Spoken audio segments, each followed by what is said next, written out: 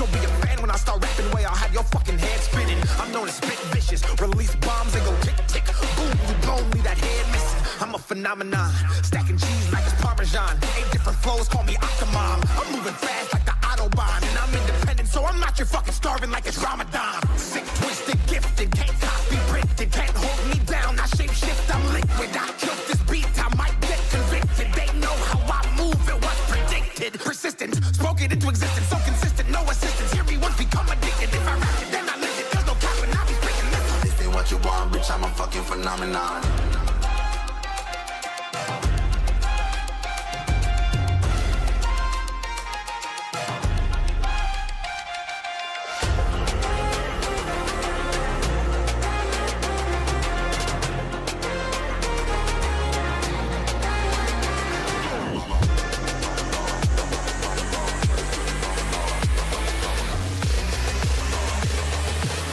What you want, bitch, I'm a fucking phenomenon.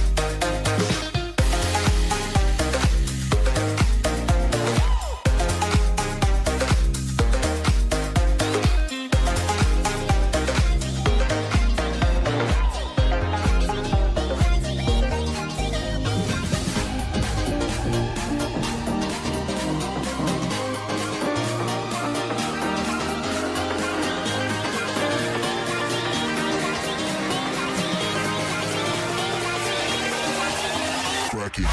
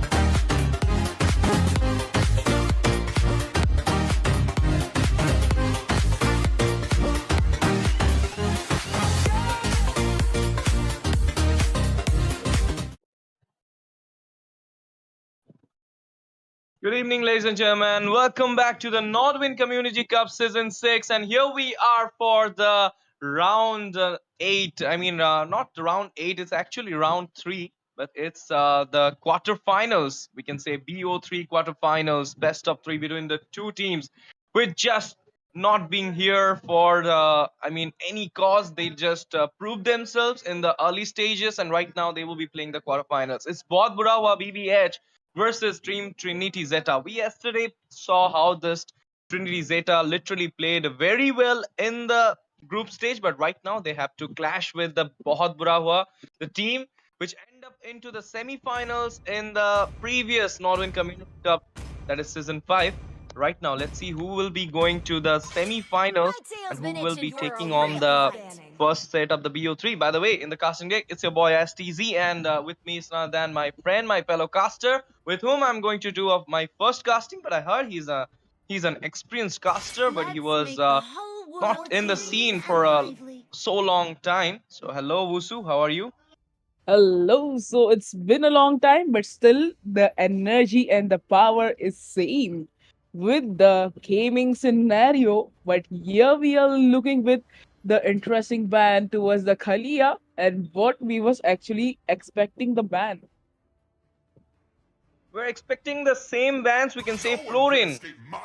So you will not believe this girl is literally, very, very, very irritating at this point.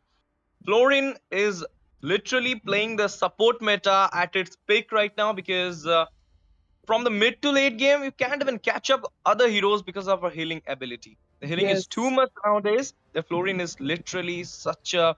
I told you, it's literally a complicated hero in the ML scenario. So banning her is a great choice. And from that side, Kale and Badang will be taken out, as well as the Kimi after the revamp being in the meta will be taken out as well. Yeah, yesterday we also saw about the Kimi gameplay where actually Kimi was dominating the whole game, and with that, Badang was also doing the same. But currently, they both get that shutdown. For now, it will be the third ban from the side of the both the team. But I think now it should be the mage. Like they will actually focus towards the mage to take him down. But no, it will be Gluck and another interesting roamer which actually support the team very best. Interesting, I can say. Very interesting because, as you said, he's a roamer. I will say he's a flex pick, Wushu. He can go for the EXP as well, and disrupting the backliners is the main work the Glue can do. And look at that, one more backliner disruption type hero, that is Lucas, will be taken out as well. I mean, these meta heroes are literally being in the meta since 2-3 seasons, and they are cooking it up till now. And look at that. We're gonna see a Alice. That's a nice one. I mean, it will be something which is we don't see a lot of times in the tournament scenario, in the community tournament scenario, but right now they are hinging up to it, but I am not sure if they will go for it or not, but they're showing a lot of heroes. Let's see what Bohut Bura have in their mind at Always this on the point. way. To be a Your Matilda. team is picking. Maybe Alpha is coming on. Yeah, maybe they are planning to take something which try to dominate the whole scenario. First, I think jungle will be their first perspective to lock in, and after that, they will go for the other picks and all. And what do you expect in the gold lane for now? But here it is Kacha. Uh, I will say one thing here, that Gatotkacha being in the meta since I can say 2 seasons, and can provide a lot of CC, but against a Matilda I will prefer a Khalid more than a Gatotkacha. Khalid have the invasion capacity, can dive in into you, so, and also having some stun which can help to counter the Matilda. So you should have gone with a Khalid, but it's okay, it's your choice. You're going with a Gatotkacha comfort pick, as well as a Jushin will be there. That's a nice pick, because you know what, Bushu, that a Matilda also depicts one thing, that a utility jungler is about to come. So if there is a utility jungler, you can go with the counter as a Jushin in the mid laner, so that she can take you up and throw you up anywhere she wants. But right now, the throwing up situation will be there because a high loss will be in the EXP lane, as well as a Sicilian will be guiding the mid lane. Maybe we're gonna see a CC or a CC in the banning list if it will not come. Look at Make that.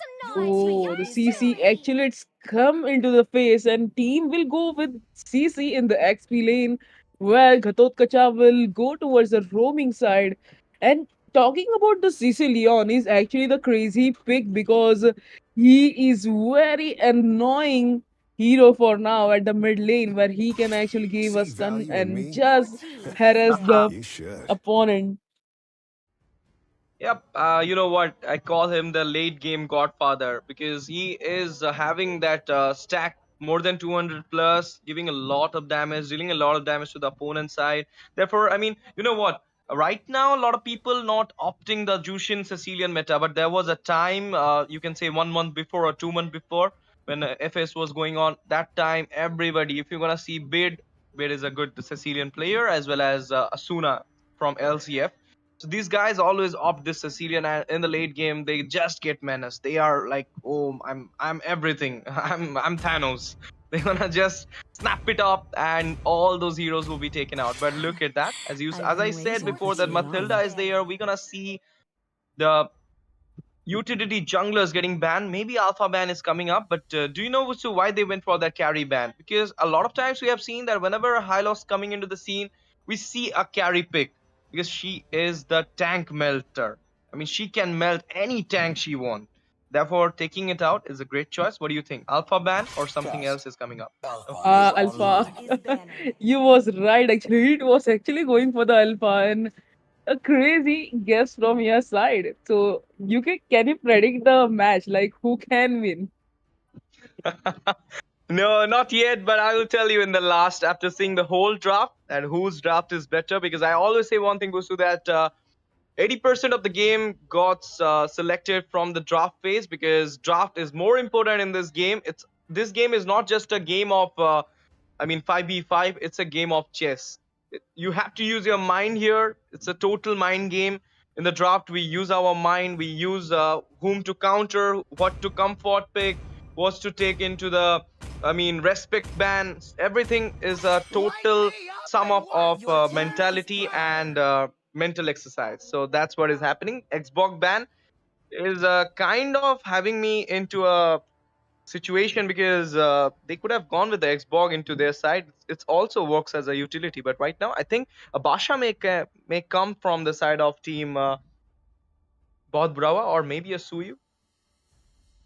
Suyu might be a great pick for now, but for now the ban system have been over. Now it will be the big scenario, and no, it will be Lela at goal lane. They're actually looking for the Lela.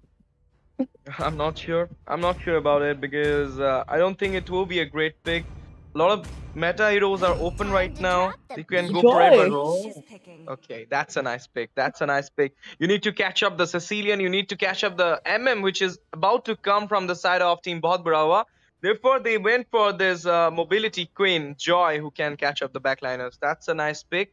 I mean, slowly, but you cannot say Trinity Zeta is backward in their draft. They are going into the point at this level. But let's see. Last two picks coming out from the side of Bohut Burawa. It depicts a lot of things. Okay, how can I forget? Joy is here. Hayabusa is the natural counter. It's open. So maybe we're gonna see a Hayabusa right now. And Hayabusa will be a great pick because it can counter the Jushin as well as the Joy. So I mean that's a nice pick, but let's see what will be into the lane. Okay, a Granger, but that's not a good that's not a good thing. Irithel is open. Yeah, but that's actually the game. Granger was actually, I think that should be another one for the gold side, but still, if we will go towards a Kash Khata Hai, it's a good and great piece in front of Joy, and I think they can actually try to take that match in their hand. But for now, like the picks cannot decide the game. The game decide by how like player play and just control the whole map. Yeah, but you know what? I mean, that's also a nice thing. Even we saw that a lot of teams having a good drop, but couldn't match up the skills with it, and then get a loss for it. But right now, okay, you're gonna see they were showing the Layla, but they will be going with the Irithel as I said because Irithel is you know what, Busu, you are not in the scene, so therefore I'm telling you, there is you know about love triangle. Have I you ever love heard it. about it? I heard about in the real life what is love triangle, but Okay. The love triangle in the MLBB is something like there are three MMs: Harith, Granger, and Irithel. They're having okay. their love triangle right now. We call them Trilogy Meta MM because the Granger will be countered by Irithel, the Irithel will be countered by the Harith, Harith will be countered by the Granger. So whenever you're seeing a Granger, you maybe see a Irithel in front of him. Whenever you see a Harith, you maybe see a Granger in front of him. So this thing is going on since one season, and it's still going on. So therefore, I tell this thing that it's a love triangle of lane of gold lane. So it's happening here. Let's go to the match right now. Let's see who gonna cook it up for them in the first set. Will it be Trinity Zeta or will it be Bahut Burawa? That love triangle will impact the whole game. But let's begin towards the game of the Leaf Village, where it will be the match between the two great teams for now to getting the place and the hands for the upcoming stage. Yep, and with this, we can see the junglers are right now taking off their aggro, which is a great thing. But they look at that, they are capitalizing the mid lane at the first. Sicilian has to forcibly use his flicker. No, no, no. He will be fine. He knows that Matilda was there. He'll not use his flicker, but the revitalize, I mean, the region will be used from the beginning. That's a great loss for him. But we can say, I mean, a poking has already started from the side of Trinity Zeta.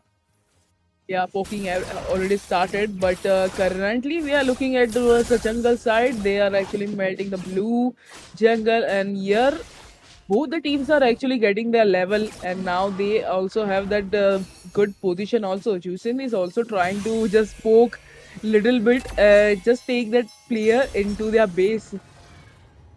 Yep, and with this, we can say that, look at that. I mean, they are waiting for the turtle. That's a good thing, a defensive gameplay, but I'm a bit surprised that the CC is melting, getting melted down from the high loss. I mean, CC is a counter of high loss. He's a winning lane hero. Look at that, Matilda charging off to that CC with the gliding wind onto the back. Hayabusa will not be engaging onto that CC because turtle is about to come. They need that neutral objective into their hand if they wants to have some EXP as well as the goal. But before that, a fight is breaking up, and look at that, Sanguine Claws coming on into the action, and with that, Hylos going into the action. Jushin right now pulling up the Hylos, but it will be a first blood for the Hylos onto the Joy, and at a sliver of HP, Hylos will be taken down as well. Instant redemption from the side of Trinity Zeta. 1-for-1 trade. Wusu, turtle is up. Turtle is up. Also, the advantage for now in this side of the बहुत बुरा हुआ because actually they are at the range of the turtle and they can start it, and Sicilian is also the good position for now. I think he can spot out anyone easily if he catch them. Yep. Look at that, the turtle dance already started, and look at the joning. Oh my goodness, AOG into the action right now. Backflip is being on. Cecilian is giving a lot of damage from the backline. Let's see who's winning the retreat, and it will be Hayabusa taking down the turtle. And the four-man is right now going on. Glorious Pathway being on right now. Oogie Shadow Kill will be taking down the Joy, and Gatotkacha onto the high loss will be taking down him. 1-for-1 trade again, but the trade will be won by the bot Bura because they got the turtle into their hand.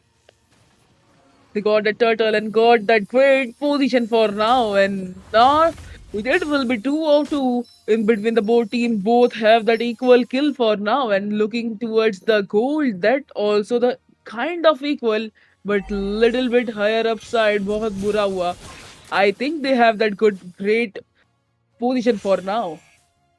Yep, and before that, we can say one more thing that a lot of damage being taken down by that Zeng, Gatotkacha right now, but melting him down will be an easy walk for the Bohut Bravo at this point because they know that taking down the Gatotkacha, they don't have any other CC to counter up. But look at that, electrifying bits. Ogi Shadow Kill will be, no. Quad Shadow will be used to get down, from the situation. That's a good thing. Let's see for now. They are just holding up the areas, and now I think it will be the fight for the center area because look at the position of the high lows. Actually, he's trying to scout more area for the teammate. Yup, scouting the more area for the teammate. That's a good thing we can say. But right now, goal lead is not efficient from both these sides. It's kind of a little bit goal lead. But look at that, clearing up the lanes. Zeko is right now into the mark. But the turtle, the second neutral objective, about to come in just 15 seconds. Let's see who will be having the fun at the turtle lane, because earlier we saw that the retreat battle being won by Hayabusa. Sanguine Claws being on at this point, but will be getting a lot of damage shattered down at this point. Will be recalling back to the base, or maybe contesting for the turtle. But look at that, the turtle dance already right now started from the side of Team Trinity. Zeta being all the team coming onto the scene right now. Let's see who again will be winning the retreat battle. Gogi Shadow Kill, and it will be a Hayabusa taking down the retreat into the side. Both Bravo having the turtle again. Glorious Pathway being on. Fight is on from the side of Both Bravo. They are giving a lot of damage. Vengeance been popped up from the CC, but before that, this time again Gatotkacha will be taken down. Rhapsody will be into the action. The action also beginning at towards the center lane where team is just trying to take down the one of the turret, but now they have to make their position towards the base because the Granger was very low and Joy will take down that Granger for now. But Joy! Ooh, look at that, gliding wind, giving a lot of damage to the Joy, and Joy will be faded away from the map. That's a nice thing. A roamer is taking the kill. It's a good start for Both Bura, having the turtle, having the kills right now. They just need the turrets, and they will be totally, paralyze everything. They are literally opting each and everything from the match right now. Yeah, for now, I think, oh, he just secure himself because if he got catched by Gatotkacha, I think it was a bad situation for now. But बहुत बुरा हुआ at a good position for now, and they have the goal lead to it's about 2k. I think now they Yeah. also have the kill advantage to 5 kills.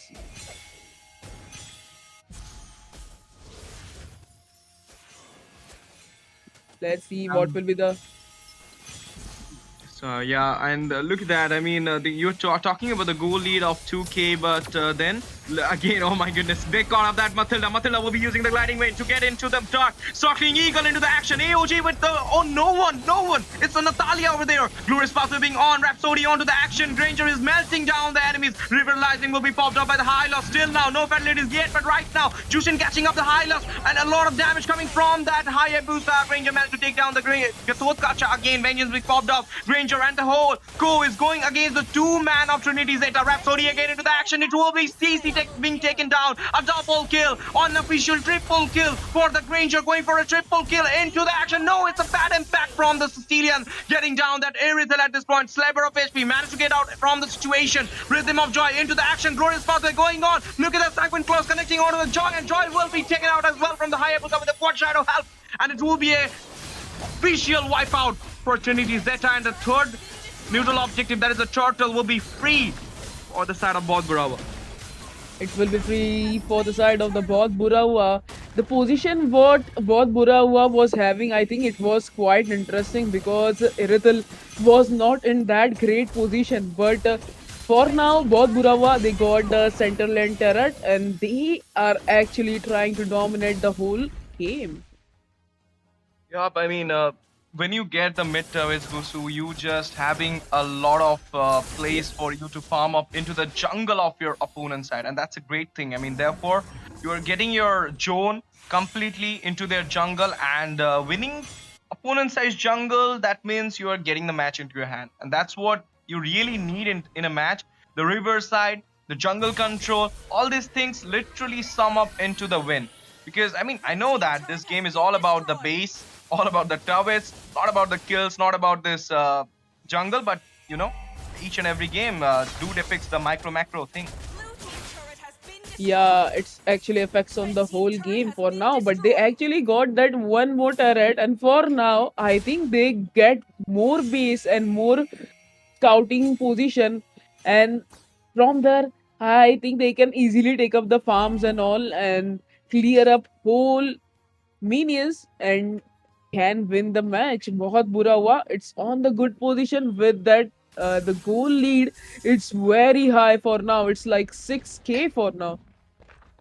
Yep, and Lord is coming up to the action. Blazing is up, still up for each and everybody, but the Madara, you know what? The Infinite Tsukuyomi literally took you to the dream of win, but in real, you are losing the match. That is what's going to happen to Trinity Zeta at this point. They were kind of having that driver's seat in the starting, but then we saw that Bura literally dominated the whole game into their side, and that's a nice thing. I mean, you won this in a BO3 starting match so that you can hold up, dominate the whole scenario. But look at that. Madara, the Lord, the God, is everything, is here right now into the map, into the Land of Dawn, into the Konoha village. Let's see who's gonna take this law. Will it be Bura? I'm thinking they will be. What do you think? Well, yeah, it will be Bura, where like Bura is just taking out the Infinity Tsukuyomi Madara Uchiha, but for now they secure that Lord, and I think Lord will marching from top side, but here they actually got that KO. Yep, and they look at that. A fight is coming up in the mid lane, and I mean, oh my goodness, the flicker. The flicker was the thing which just made that Sicilian into a safer choice. Otherwise, it was done for him because Jushin got cut that Sicilian easily into that base. Yeah, the Choshin also got that cut, but for now they are just trying to take up that little bit of the pace. But yep, Lord is marching from the top side, where Lord Joy is trying to take the Lord HP for now, and Hylos, look at that Hylos, is going with Lord. I mean, you know what? Joy need to retreat back, but he has managed to take down the Lord's half HP, and that's a good thing. I mean, the blazing is up, still up for the team Trinity Zeta, but it's kind of a thing that if they will be putting the lane pressure at this point, it will not be easy to take down the Lord at this point. But look at that, blazing will be up, Lord will be taken down easily. Glorious Father being on, Ugi Shadow kill into the action inside the base, unstoppable for the Granger killing. Coming from the Sicilian right now, AOG into the action. Electrifying Beast taking down, double kill for the Granger with the Rhapsody's help. Minions going inside, the turret inhibitor will be falling down. Revitalizing will be using to get the HP back. Again the Rhapsody, and it will be be a triple kill for the Granger? Will it be a Maniac? Let's see what happens. Will this Irithel manage to? No, it's a Maniac for the Granger. They will be taking a Maniac and they will be finishing the base. They will be popping out the Crystal. A GG win, a GG victory for the side of Bohut Brava. What a game. Number one for Bohut Brava. Dominated the whole side. Take on the game in the first lot. It was actually the interesting match from the side of the Bohut Bura were within the higher advantage where they just started dominating from the Turtle 1 to Turtle 3.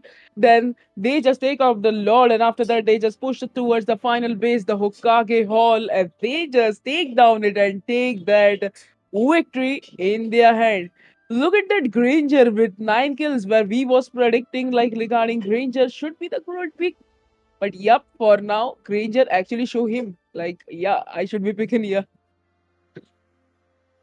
Obviously, and look at that. We will be taking a short break, coming out for the second set of this BO3. Don't go anywhere, stay tuned with us, hit the subscribe button, share the stream to your friends, because this is Nodwin Community Cup Season 6, powered by Nodwin Gaming Community, and powered by Vista as well. So please be there, don't go anywhere, like the stream, share the stream to your friends, comment in the stream who gonna win this match, because the first set being won by Team Bohut Brava.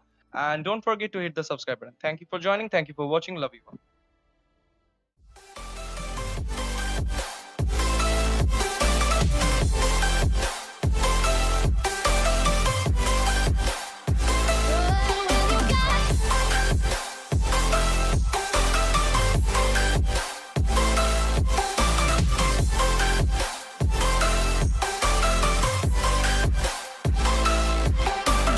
This whole thing, I like the way you look at me. How about we just go with the flow? Now you know I feel it too. But I don't think this could be something that becomes a thing. Maybe just for tonight, then I'll be over you. But when you got close to me, you had me falling so hard, baby, hard, baby. Yeah, now I get it, you got heads turning, and you don't even try. Well, would you look at that, my glass is empty, glass empty. How about I get another drink, baby, okay, I get it, you got fire burning, right there in your eyes. Oh, yeah.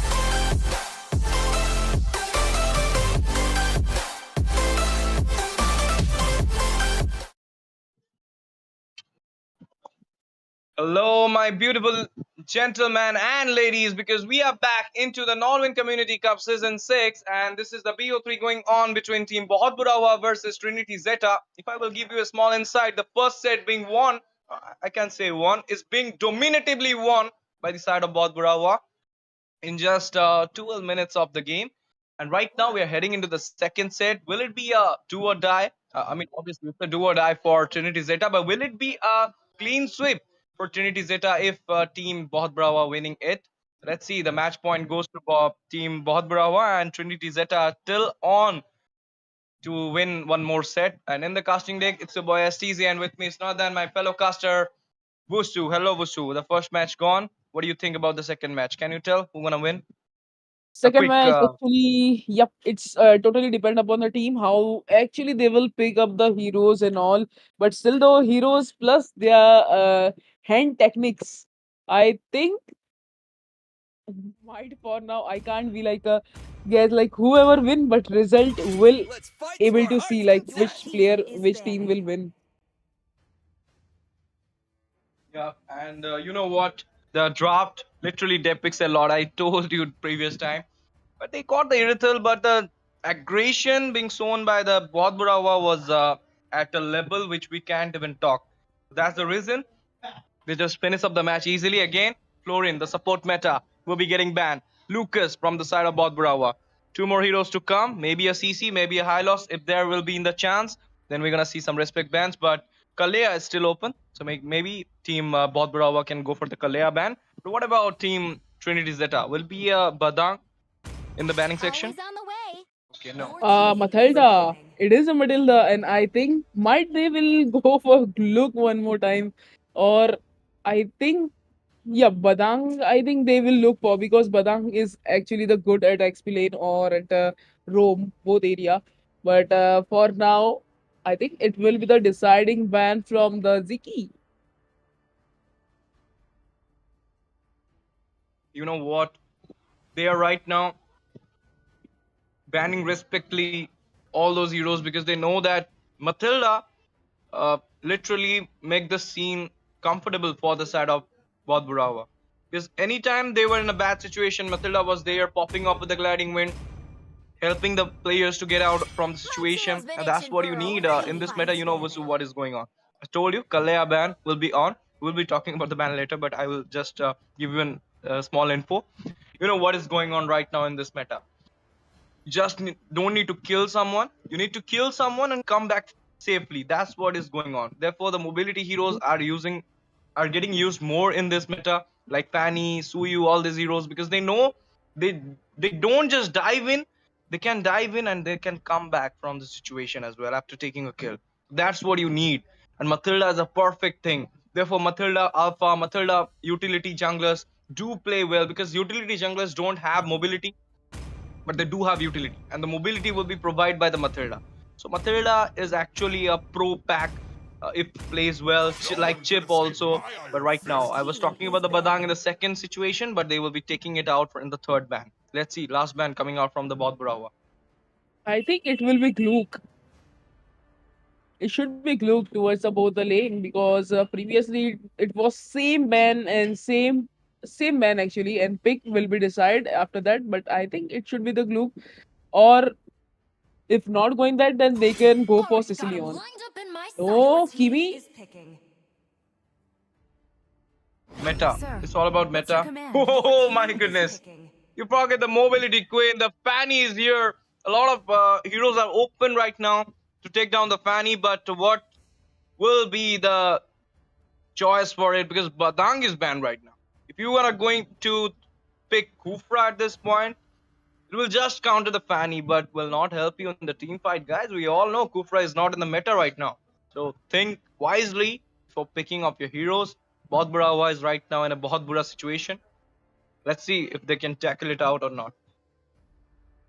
Yep, they should tackle the whole situation because Ghatotkacha is here to try to tackle the whole situation for now. And let's see Ziki what he is actually going to pick for now. And Juicin, a nice, great center pick for now. And what? Moscow? An instant.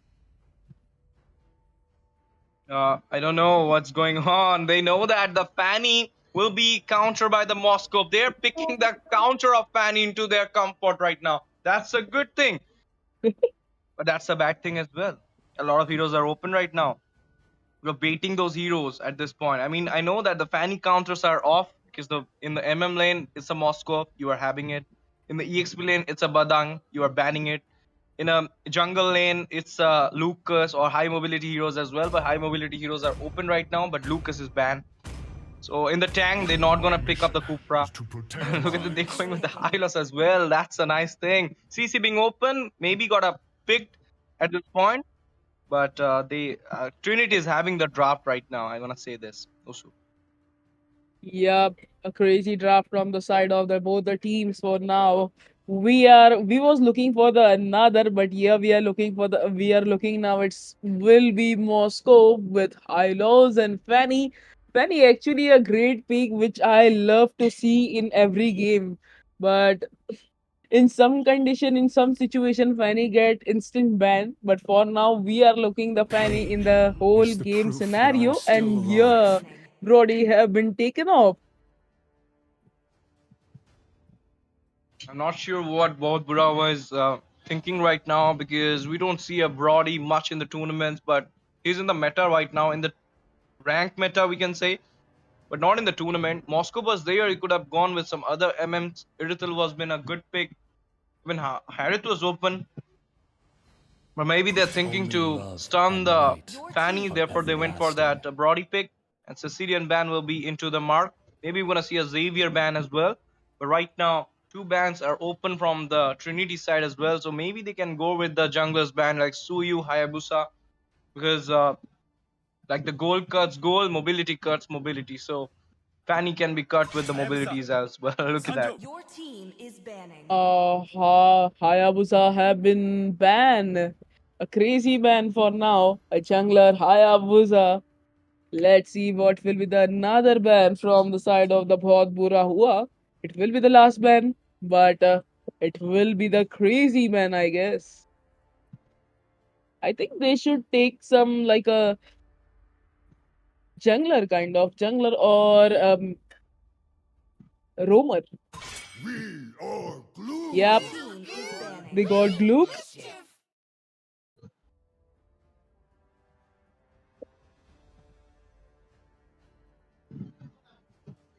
Sorry. My net was kind of off at that moment. I'm back. So let's see what will be. Oh my goodness, Fedrin. That's also a good pick. I mean, good ban. Because you know that Fedrin have a lot of CCs. He can also counter the Fanny. So I mean, all the Fanny counters are out right now. And even there, a lot of heroes are open, but still, I don't think Trinity Zeta is opening those heroes for them because they won this match into their hand. They know this is a do or die for them. They need to win this match to win the match. So let's see. I mean, to be in the BO3 as at least. Let's see what they are cooking up. They was trying to take Suyu, the Sasuke Uchiha of the whole Leaf village, and actually they take the Sasuke Uchiha at the jungle side. And I think it will be actually great fight because Fanny and Sasuke Uchiha are actually the great pick for now. Suyu is very dominating hero. Let's see what they are planning actually. Choosing another crazy mage in the side of the Bohut Bura Hua. But what we are looking towards a Farsa, a crazy long range. Okay, let's see how it will be going. But I mean, right now I'm ready for it. But look at that, the first as well as the Esmeralda pick will be on right now from the side of Trinity Zeta. But let's see if the Esmeralda can easily work into the EXP lane or not at this point. Last pick from the side of Team Bohut Bura Hua. Let's see what it will be. It should be. I think it should be the more like XP laner kind of what they are planning. But I think they can go for CC at this moment. I mean, it's open. It can, but there's a Esmeralda, so maybe they can go for a Xbox EXP as well. A lot of option is open, but right now, okay, they will be going with. Noise for Yep. yours truly. So, what do you think, Osu? Who gonna take this match on into their side? the picks are great. I think for now the advantage actually in the hands of Zeta. Let's see who will be having the advantage right now. But there is a thing I need to tell you guys that I'll be getting off right now. I have some work to do. So in place of me, I set a sub for you all, and you will be happy to hear her name because she is India's one of the top hypecaster. Girls hypecaster, one of the top girls hypecaster. None other than it's Pichi. Hello, Pichi. How are you? Are you there? Hello, Ash. Hello. I'm Hi, I'm sorry to make you in the trouble right now, but no I worries, need to go. Therefore, sir. Take care. We'll see you thank back you for covering soon. me up. Yes. Hello So there, hey, I'll guys. tell you a I hope little thing that the first match got won by BBH. They are right now into the match point. So from here on, your co-caster will be Yusu. Take it on, and here we are in the land of dawn. Thank you guys. I'll be coming in 8:40. let's go into the land of dawn. Here we are. Uso, are you excited for this game? Yes, it's too exciting game where both the teams are just taking up the fight. But for now, Suyu is just clearing up the whole jungle area where we are looking up the high lows at the mid area, taking up the position for the Farsa. Fusion with that great That's ability true. for yeah. You know, one thing about Zushin is she can play aggressively right from the minute one, so that's an advantage for her. And I really love how into the mid lane the high loss is there, but at the same time I feel like the crucial information where the Suryu would be is actually missing out. So I want to see how they will be moving about while Fanny roaming in quite freely. What are they going to do? Because look at that stun coming in. Would that be a first blood? But no, taunt lands right on her head. She's all safe. Yep, she's all safe for now. She will go and clear up the whole jungle, and then I think she need to heal first. But what? No Fairy way. have been taken down. First blood, a Fanny, not a way to go because Fanny does need a snowball, but the lantern coming in quite well for end, and that is an end for him. He has to go back, he has to get back to the countdown, death countdown, and with that, I really love how BBH are actually having that early snowball onto their hands. Yup. For now, they have great advantage, and here with one more victory, it will be the turtle to come around. Which team will take it? But for now, advantage in the hands of both Bura Huwa. But they actually have the starting to kill Farsa and Fanny. That's true. That's true. I really love how they are playing it quite aggressively, but onto the same note, Gatotkacha has to go back. He has to get some HP before he can enter into the river area to zone out the turtle. But I believe the turtle will be taken over by that time. But a little bit of a zoning for the mages, mage doing mage work. But okay, turtle will be delayed a little bit. This means Mayu would be having a space to get the farm, but at the same time BBH gearing it up, feathered airstrike into the land of dawn. Thus it connects them very much, all of them out of the range, so that would be just a BBH with the river area control. Yup, they also have that area control. Plus, Suyu will take up the Lord, but the fight has been initiated by the side of the team. Yep, let's go. Kai on a chase, lantern flare onto him, and he has to go back. You know, I really like the idea of picking up an Esmeralda, but at this meta, it's quite dicey. Quite yet, this is a meta works very well in in the Northeast. Sorry, in the North America, but in coming in the Indian meta, it is heavily influenced by the Indonesia and the Philippines. So I believe we are not quite there with the Esmeralda pick. But as of now, the Zenq, so much damage. The glorious pathway won't be saving him. It will be in feather airstrike, dealing some damage. Zesty Lemon looking quite low onto the pack lines, but he will be just waiting it up, trying to take away as much as creeps to heal up. But he has to go back. The recall is already there. The recall is there, but the HP is actually less now. The players have just take down the farms and all, just gain HP also from the farm, or they will go towards base. But look at the Fanny. Fanny will just trying to clearing up his jungle, but little bit harassment from the side of the CC. That's true. That won't be stopping. But I'm really kind of. It's an unfortunate scene to see how the Fanny is not getting any space to farm. Plus, her movements are getting limited by Gatotkacha alone. The taunts are coming in quite well. I really like that. But at the same time, they have to make sure that they get Mayu farmed up. Mayu, oh, look at that, struggling for a little bit of a Cables, he survives. He manages to go back with 70% of his HP. But okay, Tron coming in for this fast are looking quite low. Flicker out and she is safe. No fight so far, but it's okay. Mayu jumps in. Best player with the blink skill. He moves out. The ultimate is already there. Best player getting targeted by the feathered airstrike. But no, Mayu loses all this energy. Has to go back. Has to come in for a re-engage. But before that, Bura makes a disband. But Kai picks up the right targets into the back lines. Best player will be taken off. Yep, also that turtle have been taken down by the Bohut Bura Huwa, but what? Ooh. They actually didn't saw that the player was hiding. Yep, Leo. Look at that. They're just moving in. Kai with another Starfall Knight coming in. But oh, wait a minute. It's still Lemon. No way. Taken out. Double kill for End. What a way to start and take it away. And looks like Team Trinity Zeta are also coming online as of now. I do believe during the mid game they will be having the power spike with the damage. But for now, they have really done a good job. Yeah, Trinity Zeta have that disadvantage for now because they have that less gold for now. It's a 2k difference, but I think they can cover if they get that clear kills and farm. True.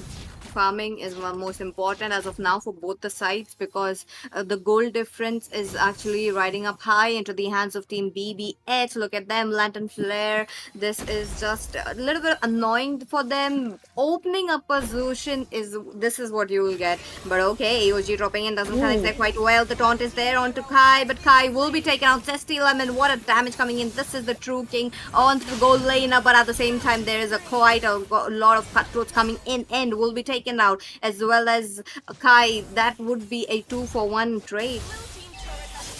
yeah, but a great advantage for now. बहुत बुरा हुआ. I think they are like trying to win this match in just like instant only the single win because they want to win the whole scenario and just go towards the next stage. For now, a little That's bit true. poked from the side of the Eternity. That's just a tiny teeny bit, they just want to make sure they get their HP low, and by doing so, what Bura, they kind of target the tank just before the turtle because they want the whole control of it. They're not just letting any parts of it. But Zesty Lemon at the top lane, he has to play it safe. There's three members already on to his back. What is it going to be? Best player moving around, spotted though, but ZenQ won't be. Look at them moving towards Fanny's purple buff. Denying her the buff would be a god's work. Also, they got that one more turtle, and they are just trying to initiate that fight. Hylos with his ultimate, but yeah, little bit. Yep,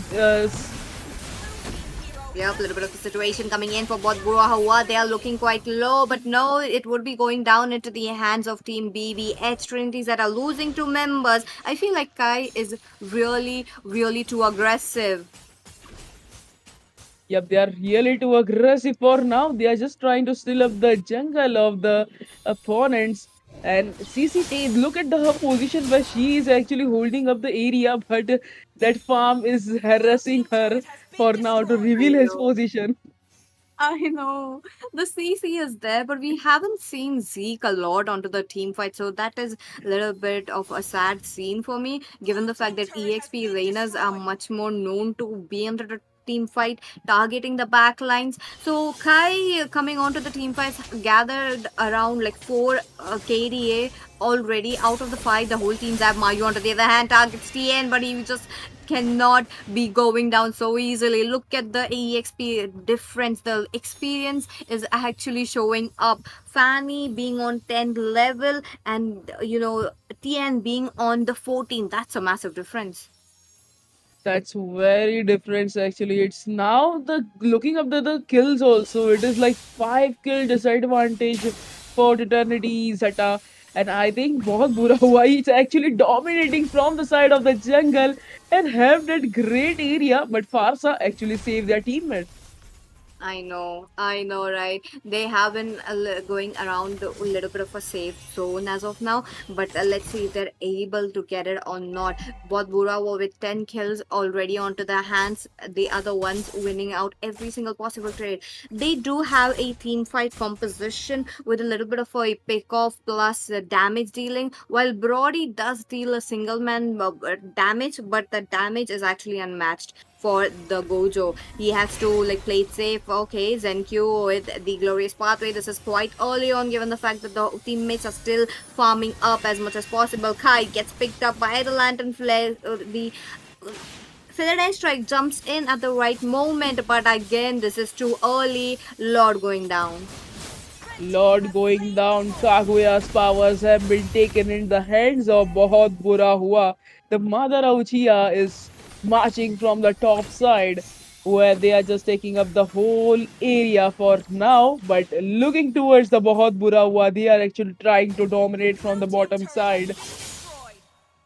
That's true. That's true. They're just like opening up at the map as much as possible. As of now, for that airstrike dealing so much damage, the SOD will be missed just quite a few inches. If it would have been such a great setup if they were able to get the SOD in, but as of now, Mayu struggling for the cables. I feel like the pressure is coming onto him as of now.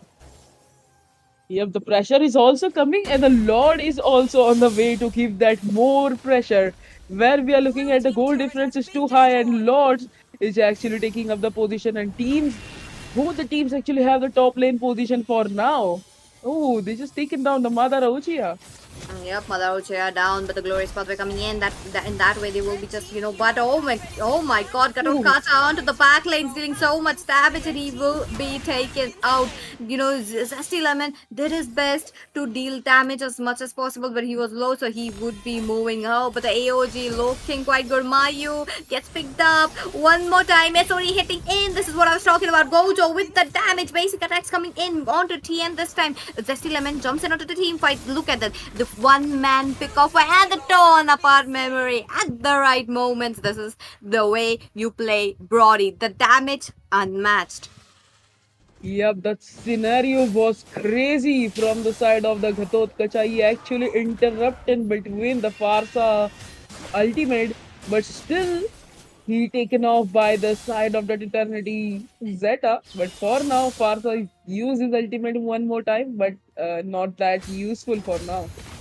Low cooldown, so they can actually spam it much more. But coming back into the mid to closing down to the late game, I am curious what will Trinity Zeta will do. They have less than 50 seconds to gear up to make sure they get their farm high as close as Team BBH. But as of now, a little bit of a chase for TN, and he will be playing it safe. He cannot make that 1v3 place, but at the same time, Gojo is hurting. Best player is positioning himself very well, but he's getting overwhelmed by the SOD. So let's see if that's the case. Because one thing about Moscow is if he plays around picking up the crumbs, he can actually make a play. Yep, that Moscow can do this, but look at the position where actually they are like leading whole farm for now. Like they are just getting the hands on the whole farm and just telling their minions, go from the bottom side. We will look at the Mother Uchiha and we will take down it. That's true. BBH with a lot of river area control. Look at that. Once more going down into the hands. And oh my God, what a flicker. The fast hand reflexes coming in quite smoothly for the side of Team Trinity Zeta. But Mayu, he knows he cannot contest for this. Even if he does, that means it is a death sentence. Goes up to the top lane, clears it out, gets a turret. Zesty Lemon getting targeted on. That stun on to Mayu, and the torn apart memory. Will it be reaching? It did reach, but just a minuscule of HP remaining. That minuscule was interesting. If that one more hit, then I think Penny was done for now. But she's just get secured. But the Lord is marching from the top lane where we are looking the fights at the mid lane. Farsa with his great ultimate. Penny will take down a kill. I know, right? Zeke already out of the picture. That means AOG dropping in, and with that, into the backlane Sky as well as the Katokata dealing a little bit of damage. Malara looking quite strong though. Kai solo. Zenkyu will be taken out. The base is wide open. What is it going to be for the side of Team BBH? Are they going to end it? Best player comes in. The SOD does jumps in at the right moment. Lua pair the we. Let's see if they are able to get it. But no, end with the feather strike. Does get Zesty Lemon. The damage is actually helping them, but this trade going down into the hands of Team Trinity Zeta. Yeah, Trinity Zeta actually they just secure their base to win the match and get that 1-1 situation. But for now, they have to defeat the whole giant base where I don't think so. BBH will give them a chance, but if they can try, I think they can get the game. It's totally depend upon the time. For now, it's like 15 minutes, and here the goal difference is just like 4K. Yep, 4,000. That's not much for at this point of the game, but Team Trinity Zeta are actually covering up every single spot. Now Gojo is being protected. I really love how he's farming up. The SODs are connecting in at the right moment and at the right spots as well, at the right players as well. So that's working out very well for him. While End is also being very mindful of his possession. Now that it has come down to the best of threes, this is much more important. While BBH still have that upper hand of taking this game away. Let's see if they're able to or not. Into the mid lane, Zeke tries to get a little bit of a action going on, but no, they're all gathering up for a lot. TN getting targeted, mega kill for this Mayu. They go in for more. It will be Kai getting targeted on the AOG dropping in, and this time no flicker for this Parsa flies away safely. Zenkyu on a chase. He tries to go back safely, but no, he's getting targeted on Zesty Lemon with 50% of HP, dealing so much damage. Moscow might be jumping in, but he did not make the decision. Jumping in right onto 4 members. Mayu with a full HP and the very good steel cables dropping in. That's a double kill for the Mayu. Can go in for the triple, but Zeke is truly out of reach. And though N chases it and gets it on. The airstrike dropping in from the skies, and Zeke gets the kill. But the revenge play is there from Mayu. Yup, that was a crazy. For now, Farsa was having that position, but oh no, for now it's just a fight between the Moscow trying to take down. Actually, he will get that, Brodo. The crazy kill coming in from this Gojo. He made sure to use his wind of nature as well. He knew to just wait for it. He knew when he will be using his torn apart memories, and that way he got the Brody. Now the Zesty Lemon had quite a good snowball, but he's losing it all. So I'm quite worried about that as well, because BBH, they are losing the game away. The tempo is just going down. That's getting stolen down. AOG dropping in. Gojo still in a very good position. Zenkyu is still zoning them out. The Lord picks up by TN. Very good retribution coming in. Look at them taunt onto Mayu this time. Best player trying to get a kill, but no, he doesn't have the Sky Piece. If he did have a Sky Piece, I believe that the Fanny kill would be there, but Gojo will be taken out. TN, Zeke gets a kill, and on a chase he gets a fly on, but Kai is on a chase as well. He moves back. He just wants to make sure he gets that TN on a chase. The steel cables coming in, cutthroat onto him, but no, to no avail. He won't be going down so easily. He picked up immortality as well, so he will be in a safe zone. Yup, he will be in the safe zone. For now, they are just losing up their turrets. It's the last turrets are remaining. Then it will be the main Hokage Hall where the fight will end. But for now, minions have reached towards the turret, and now it will be the final Hokage Hall. Yep, let's see if they're able to get it or not. Best player will be taken down. The SOD missed out. I'm worried about this team fight as well. Zesty Lemon on a chase. He tries to go back. He's using up every single skill possible. Torn apart memory coming in, but no. 3 members is truly heavy for him to deal damage, given the fact that Brody is a single man, damage dealer. Madara already into the zone, but I believe it will be going down quite easily. Another successful defense into the hands of Trinity Zeta. Yeah, but it was a successful defense. Plus, now BBH will get that little bit of time to just get over from that cooldown where they actually facing the problems. That's true. That's true. Look at them. Now that the late game is down into the hands of Trinity Zeta, they are dominating. They're playing it aggressively. They know how to tap the spots of the side of Team BBH. They're trying to take this game onto the game number 3 into the mid lane. The best player picks up, tries to get end, and yep, end is ending, and the Zenkyu gets picked up as well. Look at them. The immortality blown off.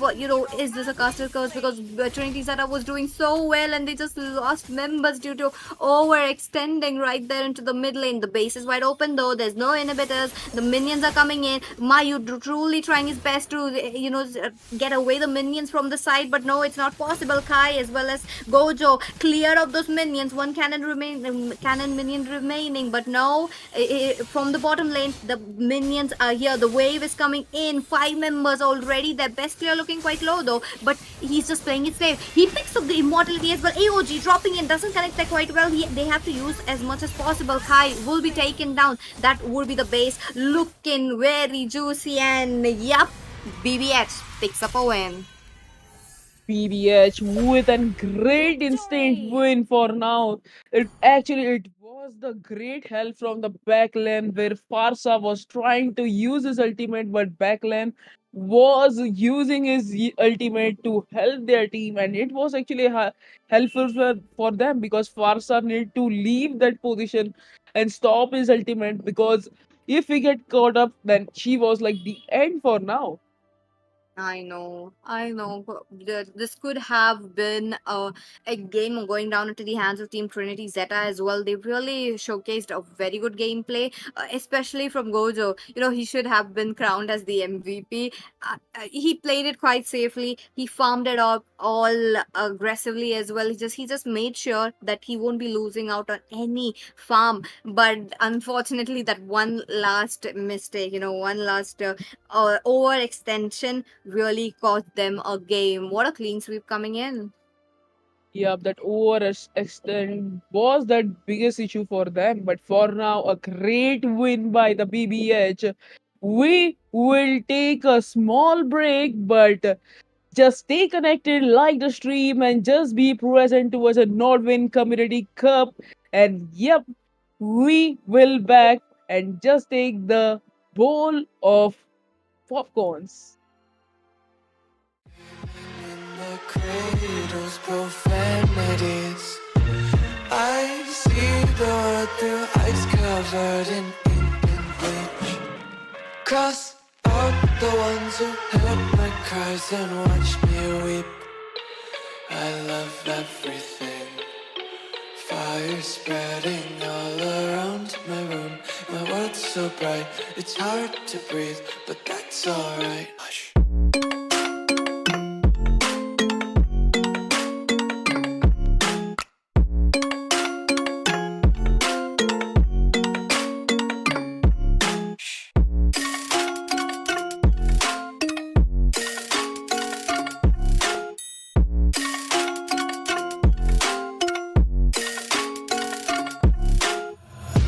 Take my eyes open to force reality. Why can't you just let me eat my weight in glee? I live inside my own world of make-believe. Kids screaming in their cradles, profanities. Some days I feel skinnier than all the other days. Sometimes I can't tell if my body belongs to me. I love everything. Fire spreading all around my room. My world's so bright, it's hard to breathe, but that's alright. Hush.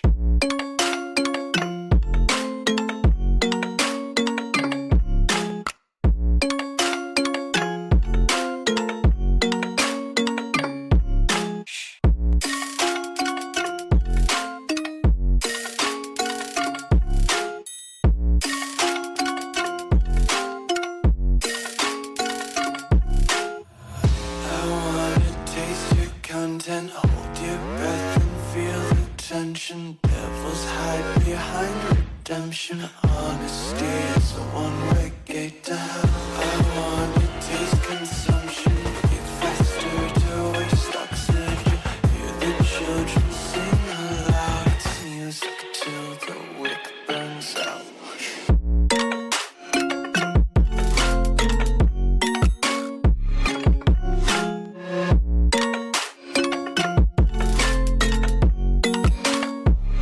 Just wanna be carefree lately, yeah. Just kicking up daisies. Got one too many quarters in my pockets. Count 'em like a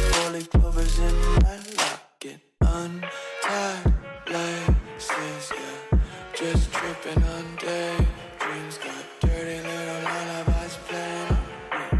Might as well just ride around the nursery and count sheep.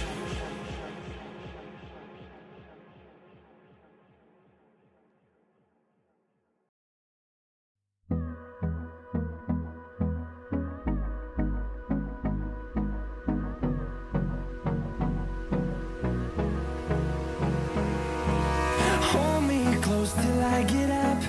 Time is barely on our side. I don't wanna waste what's left. The storms we chase are leading us, and love is all we'll ever trust. Yeah, no, I don't wanna waste what's left. And on we'll go, through the wastelands, through the highways, till my shadow turns to sun rays. And on we'll go, through the wastelands, through the highways. And on we'll go.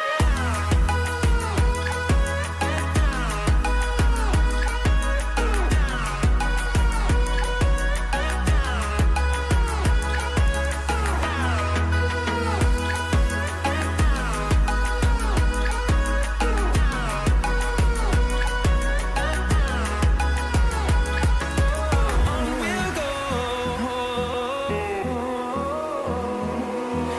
finding life along the way, melodies we haven't played. No, I don't want no rest. Echoing around these walls, fighting to create a song. I don't wanna miss a beat. And on we'll go, through the wastelands, through the highways, till my shadow turns to sun rays. And on we'll go, through the wastelands, through the highways. And on we'll go.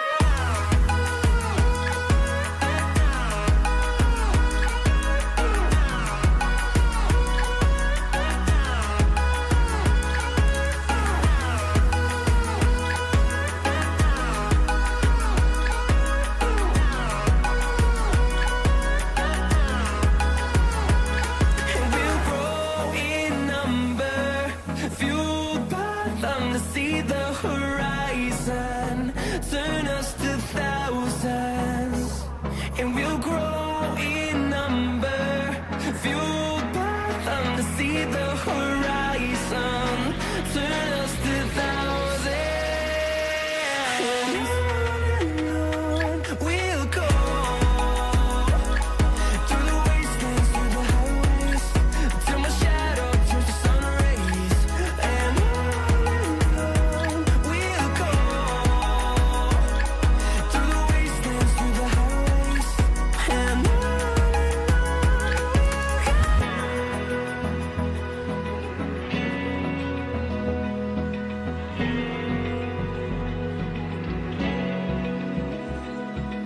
Open eye, feel the waves cut through me, hypnotized by the sounds I'm breathing in. Hold tight, chemicals collide. Hold tight, hold tight, hold tight. Dripping lights paint the skies, all because of you.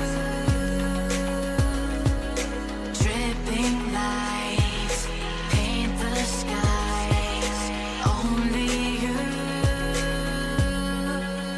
can make me move.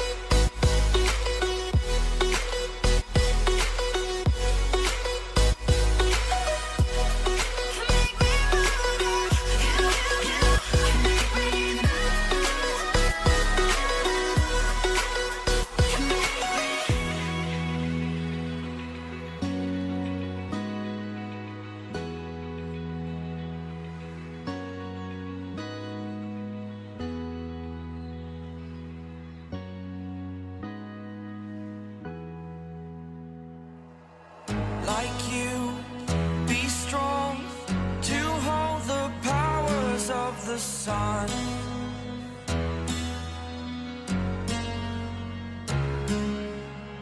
To dream, believe in strength. Now I'm the only one, only one.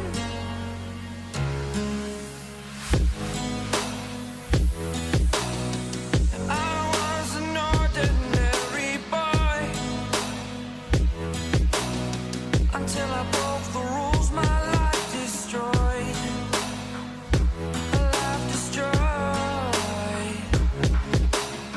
Until I walk awake, scream my mind, I shout, the ground shakes. How much can I take? My mind will break. Will it break? Can I take? Can I be your superhero? Superhero.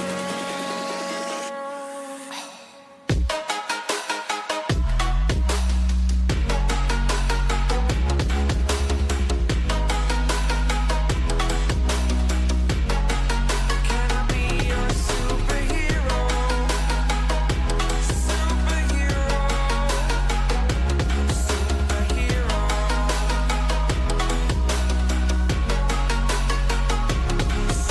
Superhero.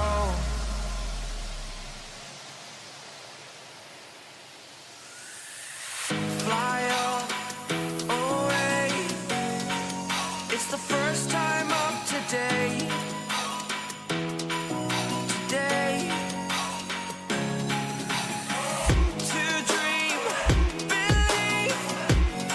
You are the strength, you're all I need. Need. Oh, gonna give it a shot.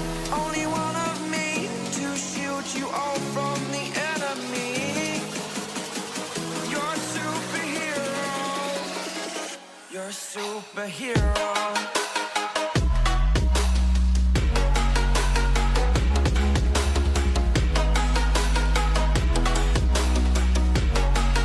Can I be your superhero? Superhero. Superhero. Superhero. Can I be your superhero?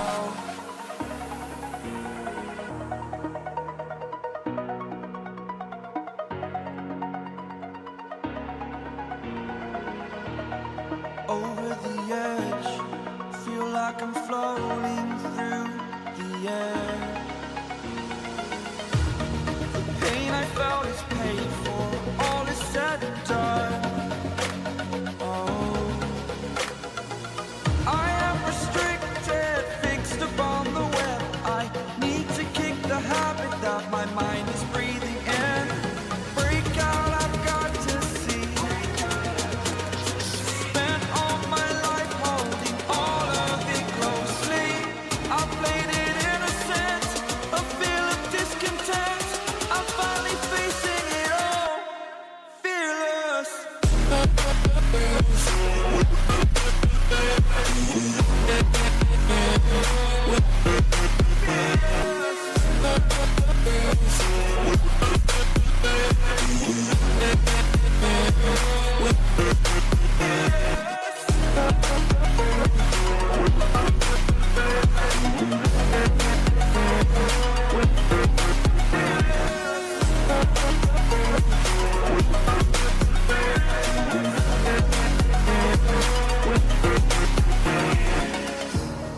Burning the bridge that keeps us. I'm here and I'm feeling fearless. Exaggerated, that's what you assume. The story's over now, I must conclude. I am conflicted, watching where I step still, hanging in the balance. Not the life I want to live, I want to take it all. Standing tall, fear I weighed the person you are. Oh, break out, I've got to see. Spent all my life holding all of it closely. I play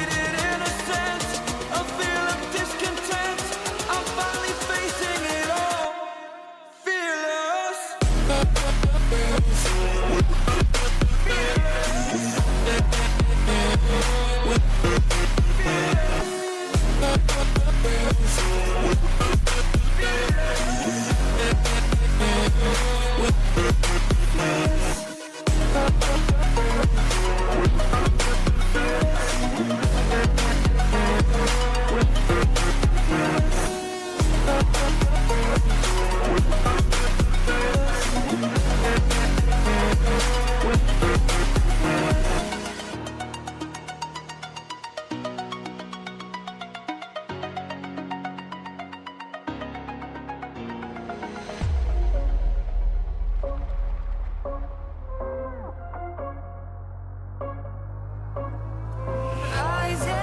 with each beat of the music is bringing. We're flames in the fire that keeps burning. We're inviting the night in.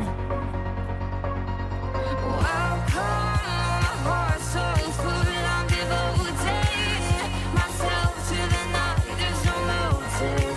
We're just listening. Good evening, ladies and gentlemen, and welcome back to the Nodwin Community Cup number 6. Here we are back again with the team, game number 2 with two teams, two fantastic teams who are going to be, waiting to get a spot onto the semi-finalist. Let's see what is it going to be. Team Español Espada versus Yellowstone. Both of the teams are really a good contender. I wasn't expecting they would be clashing with each other because somewhere along the lines, both of the teams are really, really good. I'm your caster Peachy, who will be the voice of this match, and I'm sided by Shinryu today. Hello, Shinryu. How are you doing? Hey Peachy, it's been a while and I'm doing absolutely fine. And what's better way for us to reunite than watching and casting this match together, right? And like you mentioned, these two teams have been the contender for the slot into the semi-finals. So let's see what do they have under their sleeves to offer. But again, Team Espada taking this match onto the blue side and Team Yellowstone onto the red side. So the bans are already on the way, and the Kalea would be the first ban. So I think already the respect coming in onto that hero, the pick-off potential is really threatening to a lot of teams, right? True.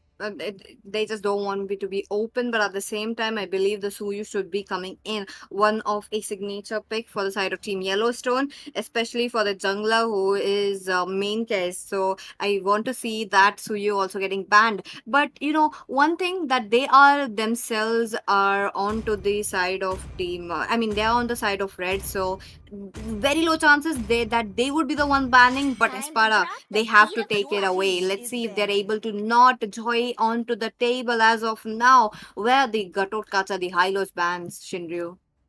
I mean, I'm expecting some kind of, the Ube strat nowadays because a lot of teams do like to go for the support pick, right? The tanky meta is sort of back with a lot of fighter heroes being popular these days, right? And even the assassins, which are a threat to the backline, being instantly taken off. The Joy, the Fanny is, self-explanatory at this point. But again, like you mentioned, the Garut Kacha as well as the Badang can be really good flex pick to start off things. And, the mages kind of have dropped down. Even the gold laners nowadays, mostly the support or the room, as well as the exp laner that is actually setting up these fights a lot more. And I'm really expecting a lot of those heroes being prioritized at least in the first phase of the picking. Same. I want to see some kind of a action with the Garot Kacha and the Hylos being on the same team, and Mm-hmm. maybe they will be showing that kind of a combination. But as of now, no tanky heroes being targeted. The Matilda is still open, the Florine being still open. Yep, Yep. Florine ban coming in. This would be kind of an expected ban, but Team Yellowstone, they are known to run a tanky front laners while picking a comfortable backlaners who deal a lot of damage. And nowadays the glue has also joined the meta with the recent changes onto him, right? And I feel that is also a good hero to have in Yes. your team. And a lot of the teams do like to use it, but again, you need to ban the Vexana or the Faramis if you're going for that hero. And I think if you ban those heroes, then the other team already expect that pick, at least when you're in the first pick, right? So if not that, what else? The Badang's still good. Like you mentioned, the Hylos, Garut Kacha, all open. But again, the jungle, what can they go for? Like you mentioned, Yellowstone do like to go for the Suyo. Still open. This time the Matilda being banned. To support already taken off. And I think this just neglects the fact that the jungle will be still open for these teams to pick for, and the alpha is still up for the take. The tanky heroes can be instantly bursted down, not bursted down, but overall shredded down with the true damage. So if Team Yellowstone do not get their hands onto the Shuyo, they can go for the alpha, which is also a good alternative. Very much so. And one last ban remaining from the side of Team Yellowstone. What is that hero that they will be giving away? Is it going to be a Suyu? Is it going to be a Gatot Kacha? The high loss? I'm curious, but they're just trying to take it slow. They just want to make sure that they won't be having a little bit of a safe time for themselves. Let's see. But oh, interesting. Interesting ban though. I wasn't expecting a mage to be getting banned, given the fact fact that the mages are not prioritized, but the Gatorkacha and the high loss combo is still open. But they can only get one, right? Being on the blue side, that is Yes. the thing you have to trade off for. And what do they go for would be the really good start and would give us a lot more material to talk about their draft. And the clock is definitely running down. And the first pick is surprisingly Kimmy. Neither of the tanky picks are coming through in this first phase. Okay, okay. So definitely an interesting pick from both the sides. They really made sure that they would be getting the damage dealers first. Sosuke with the Kimmy. Now, a kind of a hero that got revamped plus the glue. So getting picked on quite a lot. So it's looking good, but here we are. These kind of heroes still open, and Team Yellowstone are just showing them off. No Lucas though. They did show the Lucas, and I'm surprised that they are not Hmm. picking the Lucas. I mean, without the support, the Lucas kind of cannot sustain as much as you want. Like, with the Matilda, with the Florine, the Lucas can perform a lot better than without those True. support type of heroes, right?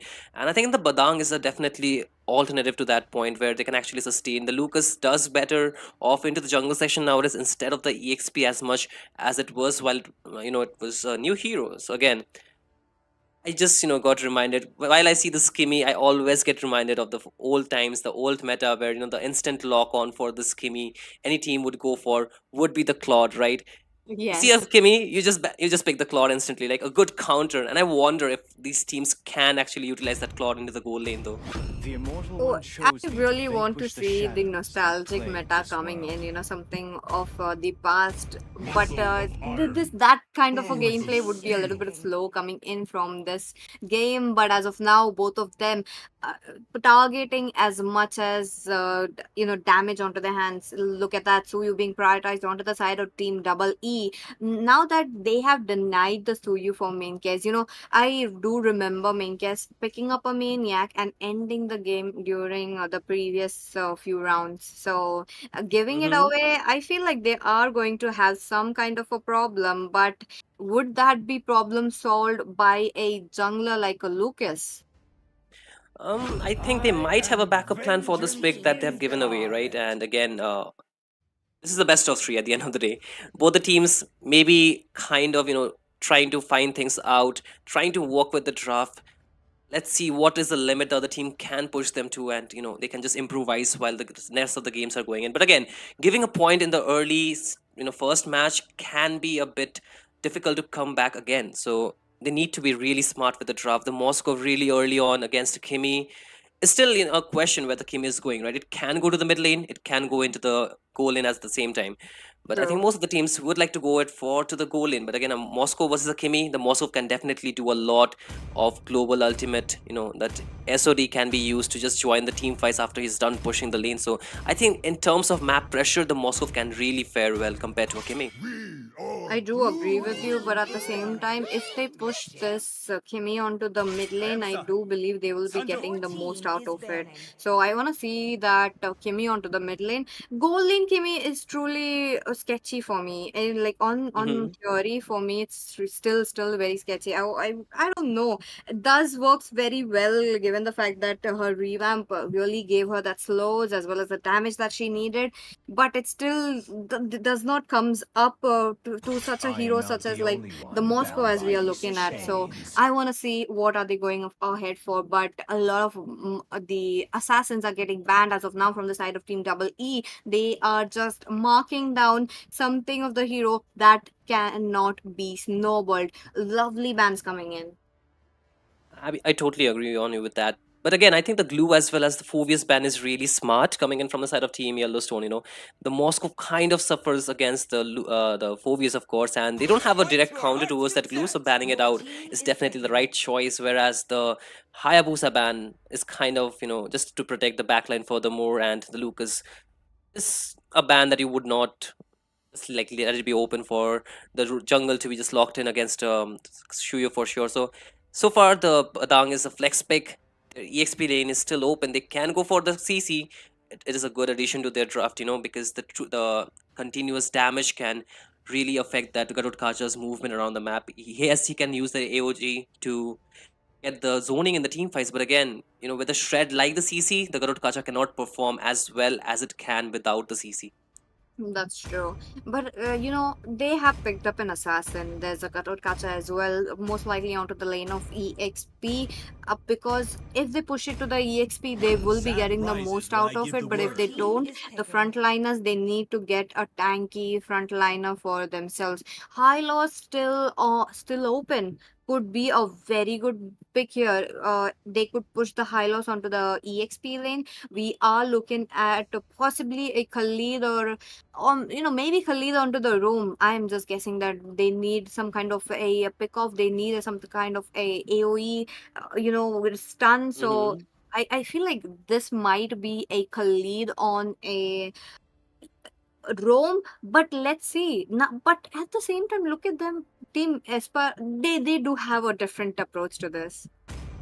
I mean, I totally agree because they have different approaches to this game. Oh wait, you wanted to see that the Hylos and the Garud Kasha in the same team. Maybe your dream can come true in this game, but I feel that's a lot of magic damage from the side of Team Espada. They have 4 heroes, which is totally magic, right?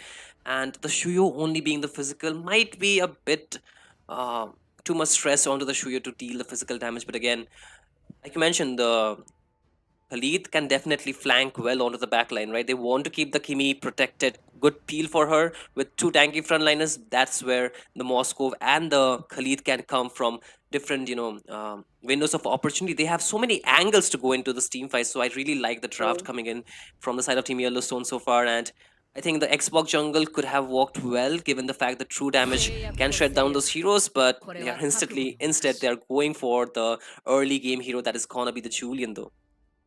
Okay, a little bit of an early game situation coming in for the side of Team Yellowstone. I'm really liking the draft, but at the same time, now that you have mentioned 4 magic dealers, that's a lot to take in. Even if 2 of the members start taking, especially the Barang and the Khalid, who will be the frontliners for the team, if they pick up the Athena shield, if they pick up the Radiant armor, it is all over for them. They can sustain, they can be in the team fight, they can, have that sustain to make sure that the backliners will be very, very comfortable. So let's see if they do prioritize it very quickly into the early game or not. We'll be soon diving into the Land of Dawn, guys, so do stay tuned. But audience, I would love to hear your predictions. Which team will be taking the series away? Is it going to be Team Español Espada or is it going to be Team Yellowstone? And don't forget to also like, share, and subscribe the stream because why not?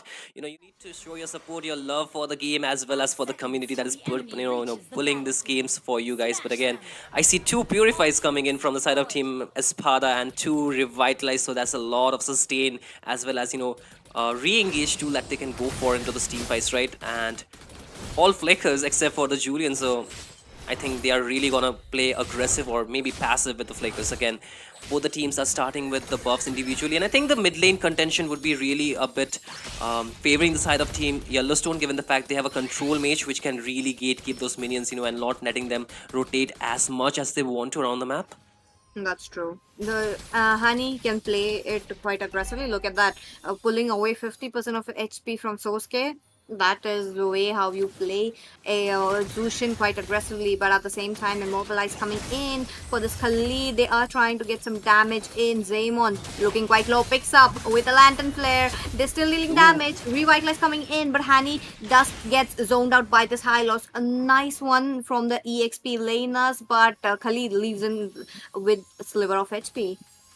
That was a good, aggression coming in, but both the teams respecting the potential pickup that the damage can have dealt to them. But again, 2 resources, big resources being burned out already, the Revitalize as well as the Flicker. They won't be having that for the first turtle fight, so they need to be careful. But look at that ambush being set up. The Garud Kacha already gets the glimpse that the members are hiding out there, and the Churian just trying to give a bit of poke damage to the Harith as well as the Garud Kacha, just to zone the members out. So I think it's gonna be a bit slow start, and maybe the first blood will be seen around the turtle pit because it's just 15 seconds away.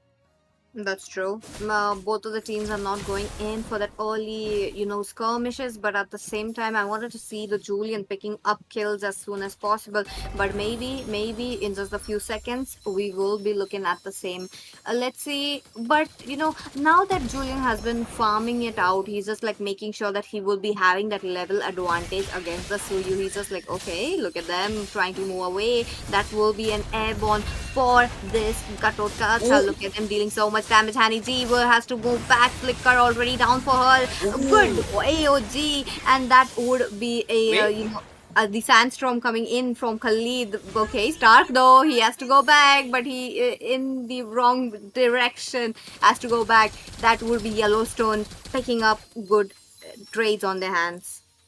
Definitely, they are getting the kill pressure onto their side. 2 kills already. Even the turtle has not been yet taken, and I feel Stark was a bit too deep down there. He just bit more than he can chew, and that's where he got punished. Trying to chase down the kill, something that you would not want to do by yourself. But again, the turtle is still there, and both the teams would want to get it in their names.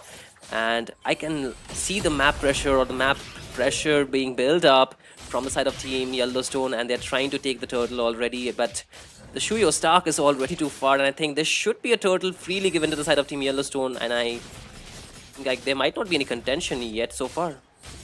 No contest. Okay, wasn't expecting that given the fact that Suyu can actually steal it away with the blink skill. But continue him though. He's doing a god's work. He just knows that he cannot let Schiffer farm up. He knows that if he lets the Hadith farm up, it's going to be a disaster for him and his whole team. He's just poking it down though, oh, he gets stunned up. That will be the Stark jumping in, but they have to play on the re-engage.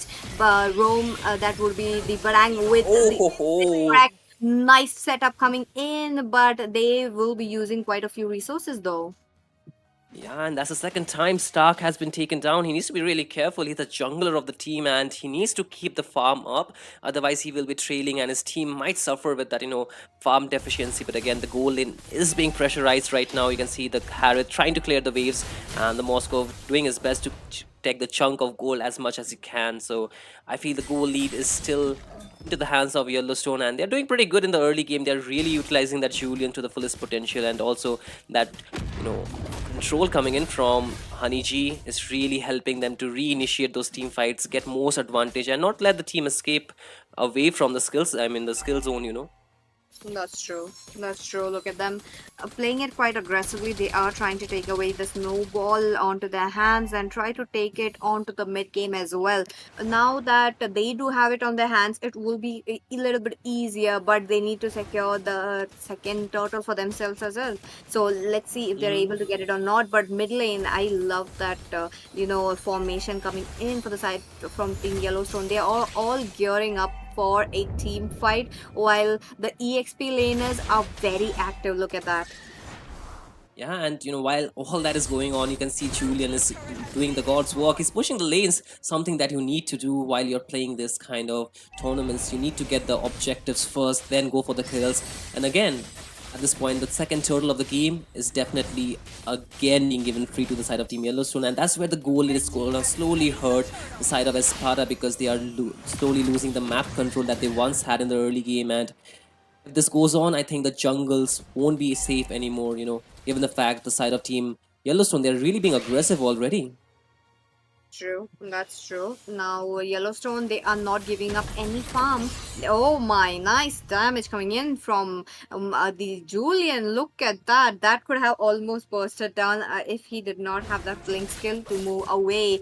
But Yellowstone trying to move towards the bottom lane. They want to mark down this Harith. There comes the glorious pathway. Yes, and there's the AOG does not connect. A good, flicker coming in from, not a flicker, but a dash coming in from the Moscow, and the fight still continues. There is the Badang going in, but Haniji will be getting that kill. There's the SOD does connect onto the Hylos, and again, a lot of damage being placed down, and I think it was the Carter that got taken down. So again, 2 kills going into the side of Team Yellowstone. At this point, they are definitely in the driver's seat, getting most control, most pressure, wherever department that they can get their hands onto. Definitely, in this way, they will be getting it quite easy. Han easy being targeted onto the mid lane. Has to go back. Has to go back with the dead time. There's a chase coming in. Stark, will he be able to move back safely? And yes, he will be.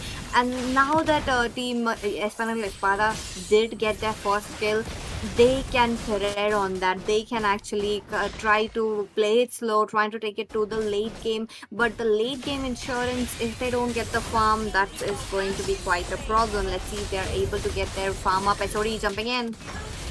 Yes, and there will be the second kill from the side of Team Yellowstone, and they're looking for a third right now. Hylos in a lot of trouble, taking a lot of damage, cannot soak it all in, and he will get bursted down, shredded in, and they are being brought back from the control of the Zushin, and Honeyji will be taking another kill into his pocket, but they will trade off. Badang, that's going to be CST will be falling, and they might just try to push in the middle lane with the minion that they have, and again, the pressure does not stop, does it? Never.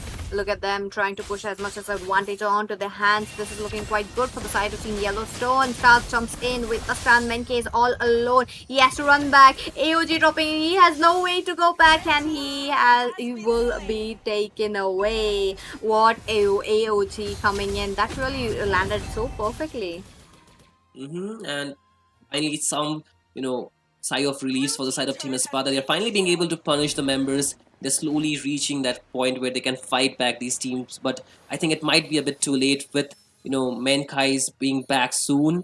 He might just take the Lord in soon, and they will just try to snowball in and push the waves as much as they can, because the pressure, the goal lead is still in the hands of Team Yellowstone, and they might not want to give it away anytime soon. I know. Let's see if they're able to, take it away from the side of Team Yellowstone or not. The Lord coming in, that was the first Lord of this game, while the High Loss is getting pushed and pulled. The raging Sandstorm onto the back lanes, making sure that the Kimi will be zoned out. The damage is not connecting there quite well, but it's just a little bit slow. EOG dropping in, thus connects one. That would be the Khalid, but Schiffer with the Zaman force gets a kill. That would be a 1-for-1 kill, a 1-for-1 trade, and makes the Harrod, sorry, not the Harrod, but the High Loss makes it the 2. They just, overstayed their welcome, and that's why they got punished. They were trying to look for more they can, just add on as much as they could, but damage not being enough was the game changer at this point. They will get their hands onto this Lord. And Yellowstone, they are not losing anytime soon, because despite losing the members, they are not losing the confidence that they have in their damage dealing heroes, as well as the zoning that they can provide. And I feel smart play that came from, the Khalid. He just went in with the flicker, baited the skill out, and then they just, just took the fight somewhere else where they had the advantage, and they got most out of this team fight. That's true. This is why the Khalid was there. This is why the Team Yellowstone made sure that they will be having a little bit of an EOG damage that they were missing. They have the damage. They have the Moscow. They have the Julian, who would be dealing damages. But they need someone to tank it up. So that would be the best way to go. A little bit of to a little bit of a previous season peg. But at the same time, SOD dropping in. They would be going in with the standing safe. The Sandstorm, 2 men, stun, continuum, picks up a kill. That would be the EOG dropping in, but gets stunned up quite continuously, and that will be the Gatokacha falling down as well. 3 members down. Team Yellowstone are in the nexus as of now, dealing so much damage. Stark cannot take it anymore. The Lord dropping in, thus gets the holy passive off, and the base empty, cleared out. Team Yellowstone picks up the first game. Man, the execution was so clean coming in from the side of Team Yellowstone. They knew their power spike, they knew where they could win the game from, and they just snowballed from that point on, right? The zone as well as the control coming in from the Zushin as well as the Badang was so on spot. They had the Purify, they could not get out of those fist breaks, right? As well as the fist crack, just zoning them out, and that's where Zushin was there just to control them, and the chef's kiss was definitely the Julian dealing in those damage. He got the lead, and from there on, he did not stop anytime. That's true. This is why the early game was quite important for the side of Team Yellowstone. They made sure that they won't be losing it. If they if they took this play towards the mid game to the late game, they might we might have seen a different scenario. We might have seen a push and pull for the tempo, given the fact that from the mid game, the Suyu can pick up the snowball. The Harrod can pick up the snowball. So yep, that is how they just wanted a Yellowstone. They did a perfect draft. They made sure to cover every single area that they missed, and in that way, they really got the double E.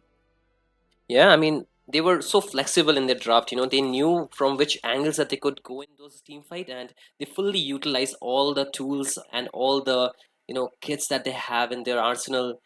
I feel that's where you actually can get the upper hand in those team fights, right?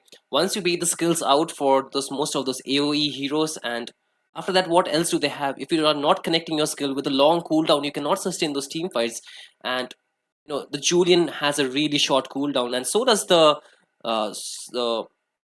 Zushin, right? She can just keep on spamming her skills. The Moscow can just come in those team fights with the SOD, all like skills that can really change the tides of the team fights. And I feel they were really smart with how they played that game, really taking that lead and not giving it away, despite sometimes having some members being taken down. They did not lose the focus that they had the entire game. So we are finally into the second game. So I think Team Espada might want to just change their gears and rethink their draft, just pull some other things that can work for them. That's true. Now they know where to actually get a full stop on. They need to tackle that tanky picks. They need to get something that would be dealing so much damage. What's your Who command? can actually Your stop them team from is coming into the banning. back lane? So we may be able to see those kind of picks into this game. Game number 2, guys, what is it going to be? Yellowstone, this time I feel like they will be having that upper hand. And one more thing about Yellowstone, I really like they did not pick the Suyu up right onto the first game. Maybe they just want to have it on their hiding under their sleeves as of now. I mean, Let's make the there are a whole lot of things world that can work for them, and they're happy. still yet not showing those cards. I mean, so far we can see the bans still being the same from the last game too, right? The backline heroes being banned, the Florine again being banned. This time they had the first pick, but I think they are not really gonna use that Florine, so they're just denying it. So I think that's a good approach for this game as well. And they still do their draft like how they did in the last game. They might just be having the advantage. But again, this time, Yellowstone, they have the first pick, right? They can only get one hero, so they have to give away two. So what do they get would really again shape the entire game, like it happened in the last game. They got the Kimi as the first pick, and that's why they had to just juggle it around from the mid to the My tail's been um, itching for a whole real lane. fight. But Is banning. ultimately, they just had to put it in the mid lane, and not having that control in the mid lane kind of snowballed into the jungle, as well as the objective push that they could not defend in the long run. It's true. They really made sure to get it on onto the side, but at the same time, it wasn't there. So as of now, they have to make sure. Maybe this time around, Always we on the may way. we may be able to Your get team a is a banning. full-fledged mage. hmm That could be the go-to for them. However, if they just pick the Kimi in the first phase, that will just narrow down the point that they cannot switch things up. Again, I feel getting their hands onto the Badang or even onto the Garut Kacha or Hylos would also work for them. And of course, there are other heroes that can be flexed around from the mid to the experience, I believe. So let's see. There's a lot of options though. It's like a buffet at this point. That's true. That's true. Look at them. They're just like moving around, trying to play it slow. The bands though, it, it's same kind of Your bands, team but is banning. somewhere along the lines, team Double E thought the Padang was the problem, so they took it off. They made sure they get their respect ban on. Now that the first pick is there into the hands of Team Yellowstone, is it going to be a high loss? Is it going to be a good Kacha? The Lucas is still up for the grabs, and no, they Oh, are continuing the same thing that Double E did. They want the Kimi themselves now. hey, the tradition should not be broken at this point. But again, you know, it might be a boom or a curse. We never know, right? I mean, a blessing or a curse. So the Kimi can again have a very limited use in the games, right? But it depends upon how well you can actually utilize the hero again. In the last game, I feel like more than the draft, it was how the momentum was being controlled. The tempo of the game was controlled from the side of Team Yellowstone that actually gave them the victory. Team Espada, they were not really able to get their footing into the game, so they kind of lost the early game that they could have. And this time they are going for a different approach. They get the Hayabusa along with the Zushin, so I feel that's a very strong mid lane coming up early from the first phase. True. Look at them. Luke is being open and being locked on quite this time. They don't want to go in for the Suyu. They want to go in for something tanky. Now that it is a little bit of a change of phase for the side of Team Double E, they were the ones taking up the Zushin as well as the Hayabusa. One of the heroes who can easily reach up the back lines, easily take down heroes who are not tanky. So, yep, with that same note, Team YS made sure that they will be getting those tankiness up. This time the picks are just being interchanged from both the teams. Last time Team Espada, they had the Kimi, they had the Gurudkacha, and this time it's into the hands of Team Yellowstone. So they are kind of trading up the heroes, but again, I think Espada having a different approach might just change things around. But I like how the peel can work for that Kimi from the mid lane. So she can really deal good damage if she can get the farm, but it is really the pressure that the Hayabusa can build if he True. gets a snowball in the early game, right? That's true. That is the one thing Team Yellowstone has to watch out for, because they are actually known to take away the snowball for themselves. But this game might be something of a different scenarios. While they kept open the Zushin open, again, I feel like that could be a mistake. While the Gatot Kacha could be a problem, but in a way, they could have forced pick a Valentina, because the Lucas was kind of obvious, but maybe they weren't expecting it. But making a force play, a force pick wouldn't really go good for the side of Team Español Espada. I mean, they already had picked the mate, so I think that was out of the option. But again, at this point, I think they're really going into the aggression with the CC as well as the Hayabusa, and the solution is definitely there to control the mid lane and also give them the re-engage tools. But what would they go for the front line? The high loss is still open. They can actually make it work, but do Oh. they use it again? But this time they're banning off the Moscow that they had to pick for themselves. So are they going for a Harith in this game? Quite low though. The possibility of a Harith really feels quite low, but at the same time, the high loss should be there. Team Double E, the high loss would be a really good pick. The slows is something that they need. The stun from the high loss is something they need for this Gatot Kacha, but a lot of EXP lanes being targeted on. And I mean, the CC is a natural counter to the Phobius, of course, but they're banning it off. So I'm kind of surprised to see that hero being off the chart. But I think it's just a double insurance that they're having, and just like that, the high loss is also being taken off the table. So what other options do they have? They can go for what, a glue? Might not work in the mid lane though. A glue pick though. Could be a Mhm. good pick, a very good pick, but could be melted down quite easily. Lucas and Definitely. the Kimi can do the work of dealing the damage, so I believe they might be not be able to get something on. But in a way, I want to see a Kaja. Oh, that's a really good hero. We don't get to see it very often. Yeah. And oh, wait, what? Wait a minute. That was a surprise, wasn't it? We were both not expecting that. So this is gonna be an EXP lane, Lucas and a jungle. I mean, Shuyo, What? so No things way. just changed instantly. What? No, there's no way they're sending a Suyu onto a EXP lane. I mean, or onto the goal lane. Wait a minute. Mid lane? No. The Framis is the mid lane. Kimi goal Yeah. lane. It's gonna be a Lucas EXP and it's gonna be a Shuyo Oh, jungle, why? so I mean, put Lucas on the EXP lane. I mean, he won't be surviving against a CC. The 1v1 situation for him is really unfair. But you just have to clear the lanes, have to come back to the team fight. Or maybe they just want to make sure that the Lucas will be having the snowball onto his hands, and the Suyu would be doing the work of just clearing the lanes and trying to deal damage. That could have worked, but they are just changing their gears and going for a different hero this time. And let's see how will they fare. But again, given the fact the CC does have a better time into the ASP lane against Lucas, so that might be a problem. But again, into the team fights, the Shuyo can do not the Suyo, but the Lucas can do a lot well.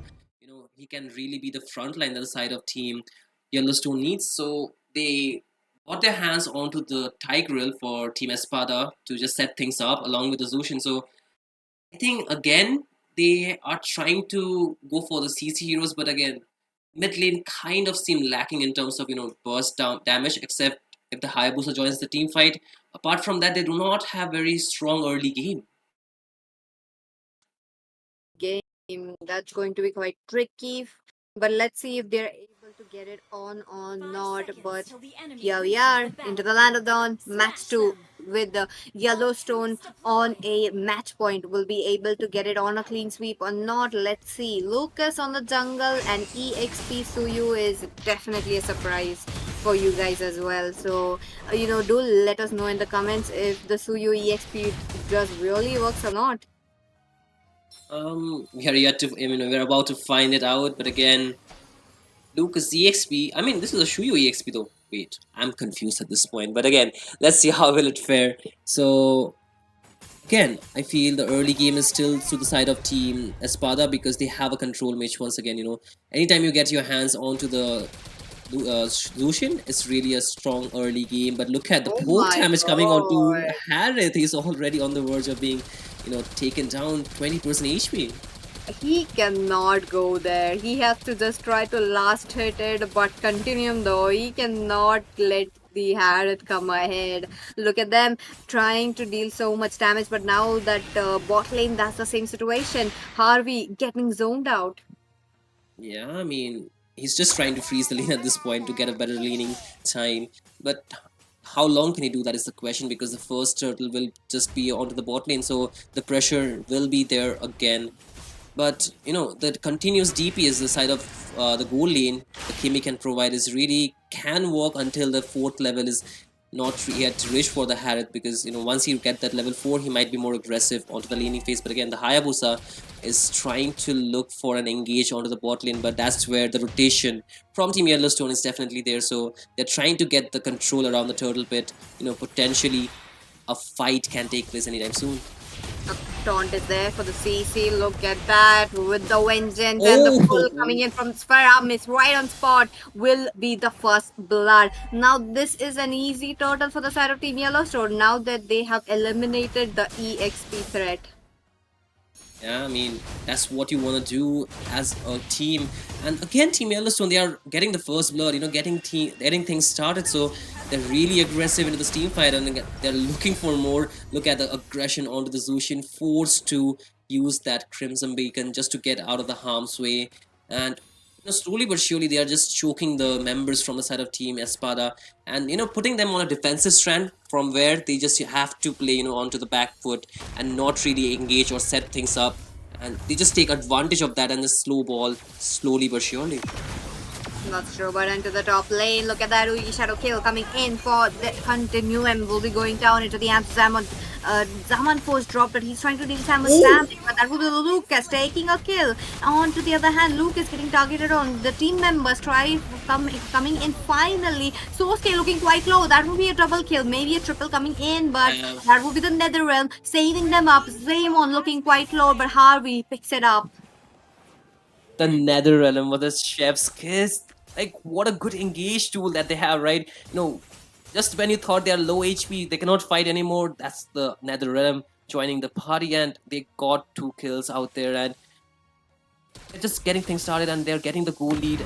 So this is gonna be more aggression, but look at the stun coming in onto the Hayabusa. He's at a tight spot, might get taken down. They're chasing him down. All the members all cornered, and he has nowhere else to go. Will be getting taken down once again. Stark not really having a good game.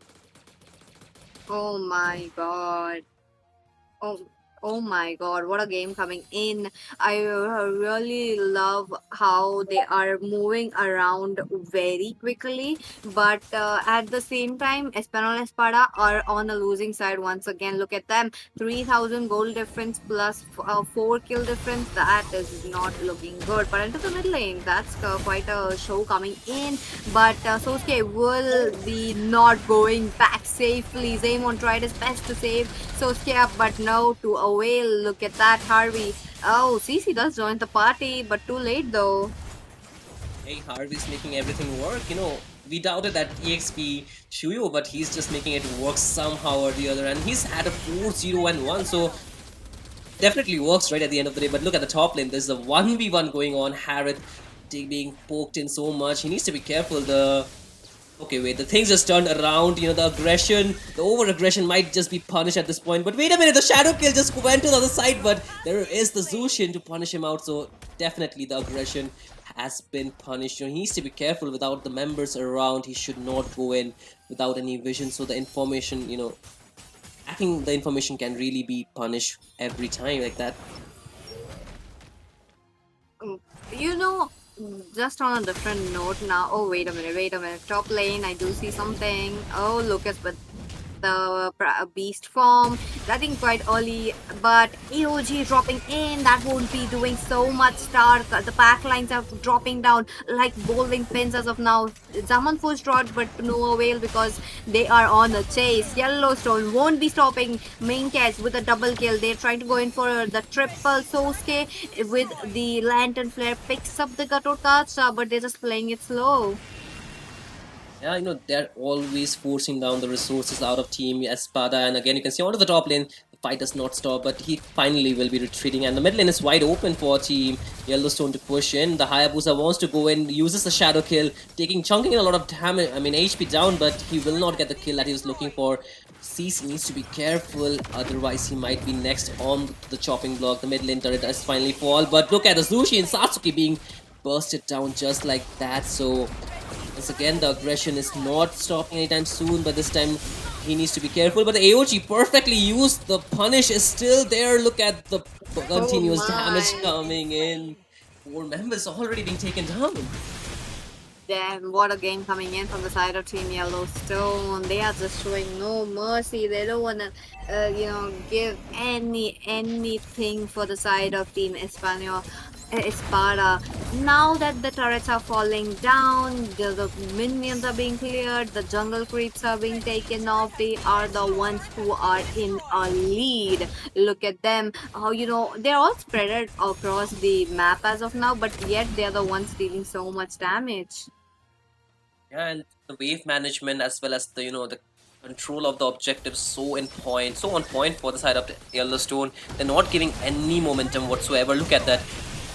Bloshin not really connecting onto anyone because the pressure, he needs to make some kind of magical play for his team to be back on track, and that pressure is kind of making him falter. And again, the burst, the CC, the stun, everything on point. There is the Nether Realm being connected and members being taken left and right. 3 already falling, make that 4. They're trying to lock in the base. Harith is too far. It might be a game over for Team Espada because that's a wipeout as well as the crystal being taken down, and that's a clean sweep coming in from the side of Team Yellowstone.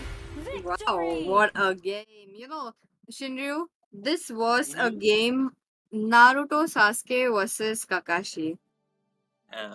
They won over the teacher. They won over the sensei. Hey, this is what the evolution has been showing us, right? They have to outdo their teacher and get the victory. And this game, again, was so clean. I mean, all the possibilities the side of Team Espada could have shown was completely cancelled out. And, Yellowstone, they took matters into their hands and they just delivered complete clean game. You can just see the only member falling just because of a bit of overextension was the Kimi. And apart from that, everyone else is sitting on a 0 death. Yep. That is what the gameplay that we have seen today coming in from the side of Team Yellowstone. They picked up something of a unconventional picks, pushing a Suyu onto the EXP lane, not something you would see every day, not even in your rank games, and yet they made it work. So that is something that it counts. And top of that, he doesn't have any deaths. he has almost the same kill as the Lucas. So definitely he did play a good part in it.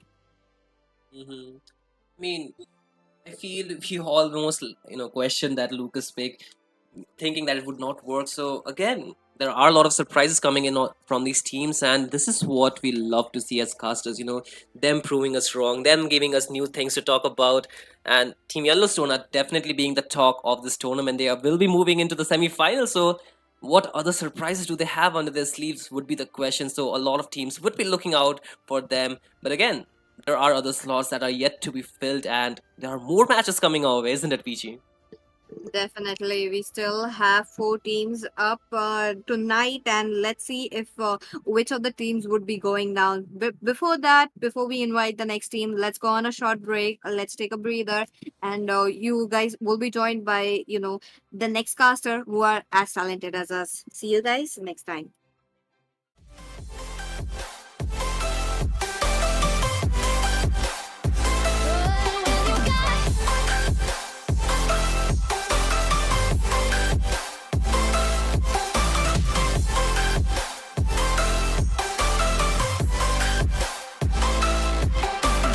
This whole thing, I like the way you look at me. How about we just go with the flow? Now you know I feel it too. But I don't think this could be something that becomes a thing. Maybe just for tonight, then I'll be over you. But when you got close to me, you had me falling so hard, baby, Yeah, now I get it, you got heads turning, and you don't even try. Well, would you look at that? My glass is empty, How about I get another drink, baby, Okay, I get it, you got fire burning, right there in your eyes. Oh, yeah.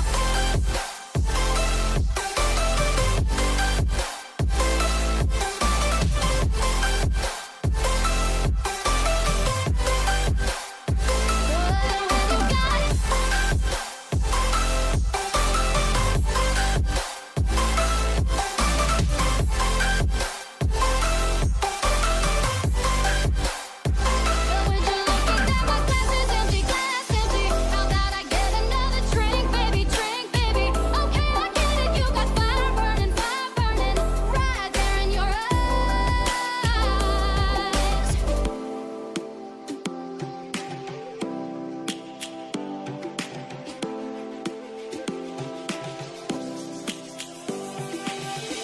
Lions roaring in the morning sun, searching for a longer day. People feeling like the light has just come. We must never stop the way. Yeah. Birds chirping and I hear my name, grasping into a life. Life is happy, but it's so insane. We must merely make a start. Savannah, I'm coming home. Savannah, we'll never be alone. Savannah, the beauty of the world. Savannah, let's all take a walk. Savannah.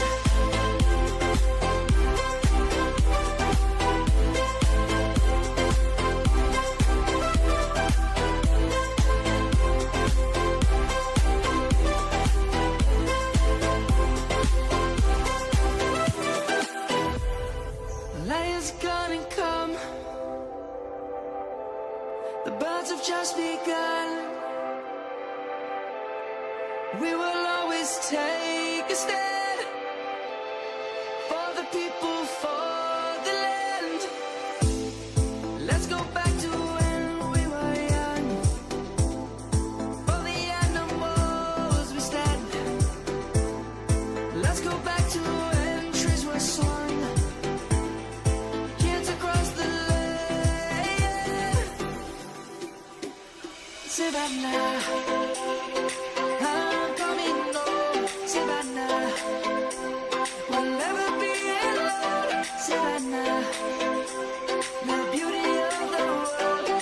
Savannah. Let's all take a ride. Savannah. I'm coming home. Savannah. We'll never be alone. Savannah.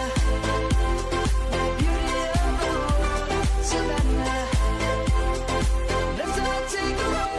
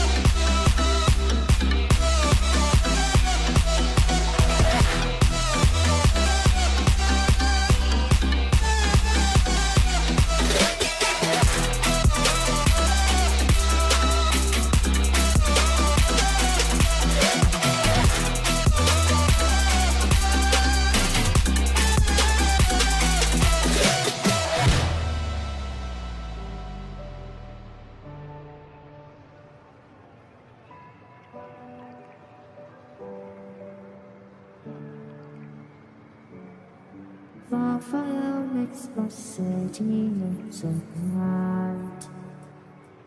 Close your eyes and just stay tight. We have to go. Stay with me while we leave. Don't worry, just believe me. This journey will relieve us. Stay with me while we leave. Stay with me while we leave. Don't worry, just believe me. This journey will relieve us. Stay with me.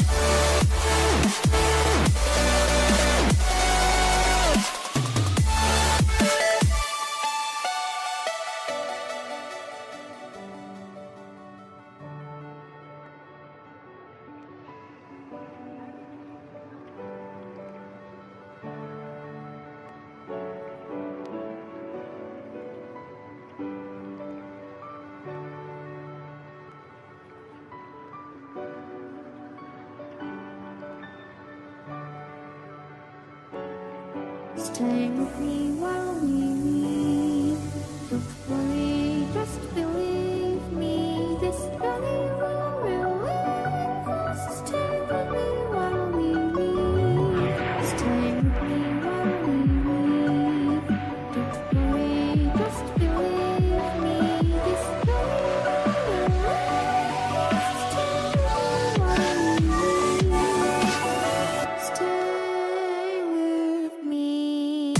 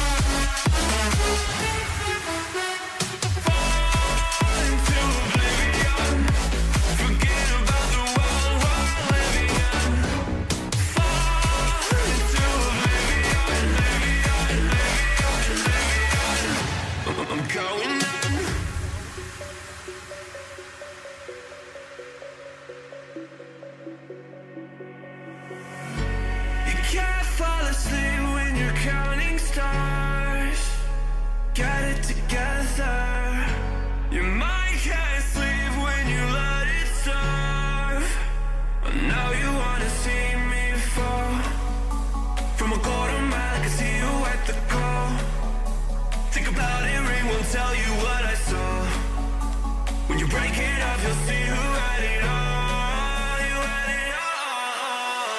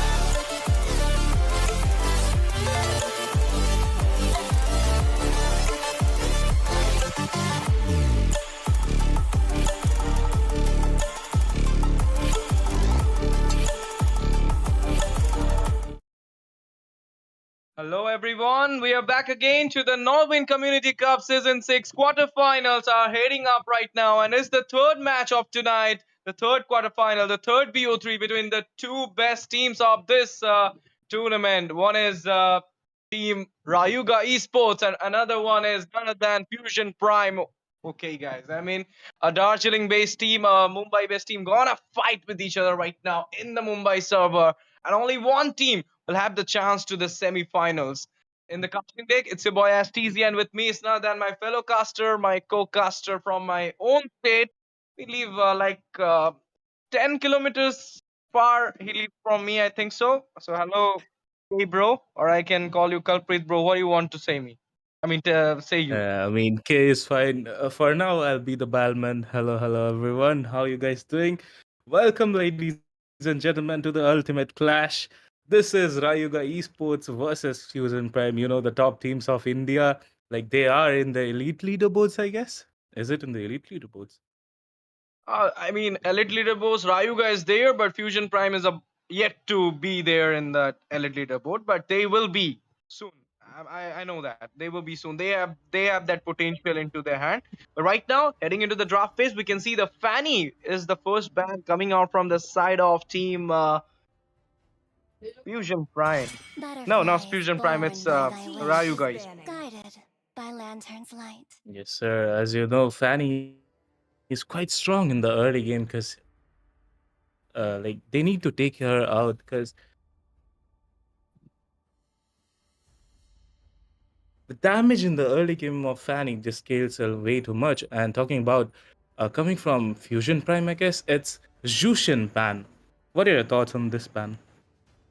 You can say that it's maybe a respect ban. Nowadays, we don't see a Jushin ban mostly because it's kind of getting nerfed, but people are still opting it because whenever they wants to go with a tanky jungler, this Jushin literally give a lot of hindrance. So maybe team,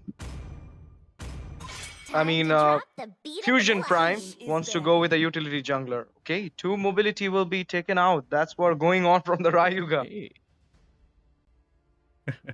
I mean, talking about Joy and Fanny ban coming in from Rayuga Esports, that's quite, interesting to watch. I guess they're watching out. There is some good player in Fusion Prime that plays the assassin.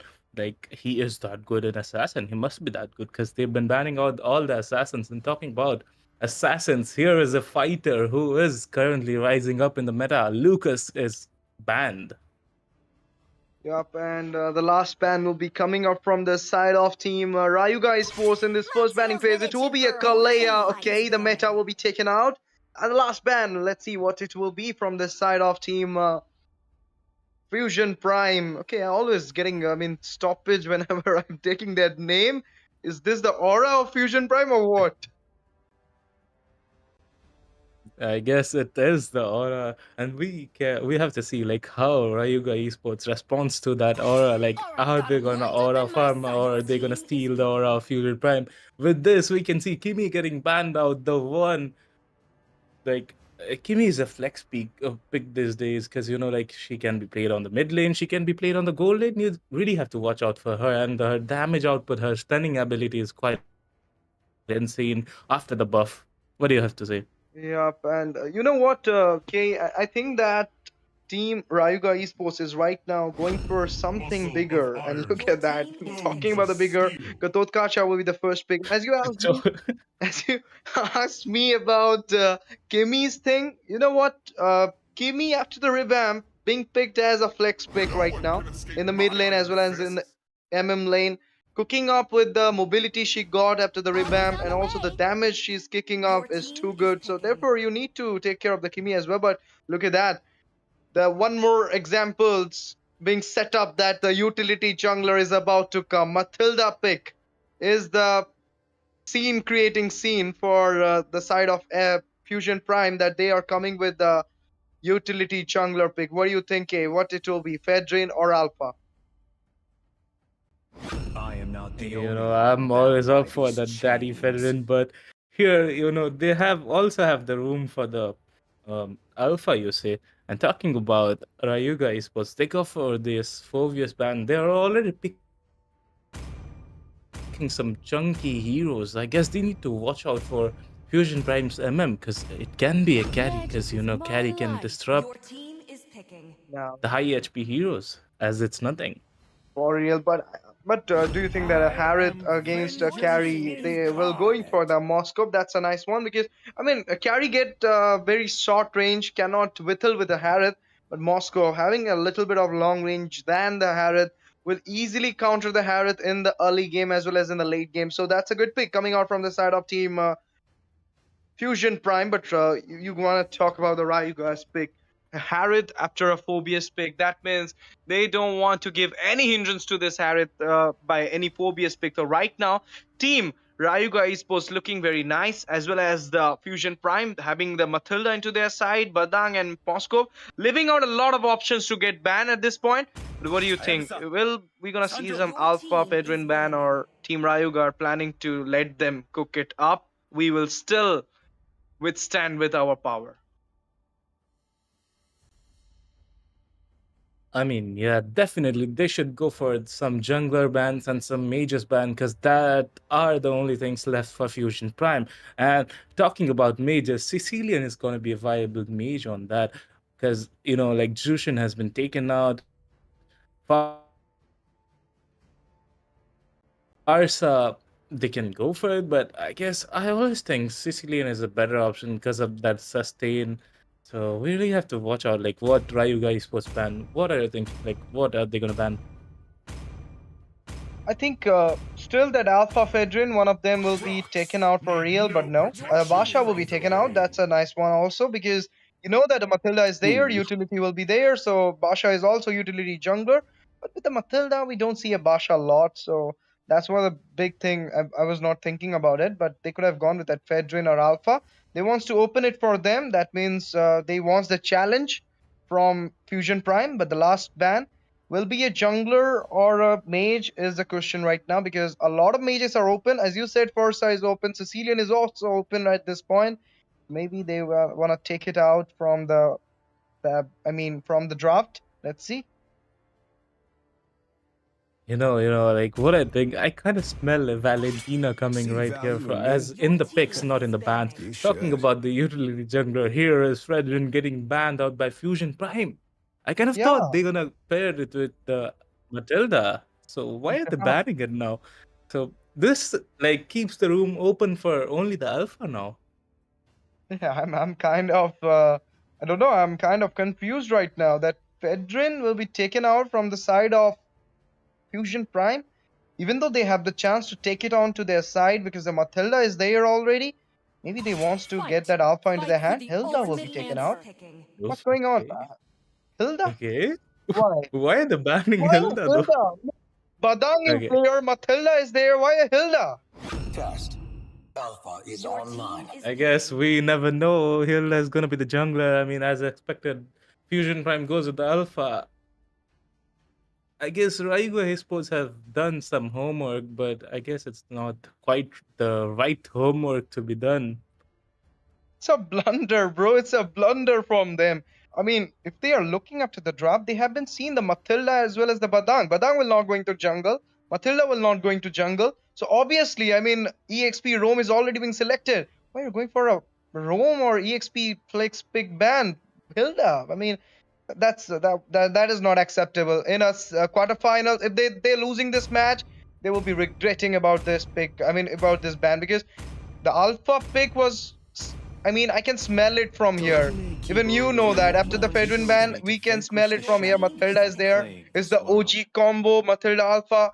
It was about to come, but I mean, it's a blunder from them. But Suyu, even though Suyu is there, but we do see that Suyu get countered easily by this Alpha. I mean, it's all started from M6 when King Kong picked his Alpha against Fabian Suyu. So right now there will be Alpha from the side of Team Fusion Prime against the Suyu of Rayuga Esports. I want to ask you some little question, K, which I always ask my fellow caster. What do you think? This match goes to whom? The choice is mine. Okay, that is quite of like interesting question to be honest. But talking about that, like looking at the draft for this movement, we can see like Rayuga's draft is composed of that heavy late game damage and the chunky heroes. While talking about Team Fusion Prime, they are all utility. I mean, they can just go anywhere, stun anywhere, give a lot of. I'm not gonna lie, I kind of prefer Fusion Prime's picks right there, but we really have to watch out. I'm not gonna declare the winner right now. Don't you think it is gonna be awkward if I declare the winner right now? They're gonna say it's But rigged. no, it's not rigged. It's just your opinion. I was just asking your opinion. Audience will have their opinion as well. If you wants to give your opinion, the chat option is already on for you all. Just hit the subscribe button and do chat in the chat option. Tell me who's gonna win this match, Rayuga Esports or Team Fusion Prime. Who will be there into the semifinals? And don't forget to invite your friends by sharing the stream to your friends to know that Nodwin Community Cup Season 6 is gearing up right now and it's the quarterfinals days. The matchup is already happening. The seasoning is already happening. So let's see how hot the temperature will be. Who's gonna take on the game number 1 in this BO3 series? Rayuga or Fusion Prime? Now that we can see, like we're currently in the battlefield, it's Rayuga Esports versus Fusion Prime. Everything is going pretty normal. At normal, it's Sicily is getting that farm because he needs it. The minions, they need to actually prioritize the bot lane while they're just going for the Phobius right now. And they're Engines being popped up. 3-man right now. Slandering upon that Phobius will be the first blood. And Saquin Claws being connected onto that Xavier though. Not the Xavier, the Matilda though. But was not very effective. The first blood will easily be secured down by Fusion Prime. A great start. They already been done. So this is how depicting the draft from the Fusion Prime. They literally won the draft and right now they are dominating their side from the game number 1. No. There is a way to see the Suyu with the mobility, with the damage will be getting out that alpha before the turtle dance start. Yes, sir. I mean, talking about this game, the early game, first blood went to Fusion Prime on that Phobius. Let me tell about this Phobius. This Phobius is actually one of my friends, and he is the global Phobius. I kind of didn't expect a mistake coming in from him. So you're gonna show him this, okay, that what was this? What were you doing? First blood, bro. I mean, it's a taunting way. I always take a screenshot whenever my friends bringing Choco or something like that. I always take a screenshot and show him, bro. What is this? You're missing the retreat? You're bringing the Choco. So this is what we do. The friends always do these things, taunting things, always being on from friends. But right now, look at that. Out of the sliver of HP, Moscow being there right now, going against this Harith, giving a lot of damage. Sliver of HP, Harith will be backing off at this moment. Turtle being onto the scene. Is Sony connecting over there? Or will be a kill onto the Harith? GG, man. GG. Turtle being on, the dance is on right now. Phobius going on in the back line. Turtle will be slain easily by the Rayuga Esports, but look at that. AOG coming on. A lot of damage from the backline as well. Alpha will be fading away. 1-for-1 trade. And look at that. Suyu onto that Xavier. It's now 2-for-1 trade with the turtle into the hand. Rayuga winning the turtle fight as well as the trade for now. This was not expected, let me tell you, coming in from Rayuga Esports. They're taking the turtle and like completely prioritizing the turtle lane. But in the bot lane, I could have like I smell something different because Hyatt is very good in early game though, like even before his ult against the Moscow we are specifically talking about. But he kind of made a mistake for which we had to pay the fight. Oh, but looking at the bot they lane, managed to take out the gold seal. Diamond Force was on at that moment, and a lot of ults got used, but they managed to take out that gold seal. And that's a good one. I mean, Rayuga, after getting the turtle, is kind of looking confident at this point. Okay, what do you think about it? I mean, the start was great. Fusion Prime, first blood onto the Phobius, 3-man. Then Rayuga taking the turtle, getting 2 kills. Back into the game, I mean, we can say they are online. Dawning Light going on, giving a lot of damage to that Harith. Matilda being there, giving some poke. We'll be backing up soon. I mean, talking about this game, like it's just going back and forth. First, Rayuga Esports committed a mistake, specifically that Phobius, and then secondly, they committed another mistake in the bot lane. But then again, they got them back. Like Fusion Prime isn't backing off. The goal gap is not even more than 1k. Like it's 1k right now. But we can see something going on in the mid lane. Yeah, Matilda gets taken out. Easily he got taken out at that point. Crank being there, but right now Rayuga slowly getting into the point. They want second neutral objective. Spite already started the turtle dance. I don't think Team Fusion Prime gonna contest for it, because look at Suyu's, Alpha's position. He was totally off guard from the turtle.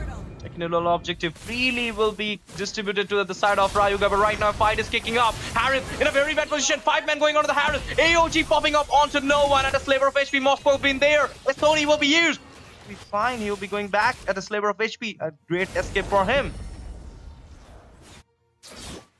I kind of, kind of love the fact how the Badang is rotating here and there. Like, he's been on the top lane, he is been on the mid lane, he's giving up the vision and everything on the turtle side, and he is right now in the bot lane doing a lot of damage and providing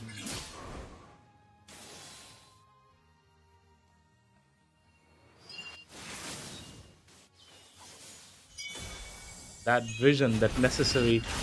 Okay, my bro is having some net problem, but right now the fight is on over there. Phobius going on to the Badang at this point, getting the kill onto that Badang. That is necessary. One man down already from the side of Fusion Prime. A stun coming on at the Spear of Alpha onto no one from the Bohut. He was to Joan what the situation. But look at that, at the sliver of HP. He wants to recall back into the base. And in the meantime, Moscow getting into the north, doing a lot of damage. Matilda being there. Dragon Wind will be used. He will be fine with the AOG coming on. Sicilian with the Batman. Kill on the Moscow. And the Dawning Light coming up. AOG connected no one at this point. And the team will be back up soon without any turrets, any damage. But the trade being won by Rayuga Esports. Alpha being taken again. The mobility, the damage coming from this Suyu is too much. 1v1 going on at the top lane. Evil Quiller will be used onto that Badang. Badang wants to get back off. And with this, the fight being on again to the side of Rayuga Esports. K, are you there? I mean, your net is having some problem. Your voice is getting cut. Therefore, I just took over you. But right now, Zaman Force being on at the bot lane, giving a lot of damage to the Moscow. Moscow and the Co will be backing off over there. They are going on to the jungle of Fusion Prime right now. Threat for the Fusion Prime, because that's not a good thing. I mean, the confidence is getting higher and higher. Fusion Prime is not able to stop them. Rayuga Esports, Dawning Light again, Spear of Alpha for the buff. Now, GG. K, are you there? Yes, sir. I mean, talking about Rayuga Esports, they're committing a lot of mistakes, like going solo against 3 to 4 people. But then again, they're being able to make that comeback. Like the score, the score is not even on the favor of Fusion Prime, but in the mid lane. Look at that. AOG will be there for right now. Phobius going on to the back line. A lot of damage coming from the Cecilia. The Phobius boom bam onto that. The Xavier will be taken down, but the Phobius overextension will be priced. And it will be Phobius getting down as well. 1v1 situation were going on. And right now we can see a split pushing going for that Moscow. Recalling back into the safer zone. Harris being there. Coming out to clear up the lanes, to defend the base. Defend the turret. But right now they will be losing the mid lane tier 1. That's not a good thing. Matilda being there, guarding upon the turret, but will not be able to save it up. Yes, sir. I mean, definitely talking about the macro and micro movements. Rayuga Esports is currently excelling in that. Talking about Fusion Prime are just looking for the gap, looking for the mistakes that Rayuga Esports will make, and they can take the chance of it. I mean, it's just, pure bliss to watch this.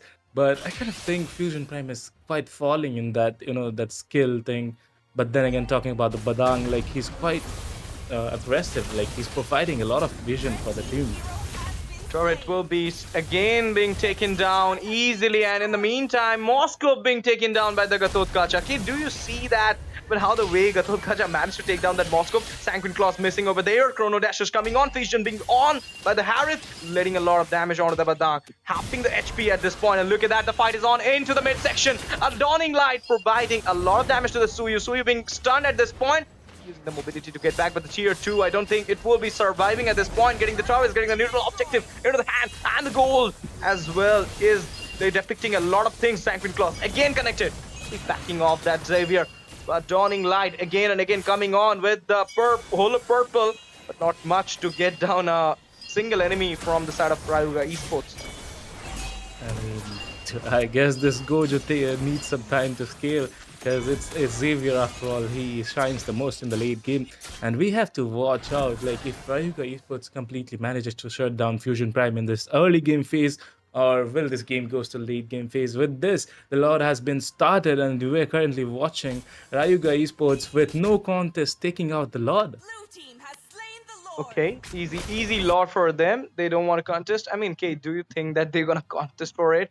7k goal lead is onto the mark. It's a right choice they did it, because if they would have gone for that, they maybe got wiped out and it would have been a bad scenario for them. Krang being there, I don't know why he wants to zone out the situation, maybe, or maybe Alpha was there, so to get him out from the situation was the main thing. But look at that, Phobius right now checking all the bush. He will be seen by everybody's, because the light being up, the judgmental light being up for that jungle zone. And look at that, Madara foraging towards the mid lane. Is this the almighty push end for Rayuga? I mean, sorry, for Fusion Prime in the first set. What do you think, Kate? I mean, it might be, but they have a Gojo. Like Gojo is best in defense. Xavier, and talking about they even got a Moscow. See, like how the Lord gets depleted because the shield was on. So you think that Satoru Gojo is stronger than Madara?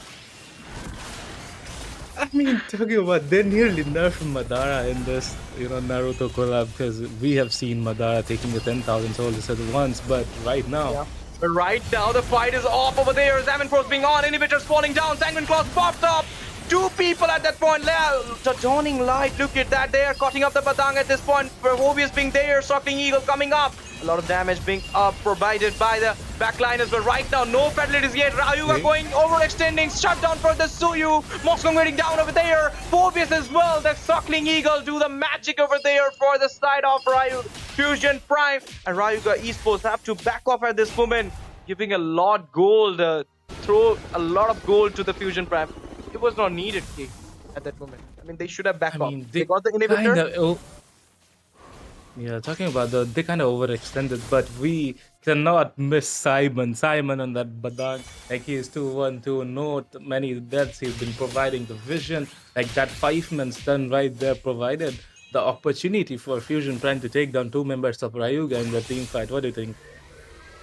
Obviously, I mean, they thought that they will be wiping them out easily and then taking out the base, but it was not the case, because they also have some heroes who can take on you. So I mean, you know what? There is a proverb in our Hindi: "Jaldi ka naam shaitan ka hota hai." If you know this, so I mean, they are in a very furious way to end the match, but it's not the thing. But right now, again, getting caught up from that Badang in the joning section. Fusion Prime still being on in this match, wants to take on the match number 1 into their side, but it's kind of a hefty thing right now for them, because Team Rayuga Esports is having a driver's seat right now, we can say, having that goal lead. All the towers being down from the mid as well as from the bot top, everywhere. They're kind of having that cherry on top of the cake.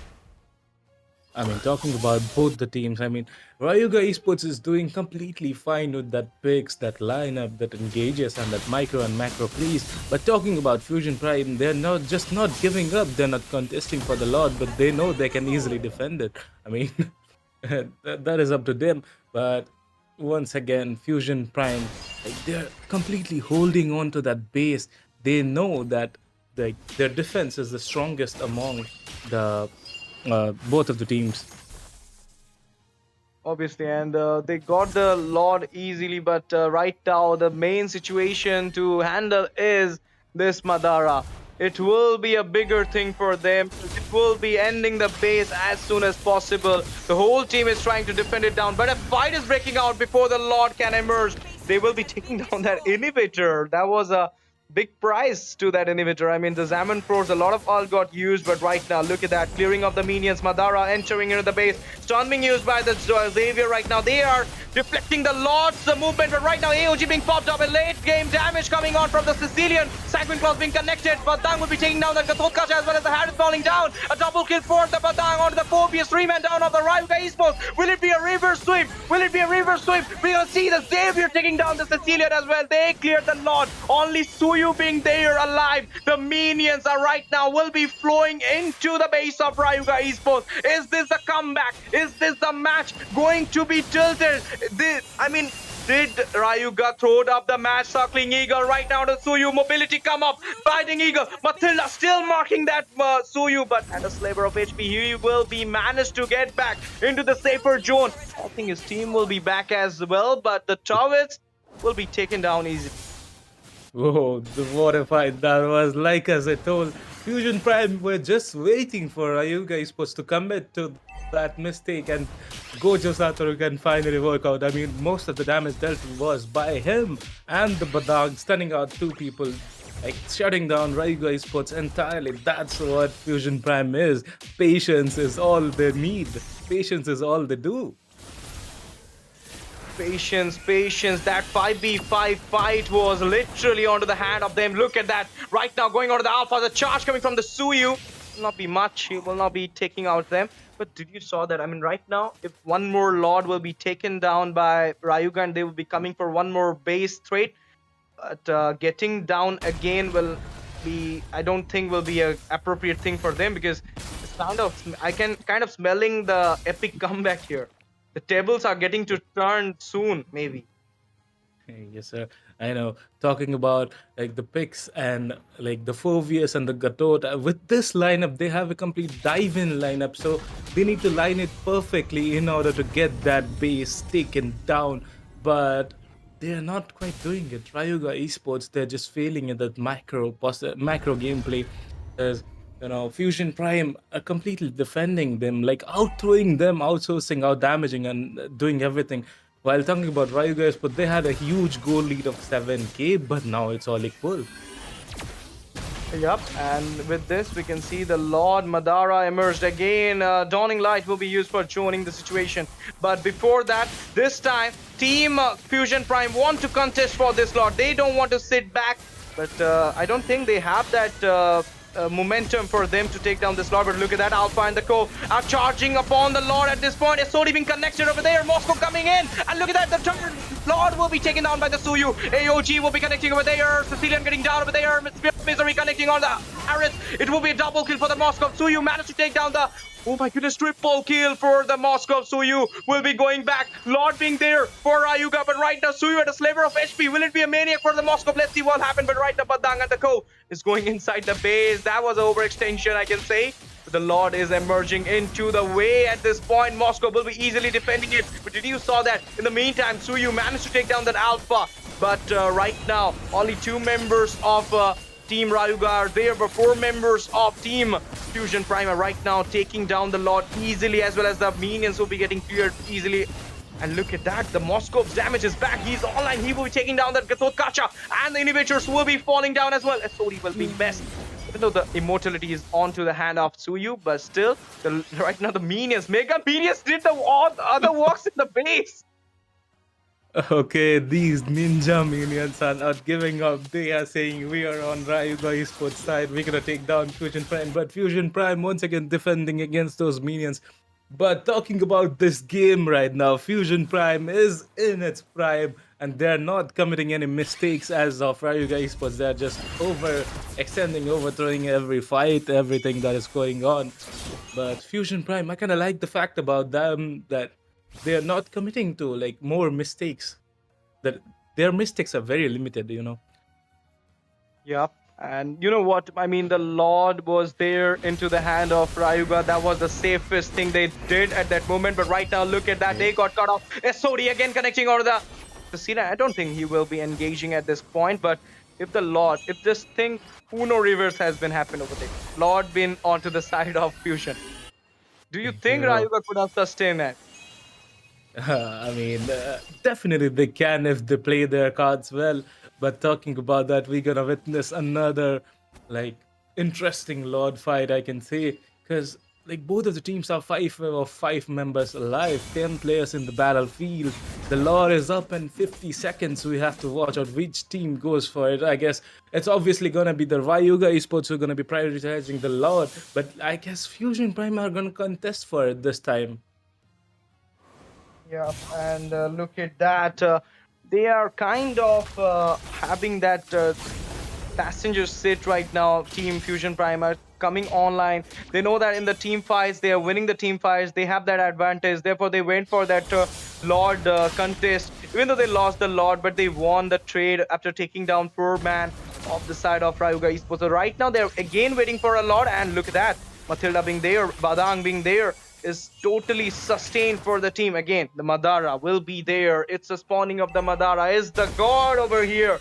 Let's see who will be taking the Lord at this point. It's a 18-minute Lord. You know what it means. It's an enhanced Lord.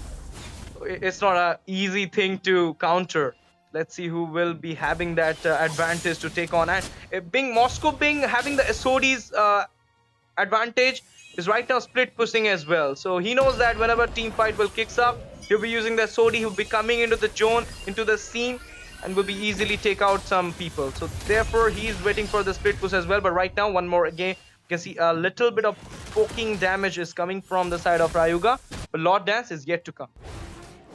I mean, I'm kind of worried about Rayuga Esports right now because we can see the jungler Suyo is in the bottom lane, defending the lane against this Moskov, this sneaky Moskov we can say easily arrive, but in the mid lane.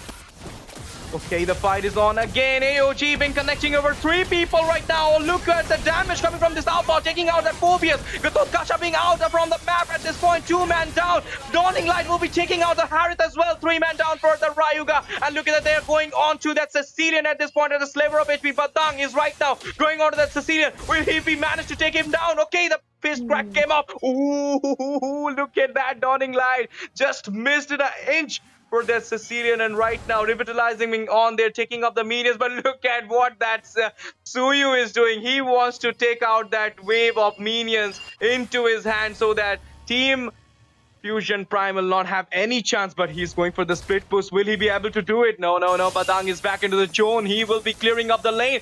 Gliding, circling eagle already been on to that Suyu at a sliver of HP, will be managing to get back into the safer zone, but in the Lord section, we can see there is a fight is going on, and the Lord will be easily taken down. SOD will be missed at this point. Flicker. Sorry, not Flicker. It's Cyclone Eye will be used by that Suyu to be into the zone. But right now, Lord into the hand of Team Fusion Prime. Late game advantage. Moscow being there into their team. Alpha cooking up the scene, clearing up the Phobius. Okay, is this the end for Rayuga, or do you see one more Lord? I mean, looking at Fusion Prime's damage output, like completely insane damage output coming in from the Xavier and the Moscow, I kind of think this is the end for Rayuga Esports, but we yet have to watch out how Rayuga Esports is gonna fight against this 18-minute enhanced Lord. The Madara is marching down the mid lane, while in the mid lane, Xavier. Yep, and you know what? I mean, Rayuga need to take care of that Moscow. He's dealing a lot of damage. Look at that. Managed to take down the tier 2 in the top lane. A fight will be breaking out soon because the enhanced Madara is right now coming to cast his infinite Tsukiyomi onto the Rayuga Esports. And it will be showing them the win, but actually they will be defeating at the moment. So they will be ready for it. It's Sasuke versus Madara. It's Uchiha versus Uchiha. But right now, Fusion Prime is having the upper advantage in this match with this Uchiha Madara Lord. And look at that, inhibitor falling down. They want to take care of this enhanced Lord in the midway, but they will not be able to do that. AOG coming up right now, but a lost non-stop damage being pulled up from the Moscow. Unstoppable for him, taking down the Gototkacha. Sicilian will be taken down. The 2 backliners will be taken down at this point. Revitalizing on, Vengeance been fought out. Zaman Pros, they are locking the base at this moment. Minions are shortage at this point. A Dawning Light will be taking down the Harith as well as Huyu will be taken down. Alpha being falling off. The only hope, Phobius right now going with the shutdown for that triple kill by the Phobius. Let's see if he managed to take down this Matilda or not. And right now, minions into the base. Only Phobius being there, taking care of the base, but the Matilda will be clearing the base out. What a match! What a game for the BO3 series game number 1 for Rayuga Esports versus Fusion Prime. They literally gave their 100%, I can say 200%, but in the end, it was Fusion Prime clicking up the match, taking up the game number 1 into their hand. What a match. What do you want to say, Kay? Did you saw that Phobius gameplay? I mean, that's definitely the global Phobius for you. Taking down 3 kills at the end moment and nearly defending out the base from Fusion Prime Stampede. But what a game it was. Fusion Prime from nothing, from minus 7k to like destroying them completely, taking out Rayuga Esports. Like they've been like Rayuga Esports was in the end, they were like falling like cards. I don't have any words for it actually. It was a game of win for Rayuga. I can say they tried their best, but Fusion Prime gave their 100% in this match. They literally take off the game into the late game. Even though the start was great from the side of Rayuga, but then they literally couldn't get that base from them. I mean, there was, I think, 4 Lords K? 4 Lords I now, mean, and it's 3 was Gojo good. Satoru. You're talking about. I said he can defend against any lord, anything that is coming on. Because talking about that skill 1 and skill 2 combo of Xavier, he kind of stops them completely. In the heaven and earth, I am the honored one, and he is the honored one. Team Fusion Prime is the honored one for the first set, but it's not the end. It's not the end, guys. We will be coming back for the second match after a short break. So be there, guys. Stay tuned with us. Hit the subscribe button and share the stream to your friends because this is the exciting match of tonight. Rayuga Esports vs Fusion Prime.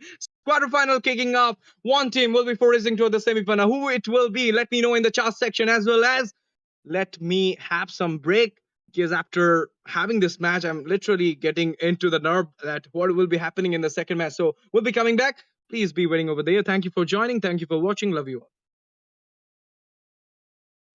Vicious, release bombs and go tick tick. Boom, you blown me that head missing. I'm a phenomenon, stacking cheese like it's Parmesan. 8 different flows, call me Octomom. I'm moving fast like the Autobahn, and I'm independent, so I'm not your fucking starving like it's Ramadan. Sick, twisted, gifted, can't copy, printed, can't hold me down. I shape shift, I'm liquid. I killed this beat, I might get convicted. They know how I move, it was predicted. Persistent, spoke it into existence, so consistent, no assistance. Hear me once become addicted. If I rap it, then I live it. There's no capping, I be spitting this. This ain't what you want, bitch, I'm a fucking phenomenon.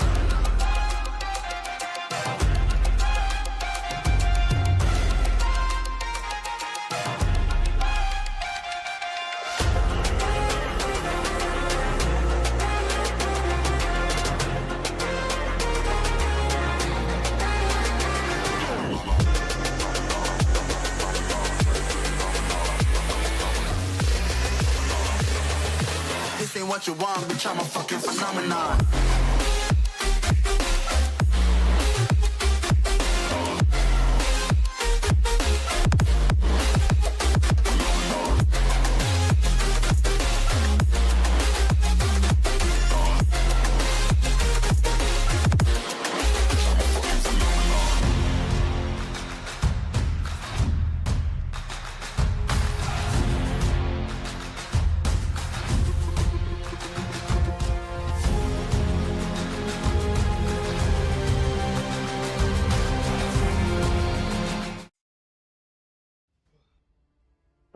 Good evening and welcome back, ladies and gentlemen. This is the match number 2 of round 3 between the teams Fusion Prime and Team Rayuga. And this is the Nodwin Moba Community number 6, powered by Vista, brought to you by Nodwin Gaming Community. I'm your caster Shinji. Along with me, I have my co-caster STG. So STG, how are you? I'm fine. And what a match it was in the previous section. Did you saw that? I mean, if you were watching the match, you are literally the Jord. You're literally the Sigma. Because whoever watching this match, they are the Sigmas guy.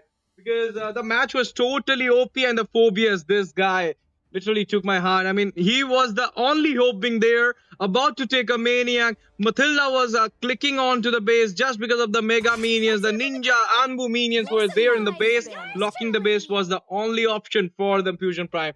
Epic comeback, a table turning moment just happened for them. 4 Lords game. What was a game?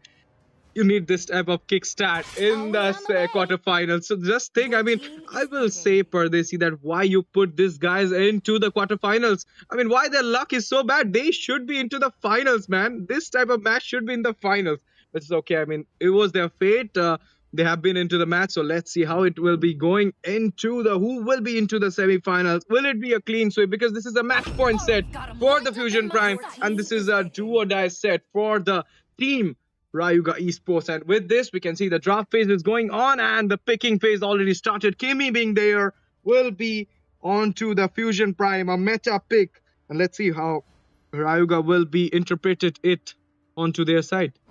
Let's fight to our heart's content. Yeah, the Kimi pick. I mean, after he revamped, Kimi's really good in the mid lane, goal lane both very well because the amount of damage she is dealing right now. And yeah, we can see Gatokacha and Lucas pick as well. The Naruto Uzumaki is here.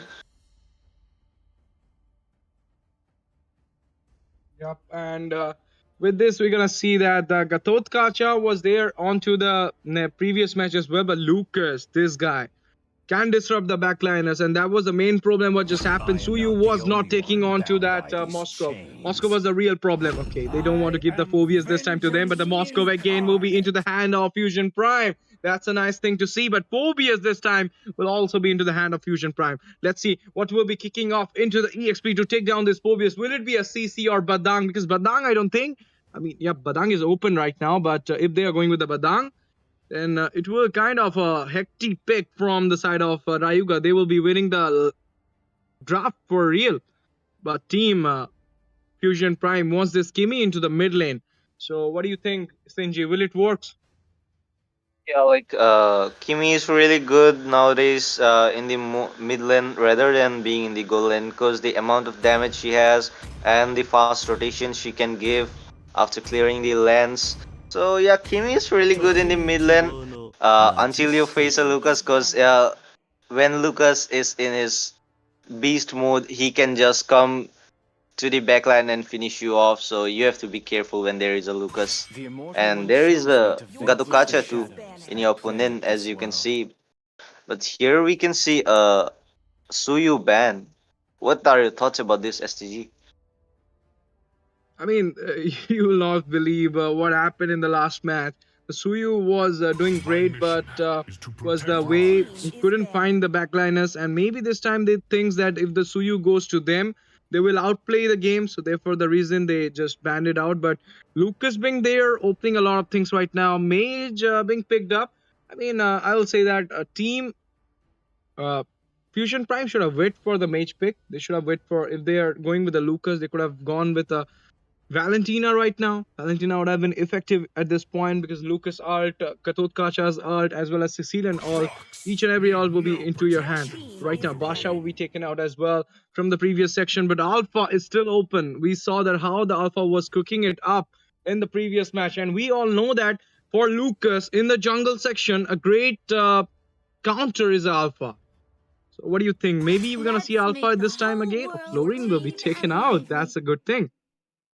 Yeah, like as you said, Alpha will be a really good counter for the Lucas, but if Alpha does a small mistake with by using his pair of Alpha, then it might be a trouble for him because there won't be any Matilda this time to help him escape. So if he picks Alpha, he have to just play safe for a while. But here we can see there might be a Fanny coming in. I'm not sure about the Clint pick at this point because it's kind of, a gamble, you can say, because we do see Clint into the ranked games, but in the tournament section, I was even talking this to a lot of casters that it doesn't work right now. Jungling options are a lot of there, but they are showing it. Hanzo will be effective or not, I'm not sure, but a Joy could have been an effective pick. But if they're going with the Hanzo, that's a nice one. I mean, the damage will be there, but Lucas still being on will be problem for them. But let's see how it goes. The last pick for the side of Team Fusion Prime. No, it's Rayuga Esports for the EXP against Phobias Arlot. Oh my goodness. We don't see a lot of Arlot players these days into the EXP, but this time the Arlot will be on, and I'm not sure how it goes for them. The match will be on soon. Sinji, what do you think? Whose draft is looking stronger? Who's gonna take on the match? Will it be a reverse sweep from Rayuga, or are we gonna see a clean sweep from Fusion Prime? Currently, if you ask me, I'm really very confused because by my point of view, both the teams are really good in draft, but if we can see right now in the early game, I guess Team Rayuga might have a upper hand because they have that Lucas, the early game damage dealer. But if they like extend it to the late game, it might be a match for the Fusion Prime because as they have that Moscow onto them. Because as you can see in the last match, we saw that Moscow, after getting a spike, performs really well. Like they ended it, they just got the comeback. So let's see what happens. It might be a clean sweep or else a reverse sweep. Yep, and with this, the match is on. The both of these jungles are taking up their aggro from the starting stage, and we're gonna see this is a do or die or a match point set for the side of Team Fusion Prime. If you wanna say your thoughts, you can also say in the comment section. You can also type it up. Who gonna win this match, Fusion Prime or Rayuga Esports? A small support for us by hitting the subscribe button, sharing the stream to your friends, and don't forget to like the stream as well, because this is Nodwin Community Cup Season 6. Powered by Nodwin Gaming Community and Vista Official as well. With this, we can see they are taking up the jungle right now from the beginning. That's a nice thing. Look at the Kimi. Continuous damage onto the Lucas. Lucas have to flee away. What Cyclone Eye will be used? Kimi going onto the Lucas. Will it be a first blood? I'm not sure about it, but Kimi at a very bad position at this point. First blood will be secured by the Lucas. It will be a Uno reverse situation. Yeah, like Kimi going to in. She should have just like stayed a little back because Kimi extended too much there and has been taken down. But look at that, Hanzo going in and the clinch will be taken down easily. Oh my god. I mean, this was actually the first blood. If Kimi wouldn't have been greedy, would have been gone for that Lucas for the first blood, this could have been the first blood for Team Fusion Prime. So, I mean, they must be saying something to Kimi. Why you just got greedy at that moment? And she be like, okay, if I got the kill, you should have been happy with me. It's just because I died, you're not happy with me. But at that situation, going overextending with the 4-man being there, I mean, locking you up was not a great situation for that Kimi. So she should, I mean, think about it properly. But right now, first neutral objective onto the map. Let's see who will having it. But Phobius right now giving some dashes to the Arlot. And look at that, Kimi is going on to the Arlot at this point. A sliver of HP. Kimi giving a lot of damage. Flicker will be pop up for the save. The turtle. Let's see who's gonna start the turtle dance. Maybe I think Fusion Prime having the upper hand. It's a left side turtle for them. But look at that fight coming in and that Crank in trouble, but he will be managed to escape because he had the flicker. And here we can see the Rayuga got the control right now of the area, but look at that, Hanzo going on to that Arlot, and Arlot will be taken down, and then Lucas will be taken down as well, and that Gatokacha will be taken down by the Sicilian, and that Gatokacha will be taken down by that Tigreal as well. Okay, the turtle being on over there. Sanguine Claw's been cut off, but look at that. Retreat this time will be using by the Hanzo easily. He got the turtle, he got the trade at this point. 4-2 is the score right now. Fusion Prime onto the mark. They are getting into the nerf of Rayuga Esports. They know that, they have the confidence, they have won the first set, but Rayuga, they need to win this match, otherwise they are out from the tournament. They're 2 times winner of Nodwin Community Cup. They need to win this match. Lucas, only the fish doing on, giving a lot of damage. Blow engines popped up, but Phobius will not be spared down by the Rayuga Esports. They will be easily taking him down right now. Yeah, like the amount of damage at the time the Naruto was dealing with his tail beast bomb, it was really nice. The EXP got taken down, and here they got all the gold from the top lane. It has been socked away. Right now we can see, I think there might be a fight in the bottom lane because Hanzo's still there, going to target the Sicilian, I guess. Yep, and look at that, he's going for the backline. SOD been connecting over there. I don't think Moscow will be going to engage at this point.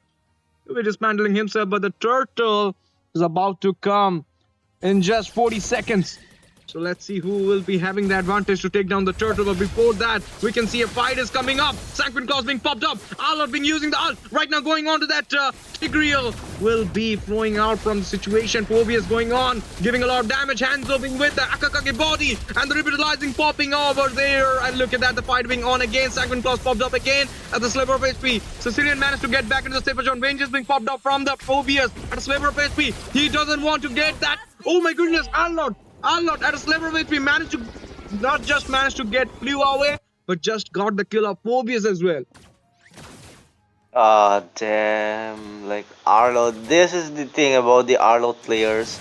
The second skill, when the enemy gets a bit of CC or else push, the Arlot's second skill is activated and he can just dash along like that Lancelot and perform really very well, and that turtle will be secured by Rayuga Esports.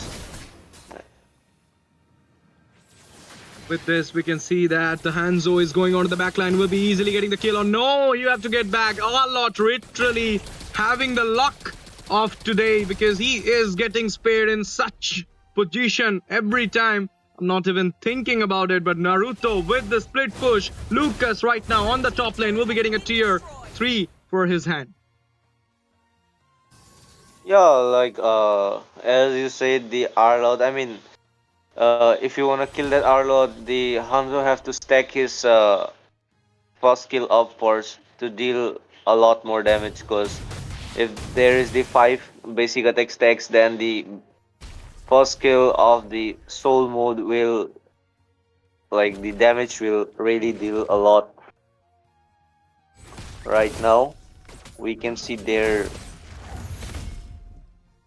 might be a gank, I guess. Might be a gank. It's a possible gank, might be. But before that, we can see the turtle being again taken down. But this time, the log will be coming up soon. And with that, the fat fish being on. Lucas find the way to that Moscow. Tigreal getting down as well. Telby's bomb popped up. But look at that. Lucas again going on to the mid turret. And look at that. The fight is again popping up. And it will be the mid tier 1 getting down. But the Air Phobius managed to get down that Gatot Kacha. But a killing spree will be again taken down by the Lucas by taking down the Phobius. Rayuga Esports back onto the game online right now, feeding upon the Fusion Prime in the second game. Yeah, I think Rayuga Esports is just planning for a third match. Because right now, it's the Rayuga Esports getting the upper hand.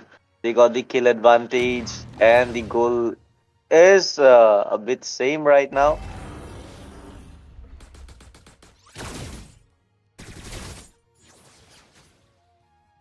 Yep, and with this, the turtle being up, the third neutral objective into the map. Let's see who will be having this third neutral objective. Rayuga being looking very confident at this point, going for this turtle, having the river control into their hand. Hanzo coming from the backside right now. Let's see who will be popping up the retreat. It will be Lucas getting the turtle away from the hand. Alex the fish coming on. SOD being connected over there. Mega kill for the Lucas going on to the Phobius right now. AOG coming up, and in the bat phase also. Tigreal will be get down at this point. 2 men got down, as well as Moscow is grinding upon the top lane, taking by those split push, and look at that. I mean, Clint is back into the game. Moscow at a very bad position. Gatot Kacha managed to get that Moscow. Sanguine Claws popped up, but Moscow at a sliver of HP will be getting down as well. Clint having the burst damage onto the Moscow. That's a nice thing going on from the Rayuga side. They're getting the kills, they're getting the neutral objectives, they're getting the turrets as well. They are coming online. They are getting this match into their side to go on to the third match. Obviously, this is one of the greatest match of the quarterfinals, so we hope for a third match in this VO3 series. It's like both the teams are really doing very well. Both the teams, I mean, all the players are really very good, and right now we can see both the teams are just giving a shot to each other.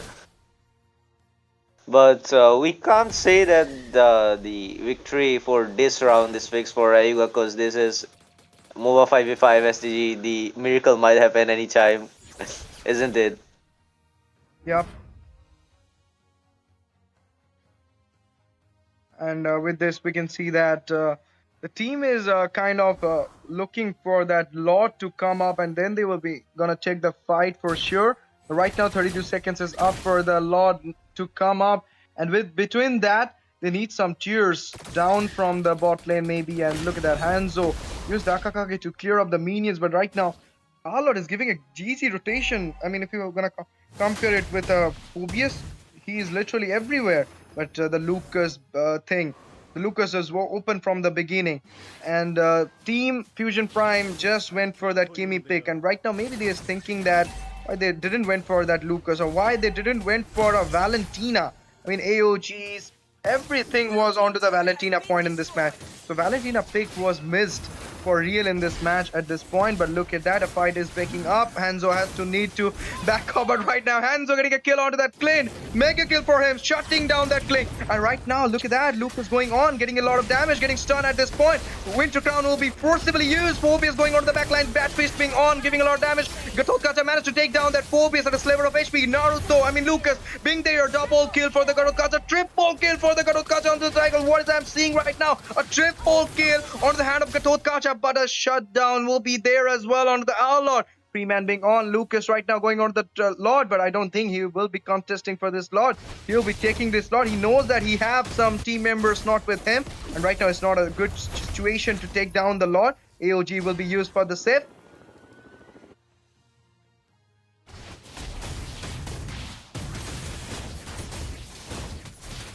Lord is on for right now, and look at that, the damage coming on from the side of Rayuga Esports for the Lord. They'll be easily taking this Lord. Clint will be taking this Lord. This is a very bad thing. They could have gone for the retreat. I didn't saw any retreat from from Fusion Prime Hanzo. Maybe he missed it. I think the Hanzo's retry was in the cooldown. That's why, like, Charin was not able to use the retry, but never mind. We can see, like, the Lord is marching from the top lane. Can we take a look at the equipment section? Yeah, like, we can see the Clint is in a advantage of the farm. 2k goal lead from that Moscow, but here we can see Clint getting one more kill onto that Hanzo. It was a shutdown for the Hanzo. Yeah, it's a really bad situation for the Team Fusion Prime. Like, the Lord is marching from the top lane and one of the member is down already. It's 4v5 situation, and the Rayuga is just pushing it in, and Clint dealing the amount of damage after building it up. And yeah, SG. Yeah. I was saying the Kimi mid didn't work for them well, but right now look at that. Hanzo will be again get down from his Akakage situation, and look at that, minions are racing onto the inhibitor. They will be getting the inhibitor easily, catching up the two people with the stun from Kimi, but right now inhibitor will be fall down. Hanzo again going onto the backliners, but not catching up the Sicilian or the other. He is going for a Gatotkacha. That's kind of weird. Yeah, like Gato Tonti, man. Gato was like, come to me, bro. Don't go to my man. But I have to say, like, if you have a Clint on your side, then it's really good against that Hanzo, because Clint can just burst the Hanzo soul up with a first skill and a passive attack. It's really effective, but right now we can see only one turret left in the bottom lane, and it's all open for the side of Team Fusion Prime.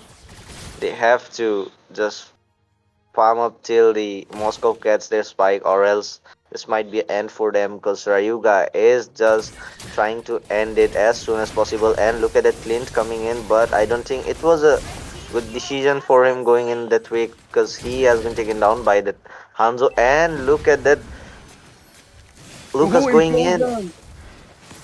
Coming up the implosion, batteries being there, giving a lot of damage from the backline, and Integral will be taken down as well. Inhibitor has been popped up. Double kill for the Lucas. Right now they are going on to the Lucas. I don't think Hanzo will be able to take down that Lucas, but Moscow in the meantime got a split push. He should have been here to get down the Clint, or at least the Sicilian. He was missing in the team fight. That's the main reason Team Fusion Prime is not having to, not coping up with the team fights. That's what I can feel right now.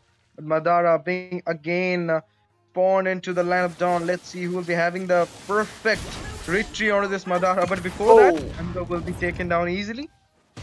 damn, it was a surprise attack for the Hanzo. Bro didn't even got any chance to use his Akage skill. Like, Arnold just went in and took him down alongside that Sicilian. But yeah, Lord will be for the team Rayuga. It's 15 minutes already, just few seconds left. The Lord will be marching from the mid lane. Let's see what happens, because the team Fusion Prime still needs some more farm to get their Moscow on the spike. Let's see. What do you think, SCG? Is this the end for the Team Fusion Prime? I mean, I think so because AOG messed up at this point. Right now, going on to the 3-man over there. Implosion being popped up. But right now, he got only 1-man over there. Lucas going on to straight onto the backliner, getting down that Kimmy, and will be getting down the base as well. They're locking the base easily. They will be getting a kill as well, but the base will not be safe for the side of Fusion Prime. It will be a victory for the side of Rayuga Esports. Congratulations for going into the third set. Let's see what happens in the third set. It will be a fun thing to watch.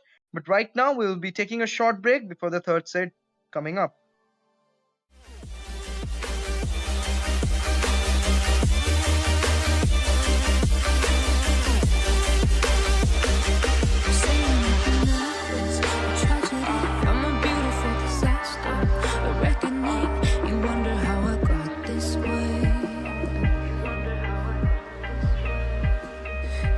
Someone to be saved, someone to clean up and tame. Oh, some things never change, never change. Oh. You think I would look pretty on your arm once you cover up my bruises and battle scars, but it always ends the same. Can't bear the things I've had to face. Got you crying on your knees in pain. Oh, some things never change, never change. Oh, you break your back to make me feel again. Suffocate to make me breathe again.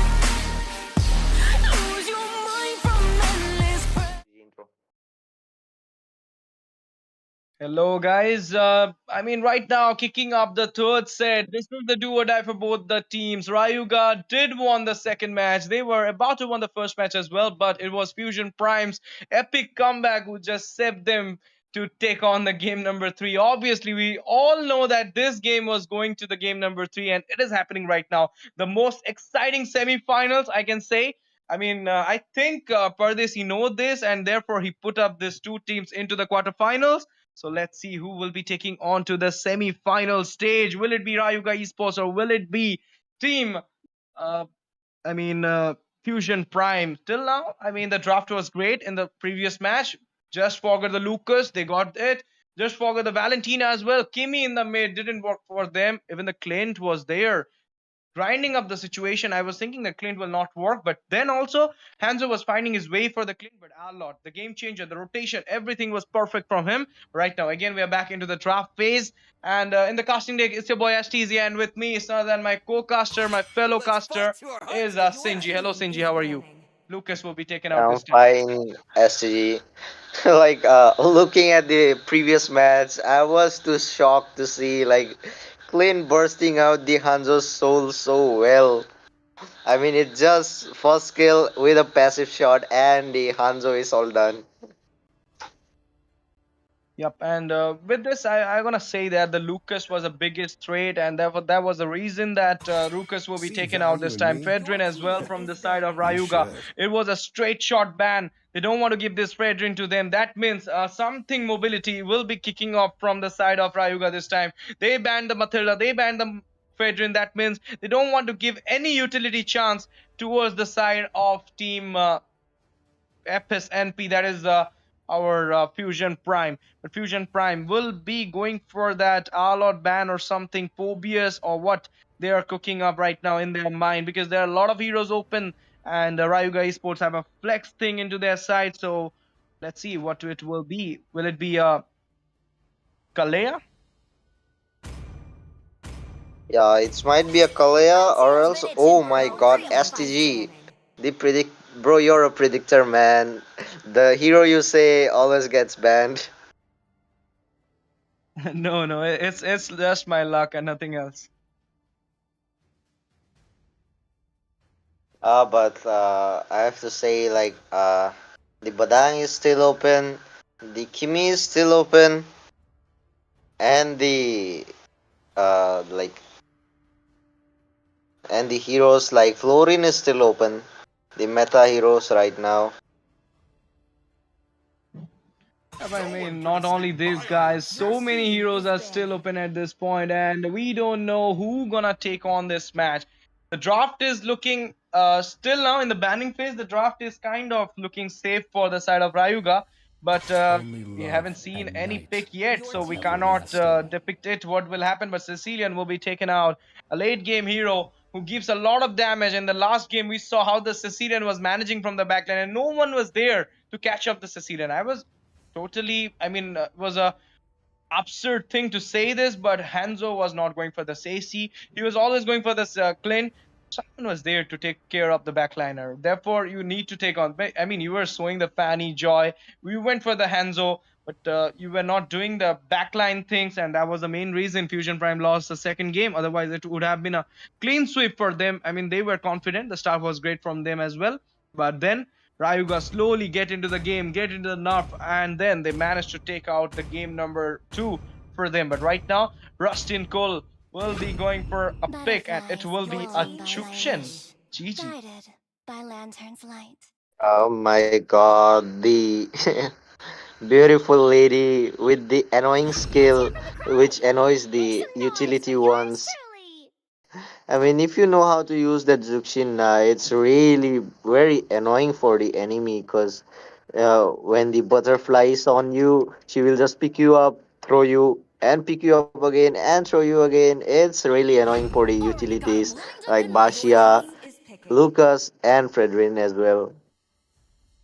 Yup, and that's the main But reason here they we can don't want see. to give the utility to them at this point. And Kimi again will be picked up from Fusion Prime. Next, previous time we also saw that Kimi didn't work for them, but right now again they will be sticking up with that Kimi, and the CC will be there for the EXP. That means winning lane in the EXP, winning lane in the mid right now because Kimi is a meta hero and there are not so many counters for her. But Jukshin, it will be a questionable pick against a Kimi. Let's see how it goes. But Hayabusa and the Gatotkacha will be selected down by the side of Team Rayuga. Yeah, like Hayabusa, I can smell it like Hayabusa is just a pick for Kimi because Hayabusa will just go in with his shadow onto that Kimi and just finish her up. Let's see. But we can see, yeah, yeah. I was saying that Hayabusa would be a great thing, but what if right now they will be going with a Suyu because mobility cuts mobility, just like goals cut goal. So maybe they can go with the Suyu at this point, or maybe something else with the mobility. Look at that, Fanny, the best hero to have each and every mobility she got. She is the someone who can just go everywhere with the strings upon her and the deep cutthroat. It's something which just give a cut which is totally insane. So Fanny will be there. Right now, the match is getting head to head, and Moscow will be taken out. The Fanny counter.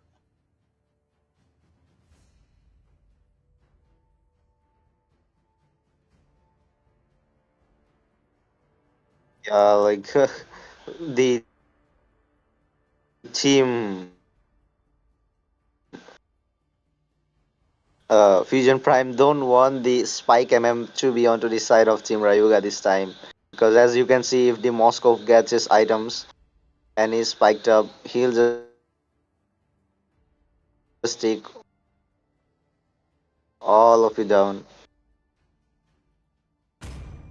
Yup, and with this, the second picking phase already started, and it will be a high loss. The banning phase is already started, and it will be a high loss ban coming out from the side of Rayuga at this point.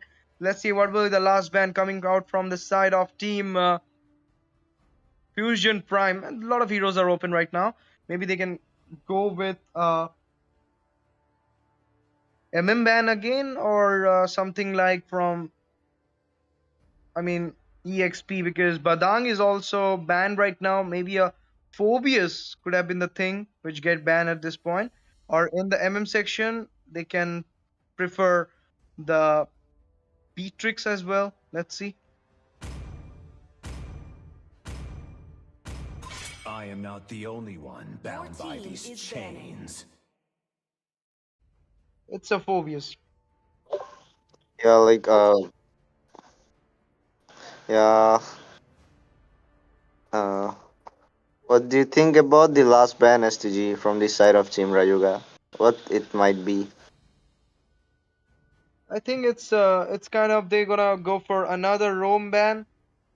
Chip maybe, or no, Chip will, okay, Chip will work get great with a Fanny, but maybe Florin could be the one right now to get banned at this point, or Angela support, something like support, or maybe they can go with MM as well. If they're thinking that Kimmy is in the mid, they can go with the Harith ban, because Phobius is banned right now, so that depicts a Harith pick, so maybe they can go with the Harith ban. Okay, they will be going with the Carmilla ban. That's out of syllabus. Oh, you know what? You know what? I was just thinking about the Carmilla ban in my mind, but here we got to see that ban. Lol. And here's the Chow pick coming in. Crank with the Chow. Crank with the Chow, and that will be a great thing. I mean, you know what? They're going with this picks because they know that they have a Fanny.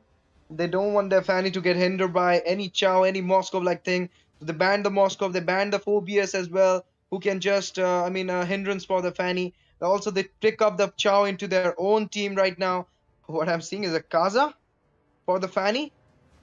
It's an off-scene hero, guys. I mean, I'm not sure about it. I don't even see him in the rank. Chivalry is dead.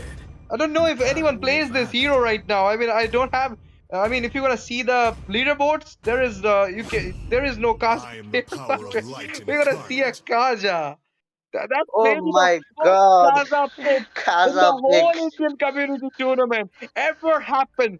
I mean, I have casted for more than 20 tournaments, 20 plus tournaments, but I never seen a Kaza pick. A lot of tournaments I've casted, a big tournament, small tournaments, everywhere. Never seen a Kaza pick. For the first time ever, I'm seeing a Kaza pick. This is something epic I'm seeing right now. I'm not sure how it will be going on. A comfort pick, I don't see it much in the rank as well, but to counter a Fanny, you're going with the Kaza in the EXP. That's the biggest thing you're doing. Or maybe a Roamer Kaza it is, because Gatot Kacha can be a flex, can go to the EXP as well. Let's see how it goes. Rayuga has taken a big gamble in this match, and it may cost them the knockout as well. I don't know. But there will be a Gara. Vel will be there from the side of Team Fusion Prime. Let's see how it goes. Kimmy in the goal.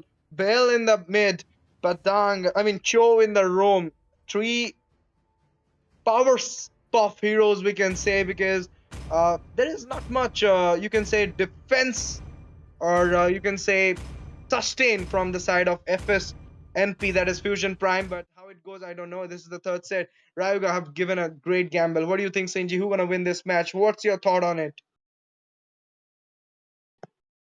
I think if the Ryuga Kaza is able to get the Kimi in the early game with his ultimate, this game might be on the side of Team Ryuga. But if the Kimi, I mean, like, if the Fanny gets the snowball in the early, this might be a match for the Fusion Prime. Who knows? Because both the teams are really very good. They does do unexpected things like the Fusion Prime did in the first match, and in the second match it was Team Rayuga. So let's see what happens, because right now it's just the early game. Let's see what Fanny does. Yep, and with this, I mean, you know that the Fanny will be going into the red buff probably for the invasion, but Hayabusa is aware of it. Okay, no invasion from the Fusion Prime at this point, but that Kaza pick is still in my mind. For the first time ever, I'm seeing a Kaza pick in the tournament. How it goes, I am not sure about it. Vale right now giving a little bit of poke to that Kaja from the beginning. Chow being there is also a great roamer, but Still, not sure about this Kaza pick.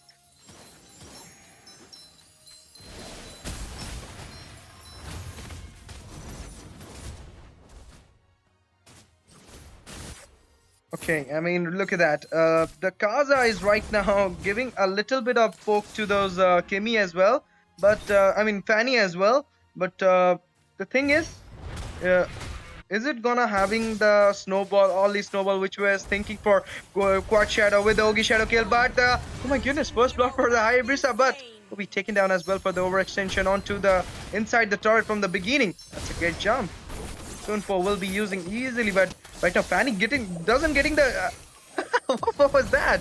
He doesn't get that string to get attached on the wall and got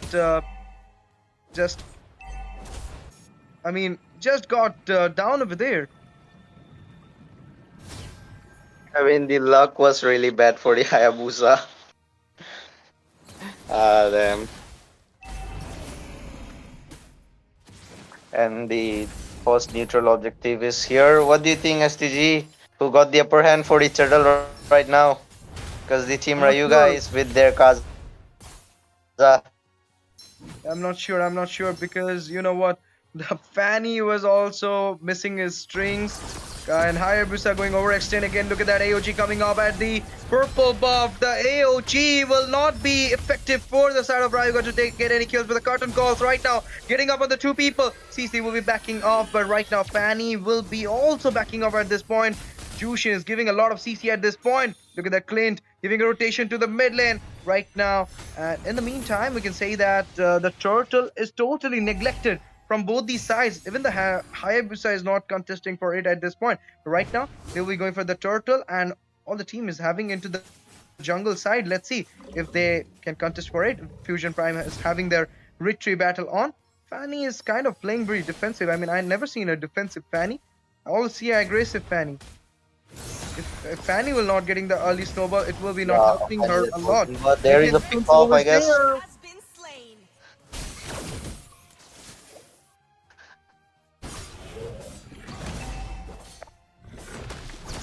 Shunpo was there, and Kaza will be. The Kaza really good. Yeah.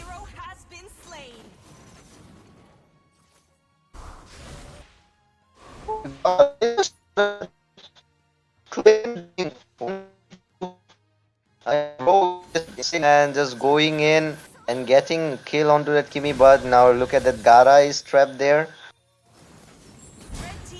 And they will be taking down the Veil for the overextension. That's a nice game coming out from the Rayuga Esports with the Kaza pick. They are outplaying the game number 3 for real. The do or die is getting into their hand at this point. Quad Shadow being on. Fanny is not fanning right now, we can say, because, I mean, we all know that Fanny always play the dominative gameplay from the beginning, but we are not seeing it a lot at this point. Look at that, hunching for that Kimi at this point. Shutpo coming on, but the CC coming out from that Jushin is high at this point. And they will be taking down the Kimi easily. Fanny being there again, but not doing anything. Deep Cutthroat coming on from the Fanny, getting a lot of damage from the backline, and will be fine. Will be getting into the zone at this point. Shunpo again from the Cho, but not much. Will be catching up him at this point again. CC giving a rotation from the EXP to the goal lane right now. But the damage from this Gatot Kacha as well as the Clint is a lot right now. That Fanny will be again going into the 3-man. Revitalizing being popped up at this point. Deep Cutthroat again coming up. Fanny will be getting a first kill for him. The Clint will be getting down as well. CC is getting the kill onto the Kaza. Slowly, the team FSNP coming online at this point. A killing spree for the Jushin. AOG coming up at this point. A sliver of HP. CC at a very bad position right now. Hayabusa going into the zone. Double kill for the Jushin. Only 2-man being there. 3-man getting the 2 kills. 2 for 3 trade. Coming on from the side of Team Fusion Prime. I guess Team Fusion Prime is just trying to come back again, because it's the first kill for the Fanny is just starting. I guess the Fanny gonna do the snowball lately, because she have the damage now to take the MM or else the mage on, but let's see what happens. Yeah.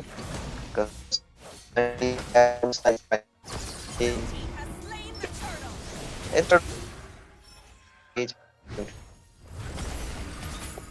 Yes, and the Cho is still there on to the mark, but not getting up the mark, we can say. 8-3 is the score right now with 3K goal lead. Fanny is right now into the zone, but not getting the kills she should have done from the beginning. We are that... I mean, Fusion Prime is losing that thing right now. They don't have that early snowball into the Fanny thing. And that's the main reason they are not getting into the mark. But in the meantime, the tier 3 in the top bot lane will be taken out, and the Kaza right now getting onto the mark, onto that bill. For the first time, we've been seeing a Kaza in the Community Cup. Not only in the Community Cup, it's in the Indian Community Tournament as well. And it's doing great in the roam. Today, you will not believe I saw a Basha roam in Mythic Showdown. And right now, I'm seeing a Kaja roam in the Nodwin Community Cup. I think today the sun has been rise at west, maybe. All these things are being seen right now. Maybe I'm gonna die today. I don't know. I'm seeing these weird things. I mean, the rare picks are gonna come in the scene, but right now we can see EOG coming in, but no one will be there, trapped in there. Yep, and the Fanny right Kimi now just going trying in. to split push Hayabusa as well. And look at that, Hayabusa going in for the shadow, but it won't be connected. But in the mid lane,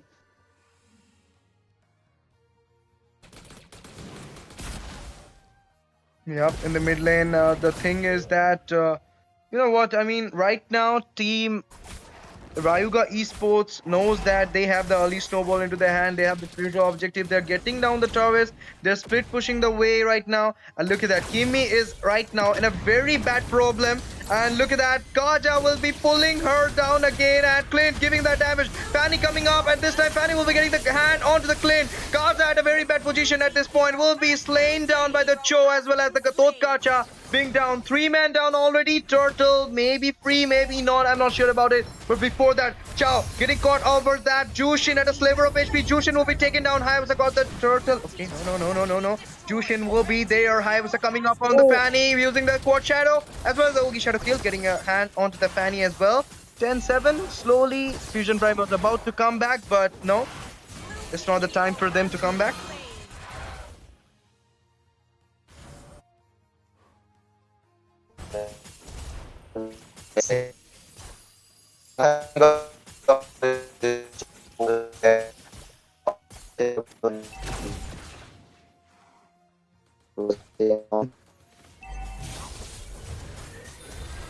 Okay, Sinji, you're having a net problem right now, but look at that. The fight again breaking up over there. Kaja being pulling up that Gatotka. I mean, Kimi at this point. Kimi will be fine. CC will be fine. Will be going back to the zone. But in the meantime, we can say that Team Rayuga Esports, they are literally on with this Kaja pick against a Fanny. Off-meta pick, off-scene pick in the ML scenario. And they're cooking it up at this point.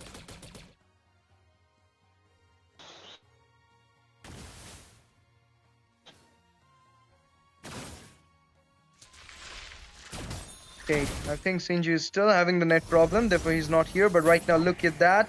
4-man being there right now in the mid section. Will be having a fight, maybe possible gang coming upon from Fusion Prime. We have seen this thing in the first set. The Team Rayuga Esports was doing great in the early game, but then in the late, it was not the way they were thinking. But right now, Hayabusa getting the kill onto the hand of that Fanny was literally out of the syllabus. Sway of Dragon coming on right now.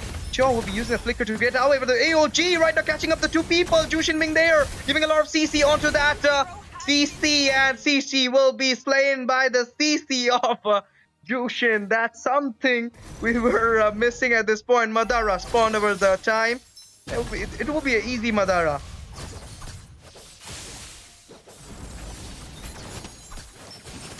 Okay, and look at that. So the Madara will be easily taken down by Rayuga Esports.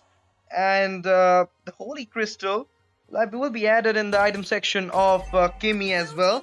But in the meantime, the Team Rayuga Esports is split pushing on the top lane, whereas Team Fusion Prime is split pushing at the bot lane. I mean, the top lane. This is something, I mean, both of the teams are split pushing their way, but Lord is in the hand of Team Rayuga Esports. They'll be going with this Madara into the base of Team Fusion Prime. Will they able to defend it? That's the biggest question right now. What do you think, guys? viewers, are you able to see this match? Or if you are able to see this match, then tell me, is this Rayuga Esports Lord gonna take down the Fusion Prime? And in the meantime, Fanny gets down again, and the fight is bring on. Kimi will be taken down again. The Madara going into the second tier. 2 men down already. Blessing Min up, but look at that. Kaza going on to the front line. That's the biggest thing I've ever seen in the Community Cup. And look at that. Blessing Min up. Madara will be taken down easily. But the minions, the ninja minions, the Anbu big minions will be going into the base. If Fusion Prime at this point can defend it, can come back from this stage, they will be into the semi-final. Otherwise, they will be out from this tournament. But right now, again, a fight is breaking up. CC being there on the top, and Stio will be taken down. CC right now going on to the Kaja. 1-for-1 trade being on right now. Hayabusa being there. Fanning going on, and a sliver of HP. Deep cut throw on. Oki Shadow Kill will be the reply, and GG. They will be fine. They will be coming back. Fanny was taking some energy, coming back again, but will be getting down by the cleanse burst damage. What a damage recall spam. That was something else. Team Rayuga, like, they are going insane right now. The damage, the clean is dealing, and the Jukshin CC, and the pick off by that Kaza, it's really amazing. Right, SCG? Yep. And we're gonna see that the team is trying to take on one more Lord, and maybe that's the reason they are waiting for the Lord fight. But FS and PM in Fusion Prime need to take care of that Clint as well as that Jukshin. The backliners, even though Hayabusa is also dealing a lot of damage. And Rayuga is kind of sitting in the driver's, not in the driver's seat, but in the passenger seat at this point. Because they know that they are having the snowball, they clear the lanes, they're putting the lane pressure as well. So they kind of knowing that they are winning this match. But Fusion Prime, they're known for the comeback. They showed their comeback in the first set. So maybe they're going to show their comeback in the second set, in the third set as well. This is the final set. This is the do or die set for both the teams. Let's see. The Lord will be up soon.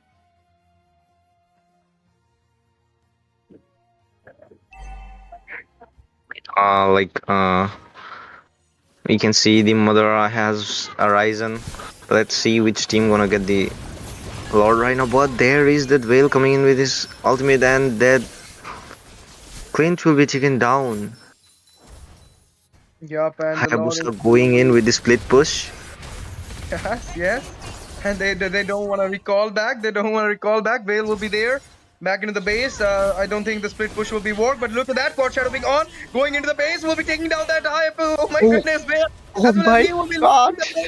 At this point, it will be a BTK moment. It will be Rayuga Esports into the semi-finals after winning a biggest BO3 against Fusion Prime. A toughest BO3 we can say, because the first match was a head-to-head combat. Then we saw a pure dominance from the side of Rayuga Esports. And the game number 3 goes to Team Rayuga Esports, and they will be getting the ticket to the Nodwin Community Cup Season 6 semi-finals, which will be heading on Saturday, I think so. And they will be there fighting with up against maybe Yellowstone. I don't know whom they're gonna fight. It's all about the matchmaking, how it's gonna happen.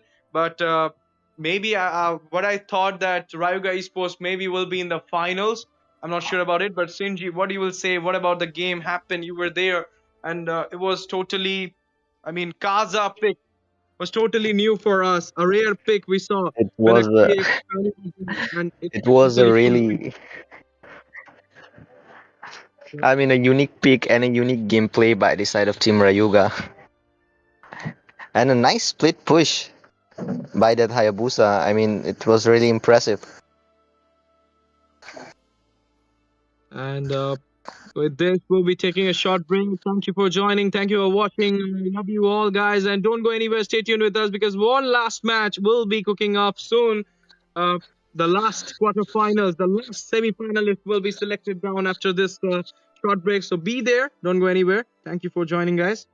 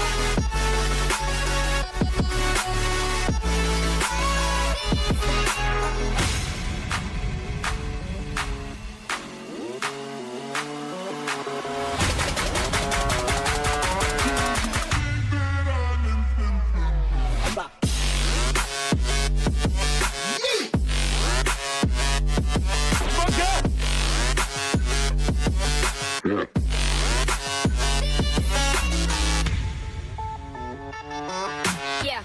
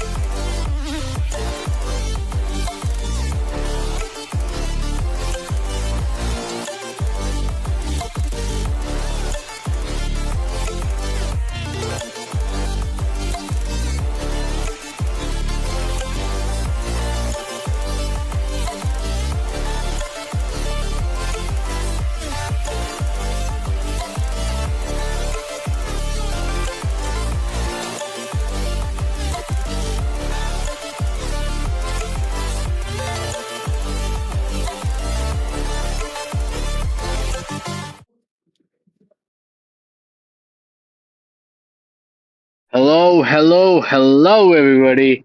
How are you guys doing tonight? This is the Nodwin Gaming Community Cup. You all have been watching and enjoying it live. What a last match we had, and we have plenty of more action left. In fact, this is going to be the last best of three series coming your way right now. And this has been organized by, of course, the Nodwin Gaming Community. As, of course, you guys recognize the voice. This is Roots Official. Along with me, this handsome Munda right here is J for Justin, and we are here to bring you a cracker of a match. First of all, let's ask Justin how he is doing tonight. Justin, how are you? Man, I'm doing great. And last time we did saw Sentinels perform. Even we saw KOF's match, and they are actually both of the teams are really good teams. Their drafts are really on point. Sentinels do likes to go with an Hanzo, which is a good thing for them because this that hero doesn't get banned, and they are really good with it. Team KOF have to come up with something if they are aware of the thing that how what Team Sentinels goes with. So they have to draft according to that. Maybe assassin hyper they have to go with, so they can go to the body of the Hanzo if they goes with. But right now we are already in the ban section, and we can see CC as well as the Kelia is getting banned. I mean CC definitely is a really niche ban because might be Team KOF is planning to go with a Phobius or something in the EXP, and they do not want to get hindered. But Kelia is definitely a standard ban because she is doing really good in this current meta, and a really good pick of hero, I would say. And the Tsunami Slam is we everyone's know how strong she is right now, so definitely great call to ban it out. But let's see if we gonna see any kind of other bans than some standard bans, like Lucas is again a standard ban, right, Rhodes? Yes, and of course, KOF is on the blue side, Sentinels on the red side, and both of them are banning out quite the heroes. I mean, the CCs, the Zushin, Kalea, and Lucas, all three are pretty annoying to be honest. And with the CC ban, I would think that they are heavily gonna rely on the EXP lane right here. So as you said, the Phobius might be there, the high loss might be there. Some of the people think that high loss is heavily countered by the CC, but there are other counters too.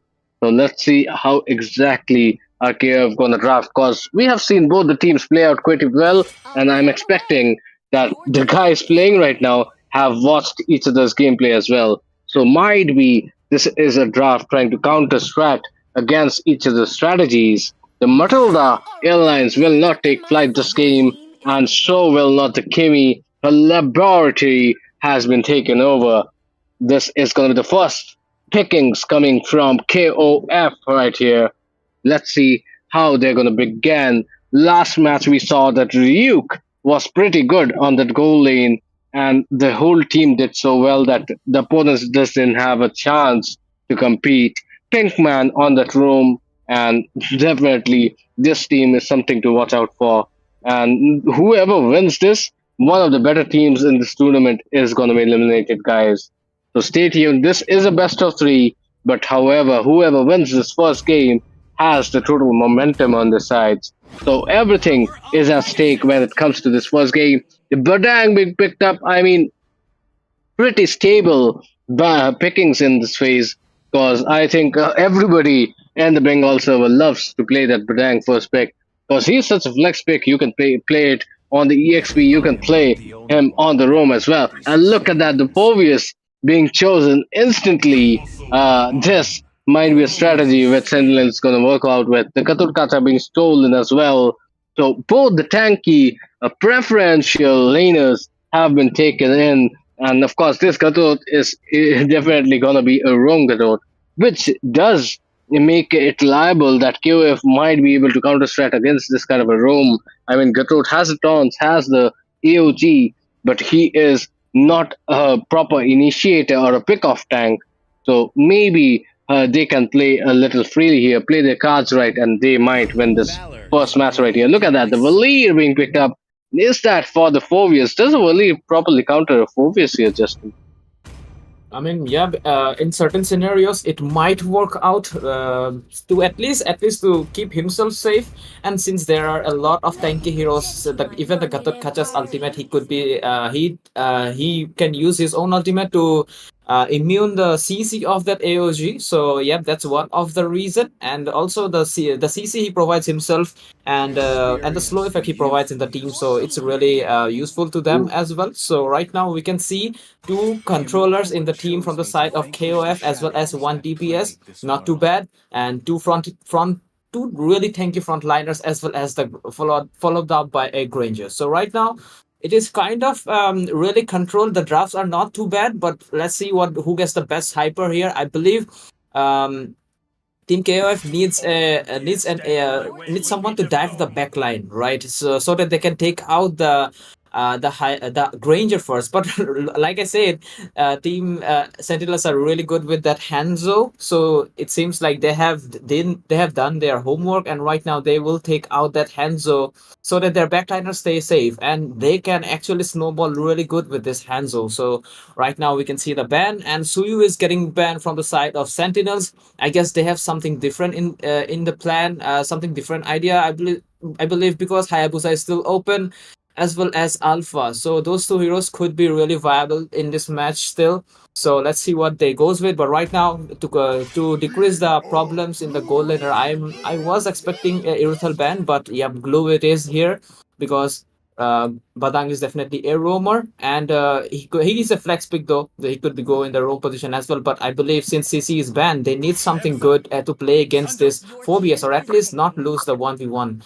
But right now we can see the Hayabusa is getting banned, so it's kind of hard to say what they goes with right now. But still, they have the Alpha open if they want. But since the Matilda or they do not have a support hero, this will be questionable if an Alpha will be really good here.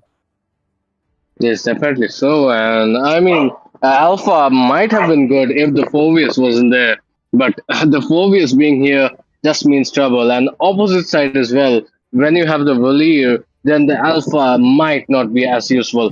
The Martyrs, though, might make sense because with the Mortal Coil, he can get out of both Valier as well as the Bodang Fish Cracks. So the Martyrs going in is definitely something which I like in this situation. There is, of course, Wisteria on this grandeur, and he can contribute quite a lot. The only problem for him, however, is that Ryuk Hurrit on that goal lane, and he has to figure out a way to deal with it. Of course, the Phobius is there, so this is kind of questionable why Team KF picked up the Hurrit. But then again, some Hurrit users are just as confident. They're gonna be like, okay, I will knock the Purify, and then I will just burst down the Phobius, even though he has the ultimate. And the Borg, I like that kind of a pick. The Borg might definitely be something which can counter the Martyrs as well as the Gatut and Phobius. And if needed, it can go to the back line. Mage was left, and Valentina has just been picked up. So the Fist Cracks as well as the Last Insanity, the Crimson Blood. Blink has also been in the arsenal for this Valentina right here on Ito. So let's see exactly how this match is going to perform. Of course, both these teams need no interaction. They have been dominating throughout this round of 16, and today, in the top 8 series, we have to see exactly how these two teams are going to perform, because whoever loses is out of competition exactly, guys. So let's see who is going to go towards our semi-finals. And this is the quarterfinals match right here, guys. So Justin, of the draft, and please do tell us in the comments as well, what do you think? Which team has the better draft, and which team do you support, given what we have witnessed in the past in this tournament as well? Yep, guys, do let us know. But I think in this match, Team KF have a lot of slow effect, which actually gives trouble to Martis, because he will not be able to get close to the team, and will not be able to use his decimation if the slow effect is too much. And that's the role of the Harriet as well as the Export will be there. He will get zoned out all the time. So yeah, let's see how things work out. But with this, guys, we are already back into the land of dawn, and this is Nodwin Community Cup between Team KOF versus Team Sentinels. So let's see who will get the W tonight. My name is Jefford Justin, along with me, Roots Official. We are the casters tonight, and we will bring you the action for this one. And so far, the rotation, it's the standard rotation to the goal lane coming in from both the sides. What do you think? Who might get the first blood here, Roots? Well, we can see the Carmilla was a little bit attracted to the goal lane, while Gatut is just camping, maybe to deny some farm for this Xbog right here. They do realize that this Xbog, if he is farmed, then it will be a direct issue for the team, and that might just result in a direct loss. Both the teams are clearing their jungles pretty well. I mean, Martis and Borg, both of them have pretty fast jungle clear. So for now, since the focus isn't online, definitely Team KOF have the upper hand here and might just take the first blood and something else with it. But there is a Martyrs in the opponent, so we all know how good a Martyrs is in that early game. So the key to victory here for KOF would be to first of all get this Xbox farmed, and on top of that, you need to get this Martyrs not on the killing spree, but retribution already used by meat on that Xbox. I mean, definitely before a turtle, that is not a pretty sight to see. Maybe that was just a muscle memory used, but definitely Team Sentinels are looking a bit more strategic here. Justin, what do you think exactly can happen here? Because there's the Valir as well, so maybe he can wait for the Mortal Coil for the of the Martyrs. Right now, I can see the positioning of Team KOF is not in point, and this will be an easy turtle for Sentinels. But definitely, they could have in a contest for it instead of just letting it go. But still, they just used a really unnecessary retribution. They lost their confidence, and they thought they might not be able to contest this initial turtle here. But still, they have lost a lot of gold and XP because of this turtle. But right now, Team Sentinels do have the grip because of that initial mistake that Xbox makes. So right now, they have to compensate it. They have to capitalize it as much as possible and try to snowball him. That's how Team Sentinels play. They get a weak point of the enemies, and they just do not lose the grip. They just keep snowballing them over and over and get the win really dominatingly. But right now, let's see if Team KOF will be able to do something because they have what they need to handle the team fights. They have an Xborg to bully this. Okay, we can see a fight. Uh-oh, looks like trouble. Big man gets taken over. Look at that last insanity being popped in by both the Xbox. And this will be a defensive last insanity, in fact, for Meat. Because the first last insanity just took out Slasher on that Valir. So definitely, Sentinels are here to play. And Meat is looking pretty, honestly, he is pretty looking rusty on that jungle right here. So far, he has contributed nothing, and that is exactly why his team is losing. The false retribution, as well as the passive playstyle, is kind of making his team lose here. So Meat will be looking to capitalize on the situation and do something, because he is pretty much needed if you have such a tanky opposition right here. So let's see. Both the junglers are, however, on level 4, so the retry gap hasn't begun yet. Let's exactly see how Team KOF are going to battle things out. Phobius is going to be online soon, and that might change this turtle fight completely as well. Justin, who is going to take the second turtle here? Now it's really difficult to say because Team KF have the tempo in their hand, but still Xborg is not in the not in the area to even contest the turtle. So another free turtle for Sentinels here. But right now, are we gonna see a counter engage here? But no, they will not do engage. They will stay really calm at this point because they know the lead is not too much. They are trying to waiting for Team Sentinels to make a mistake here, not trying to make any play, but actually waiting for a mistake. So okay, right now we can see a taunt here. Are we gonna see a continuous fight? Okay. Look at the Gatoto getting CC'd all over the place. He has to use the AOG out. The Crimson Link has been used, but killing spree coming from Martyrs just means that Martyrs is online. Last insanity used by the Valentina Icho, but the Xborg is in trouble. Martyrs gets taken away, but Ryuk is gonna pay the price. Icho takes his kill. So this is gonna be 2-for-1 exchange. The jungler versus the mid laner and the gold laner. Cannot even say which is better, but Ito is playing pretty well on the Valentina. He seems confident. So always a great mark when your mid laner is so confident, especially on heroes like the Valentina, because it takes a certain level of skill to play that well. Yeah, look at that. The ice cream wand picked up by Valir. So what exactly happened in the last team fight, Justin? So the thing is that how Martis there, I like to say the damage coming in from their team was a little bit less. He have actually given too much to the fight, but right now Valentina in the back line trying to do something here. Oh, this might be a little too much as she loses her life, and Team KOF are there 4-man strong. So definitely this is going to be Sentinels hitting the bricks because they need to regroup. They do not want to give an unfair advantage. Look at the Martyrs though, pushing top lane like it is Sunday here. So Justin, what would you say? Like, how are both the teams playing right here, and what seems to be the trouble for Team KOF? I guess they need some more confidence, man. They are losing the confidence. They should be playing really aggressive from the starting, but they are making mistakes from themselves. Because if they do, they can actually win the fights. They have the slow effect can really hinder the mortal coil of the Martis. So yep, they could have played aggressive, but right now they can't, and because of that, they have lost the third turtle of the game. Right now, Phobia's trying to catch someone in his CC, trying to bring up a fight, but right now Badang will be slip out of the situation. Curse of Blood, we need a good Curse of Blood ability though, but still Harith have to be really farmed up to actually execute the plan. But right now they are trying to take the turret down along with the Badang. And he gets taken right underneath his turrets. If that isn't a statement, I don't know what is. Pinkman forced to use the vengeance as well as the blood link right here.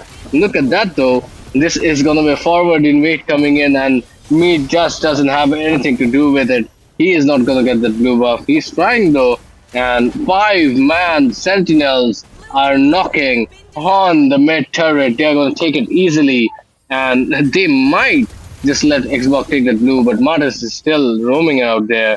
The Lord is gonna spawn in a minute, and this just gives some time for KOF to get that goal lead. Because if we talk about the goal, it's a 5k goal lead currently by Sentinels. That just means that it's 1k each, and that is not a good scoreline to follow.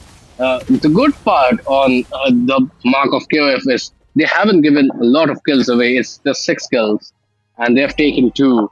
So, are there chances of a comeback here, Justin? I mean, yeah, and no at the same time. Because if we see a really good Curse of Blood connection from the Carmilla, and the Varyd's damage is there, and Xbox does a really good ultimate as well. So if the combination in total is right, and actually Sentinels does get connected in all 5 of them gets connected, something like that, or they just lose a lot of lead. So, and in those situations, yep, we might see a comeback, but I guess Team Sentinels will not do those kind of mistakes right now. Look at their formation. They have took out almost all of the outer turrets. So they have a lot of map control in their hand. Right now, their task is to get fed as much as possible before this lot, so that even they comes to contest it, they might be just this might be end up being a slaughter for Team KOF. Right now, Harith is trying to push, and Martis is going actually after him. So yep, if Harith able to kill Martis here, okay, whatever when I'm saying Martis is fed, but he died there. Yep. I mean, I just imagine Martis clapping that with that clapping sound you see in the memes. But look at that, Mysteria gets taken out, and so is Pinkman. So it's currently a 2-for-1 trade. EOG picked up beautifully into 2 people, and this is gonna be Xbog, who is gonna live to fight another day. Although his clothes got torn away, and this just means that it is a free Lord. So Sentinels are doing pretty good on this part right now. And let's see exactly how things are going to transpire, because Team KOF are not in a good position, and they might not even know if their position is good or not, because that turret had no business trying to take on that Martis, who is currently on a 5-1-2. And this Leaf just doesn't have the items, I guess. Speaking of items, let's take a look at some of the items here, Justin. Absolutely. Okay, no blood wings for the Ryu right now. That's why it's so squishy. But right now, AOG will be connecting. Okay, look at the curse of blood there. They connected to the people, but the damage was not really there, and they will be able to work out the situation without any problem there. So right now, they Yeah. all of the members are good to go. But like we are talking about the items, Harriet have to get the farm, get his main items done. Holy Crystal is not in the field, so the chunky damage that we usually see from the Harriet will not gonna see in this one unless he have the Holy Crystal and also the tankiness which he gets from the blood wings. So both of the items are currently missing, but still he have the mobility, he have the CDs, so he will have unlimited dashes, but still the damage will be not there. Right now Lord is pushing through the mid lane, will hit a charge, and the lane will be cleared. Are we gonna see Martis dead here? Okay, he was kind of in a sketchy situation, but right now he is in a cool spot. But still, if you talk about the lead, still Sentinels are way ahead in terms of lead. So yep, Team KOF have to wait for a mistake that might come from Sentinels here, so that they can get their items done and might be able to do something here. The last Curse of Blood was really good, but still the follow-up didn't came in time, and they did manage to escape the scenario. Yeah, and one more thing is interesting to see that Meat on the Xbox actually chose the anti-cuirass instead of the immortality. I mean, it's quite a staple food for Xbox to take the immortality first, but he tried to prioritize it. And I mean, trading it off, I don't think so. That was a pretty wise decision because honestly, the immortality gives way more to the bog than an anti-cuirass ever will, and definitely some mistakes are committed by Team KF. That is why they are currently in the deficit position right here, and almost a 10k goal lead coming up. That just spells doom for everybody. Hopefully, though, the Martis is gonna fall off in the late game, and they might be able to do something. If Ryu on that Harid gets some gold, because even the Valir is kind of a support, he doesn't have a lot of damage. So we'll have to see exactly what they're thinking of. Look at that though. The Bloodling we popped in. The AOG got in as well. Killing spree for the Martyrs. Double kill hit is. Triple as well. Can we get a Maniac? Yes, my boy gets a Maniac on the Martyrs as well. Wiping out the whole team is Team Sentinels as they make a major statement in the Nodwin Gaming Community Cup. They are here to lift the trophy as they take game number 1 in this best of 3 series in the quarterfinals. And KOF are reeling at the moment here, Justin. Yo, what a domination match coming in from Team Sentinels, man. The last fight was insane, and that definitely shows that Team Sentinels just never lose the lead they have gained from the starting, and they are really good at snowballing, man. They just never lost the lead they had, and yup, they made it through. Really nice initiation. Gatot Kacha AOG is, I have never seen him missing a single AOG in the whole game, and that shows how disciplined, how focused they are for this tournament, and got the victory on this one, man. But yep, I guess this was the last match of tonight. So yep, team KOF did a lot of mistakes from their side as well. From the initial games, they should have played really confidently and aggressively from the starting, because they had the draft they needed to win this, but still they couldn't execute it properly. But yep, Team Sentinels, they did no mistakes and got the trophy for them, got the win for themselves here. Yes, but they haven't won the trophy yet, and they haven't yet won the quarterfinals even, because this is a best of 3 series. So they still have to win one more to get to the last stage here. So let's see if Team QF can make a comeback or not. We are not going to go anywhere, and so shouldn't you, because game number 2 is coming your way, and this might be pretty interesting, because Team QF, they are fighters. They have to see how they can exactly crack a hole, because Sentinels are just on another level at this point. So with the momentum on stay as well, Team KOF definitely need to think of something. And the fighters, if we talk about king of fighters, that was Sentinels right now in game 1, because they had 3 fighters, and boy did they make a killing out of it. Team KOF need to think about the drafting. and need to think about a little of the synergy as well. Because last game just didn't look too good. I mean, picking a Hurrit against a Phobius is never a good decision. This reminds me of that Benedetta which was taken against that Phobius as well. Very mistakeful things to be done, especially in a tournament situation like this, Justin. Absolutely, man. I guess with this we will take a short break and let the teams get ready. So yep, don't go anywhere. We will come after a short break.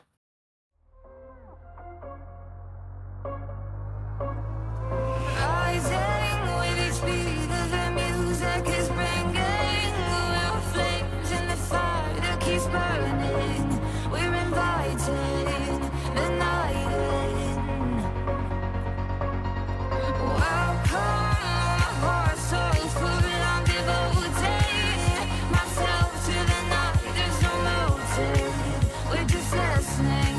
We're existing.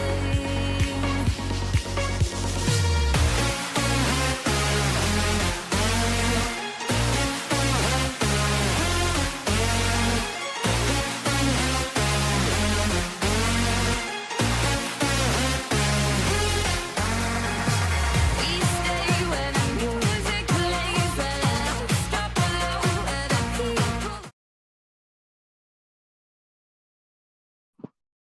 Did you guys think we were taking a long break? Psych, we are back again with the second match of this best of three series. It is match point for Team Sentinels as KOF are in in the back seat right here, backs against the walls. And if they lose this one, they are going straight home. They are not going to be part of the Community Cup organized by Nodwin Gaming. And who wouldn't want to stay here and win the trophy? The shiny prize is on the line. As Sentinels are going to have the second pickings here. KF has the first pick.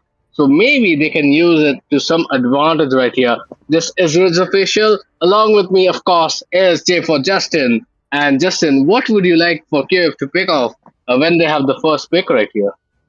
Bro, first of all, I want them to play really confidently, like they used to play. You know, they are not in form. Like I have seen them perform before. So yep, I want their confidence back, and I want them to perform at their best. But still, the Team Sentinels, they are really in the form like they always are. And yep, let's see if they're gonna dominate the match this one also.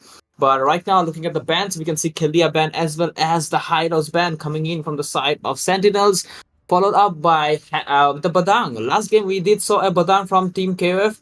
I guess they do not want to pick that Badang anymore, and they will just ban it out here. So yep, great choice of ban from the side of KOF because the Badang is still working, guys. So yep, great call to ban it out. Again, Lucas is still open, and Sentinels have the first pick. So if they don't ban it out, then Team Sentinels will not think a minute before picking it. Definitely so, and we still have a few more pickings left. I mean, they could. I mean, KF are already reeling right now, and they could just throw in a shot. I mean, worth a shot to go for maybe the Matilda or the Florian first pick and try another meta. Maybe Meat would be a little more confident on a utility jungler, or maybe he could go for an assassin, which he is pretty comfortable in. I think the comfort picks would be the go-to strategy because KOF are in a very bad position. So why not throw the kitchen sink at it and try something new? Surprise the audience as well as Team Sentinels right here. They're pretty standard bans once again. I mean, we didn't see something different. Only the Badang was open, but this time around, Sentinels have the first pick and they might choose something interesting here. Let's see exactly what they're going for. Is it gonna be the Florian or is it gonna be something else? Maybe the Gertrude Kata, good old and trustable, Justin. Absolutely, Gatot Kacha is always trustable and a really good to go pick. But still, let's see what the goes with. Team Sentinels are okay. They will lock the Phobias like the last game. They knows the potential of that hero, But still, CC is in this game. See, we can see the CC is open, so this might be a thing that CC might get picked from KOF can and also hinder the phobias in this game. But still, a lot of OP heroes are open. They can go with the Ghatur Kacha or a really reliable pick for themselves so that they can actually do something about this game and come up against the phobias here. But still, they have the CC open, so okay, they will just go straight up with the hyper pick at the starting. Right now, Team Sentinels knows what they are playing against and it will be hell of a retro battle. So they will need something to at least zone him out because this Suyu gonna take the perfect hits every single time when it comes to the turtle. But right now, look at that. We can see the hands are being locked from the side of Team Sentinels to zone the Suyu out from the turtle, maybe. But still, let's see how Uh-oh. things work out because this is looking spicy. Last time Lemon picked at Hanzo, we saw how he was exactly bursting down something like a Barat. So that is definitely not a good sight to see. The Hanzo at the hands of Lemon right here. And the 4-way should have actually been banned out because of how good Sentinels plays it. So definitely they should have tried to ban something different this time around, but Team KF haven't. And look at that, the Airtel being picked up as well. So the Soyu is definitely going to have a hard time here versus all these kind of counter picks right here. The Gatur Kata is there on their team, but what are they thinking is the question. Are they going to do something different or are they not? Yeah, the Soyu is pretty dependable, but not against this Phobius. So, Justin, how would you draft if you were in Team KF right now? I guess definitely. Since the Suyu is a backline diver, though, but talking about the mage pick, I would have gone with an Valentina mage here to actually terrify him, though. But still, the Irithel, we can see the Irithel is already being picked up. So, okay, we can see and have really early pick as an answer. The Brody might work out actually because Brody after in the last patch I did notice that have the Brody got buffed a bit. So yeah, people can actually perform good with the Brody if they place it right, and also can escape the Hanzo with his second skill stun, and can stay in a safer position than getting killed too easily. So he can just go with an rose gold as well as wind of nature as well to stay even more protected. So yep, the burst is pretty high from the Brody. So right now they need a controlling mage. I mean the AOG is there, but still they need something of a good follow up. Maybe an AOE, maybe a Vexana, but still she will need a lot of babysit because the hands are gonna come to the mage all the time. So right now we can see a Valentina ban coming in from the side of KOF to so that the AOG doesn't get copied. So this is giving a sign that the Gatot might be the roamer here. But right now we can see that Carmilla is getting banned, and we did notice that getting KOF was KOF's Carmilla was not too bad, but they were just not playing the aggression they had before. So yep, that's the difference. So right, I guess they will figure out their mistake and do better on this one. Yes, both the teams are just banning out the heroes they played last match in the second banning phase. The Valentina, rightfully so, because Ito was just playing really well on that Valentina, and the Carmilla can definitely be an issue, especially if you're a Hanzo user. So I like the Brody pick, but what else are they gonna pick? I hope it's not a Valir again, and something of a burst potential. Maybe even the Fasta, because Fasta can avoid the Hanzo as well as burst down the back line. Something like the Irithel can withstand as well. The Tigreal being banned out, that is something special because we don't see a lot of Tigreals being played by Sentinels, but who knows? Maybe they will, maybe they'll not. But the final ban coming in, Justin, and this is gonna be a CC being banned out, just like last game. And let's see what KOF have in mind, because this is the ultimate showdown. You either play or go home. So what is Pink Man gonna gonna pick on that Rome? The Aurora, I don't know how I feel about that, honestly. There are better choices, Honestly, at this point, I would even go for the Vexana rather than the Aurora, due to her short range and the low damage which she has sometimes. So we'll have to see. What do you think? What should be the mid lane pick for them here, Justin? Um, I guess they need a disengager hero. They need some CC. Aurora or a Vexana could be an answer. Okay, they are planning and they're actually planning to surprise them with a Lois diversion. So might work out, might not work out because it also depends on the how much lead you have, especially in the early phase of the game, which Team Sentinels are really good in the early phase of the game because they never lose in the early. So once they get the early game lead, they will just snowballs. That's their strategy. But that's what they should be avoiding. Team KOF not lose the early fight of the game. So the Lui might work out, might not work out. So yeah, if they have the farm, they can do some crazy diversion plays like Witch and pull up crazy for something themselves. But right now we can see that Eve has been Well, locked. RWM on the way.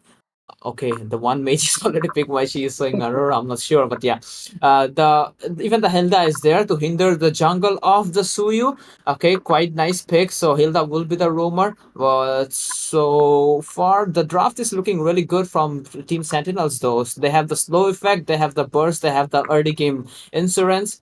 So far, it's fine. Team KOF right now need a really good explainer or a roamer because Gatotkacha can play against a Phobius if needed, but they actually need a strong front line that can save the Lui from this Hanzo here. I mean, I'm not so sure if I like this youth pick right here. If the diversions from Slasher are good, we might see something different. Ooh. I kind of like the KF draft this time around a bit more than last time, but it all depends on how they're going to play those heroes. Those heroes have potential. Do KF have the same is the question, because that is all what's on the line, your skill sets, and the 20,000 diamonds of the Nodwin Community Cup. And we are going to see how exactly it rolls. As Nodwin Gaming Community have organized this beautiful tournament, and we are going to go straight into the land of Dawn in just a few moments. But let us ask you guys in the comment section, which team are you supporting? Do you support a comeback from KOF, or do you think Sentinels are gonna take the prize? Justin, what do you think of this? The glue pick, man. There is there is not much counter for this glue. If this glue is really good, he can actually make it really nasty for Team Sentinels in this match, man. Because the Phobius might not be that impactful. He could be really unkillable and could be a pain in ass for everyone here. So yep, they have to watch out for this glue. Not let him get the farm he needs from the early phase of the game. So yep, they have to keep the pace from the early phase. But right now, guys, we are back into the land of Dawn. This is the best of three match between Team Sentinels versus Team KOFs. And this is, guys, you guys are watching Nodwin Community Cup.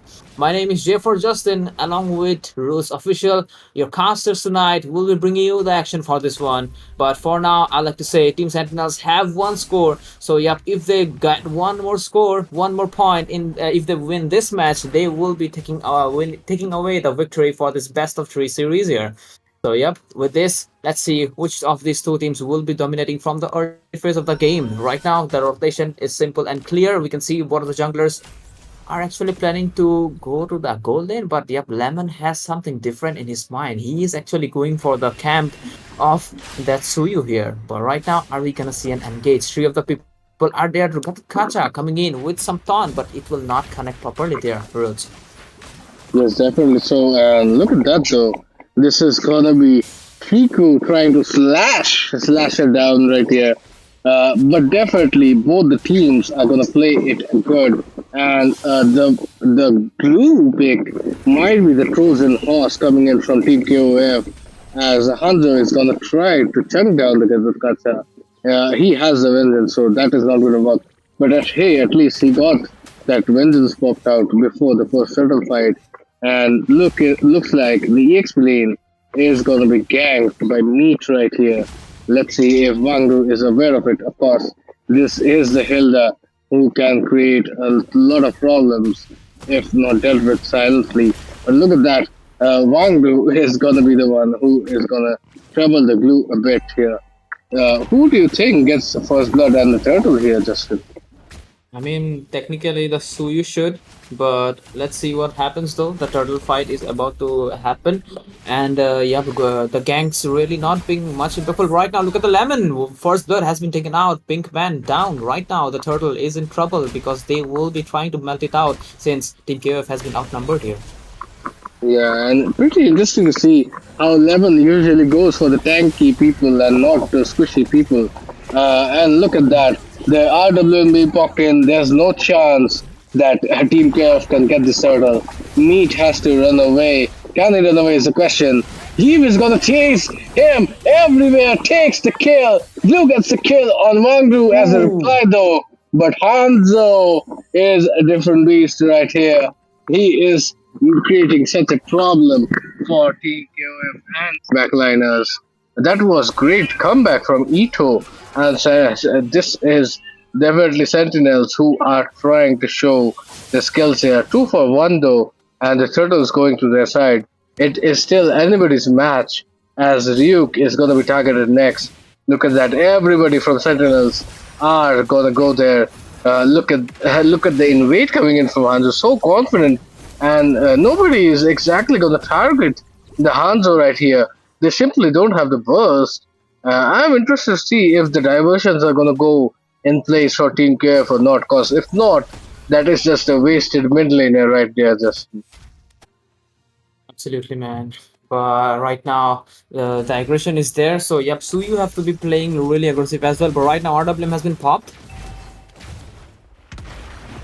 yes, the RWM being popped right in the midst of the turret, and Pinkman is looking like he's in trouble situation. 4-man jumping on that Kato. This is not exactly how you see it played, especially the tanky people are not targeted, but Sentinel seems to have a different kind of a masala or a different flavor when it comes to fighting it off. Their strategy is pretty much trying to make a paper out of the roamers so that there's nobody left to exactly take out to defend their backlines. And look at that, the meat is actually playing it clever here, trying to push out that XP lane so that they can somehow get the gold. So this Team KF is looking a little more confident than last time, and they are playing it a little better here, Justin. But the second turtle has just spawned in, and who do you think can take this prize here? Especially, well, the night is still young, and there's not a lot of goal lead for each of the sides. This is questionable right now. No, the positioning from both of the teams are not really there. But yep, Phobius is there to make sure he gets the zoning done. Right now, Hanzo is on the way. Okay, we can see a diversion being popped. Are we gonna see a really good play here? Hilda always knows, and AOG will not hit anyone here. Yes, AOG lands nowhere, but the Katot is still gonna try to zone people out. Pinkman is in trouble as he gets taken out. And this is on the Sentinels trying to get more out of the team fight they just won. They will not, but they might just get the mid turret, as Slasher doesn't seem pretty interested in defending, so he would rather not risk his life. And look at that, the jungle is being dominated as well. Hilda is there. Saw you, where are you going? Meat should have never tried to step in to 3 people right here. Look at Slasher and how low Sasha is, but she is gonna walk away with the diversion. First time in this match the diversion has been used, and maybe that was the correct usage, but there's nothing else we can see for now, as this is Sentinels who are putting in the charge here.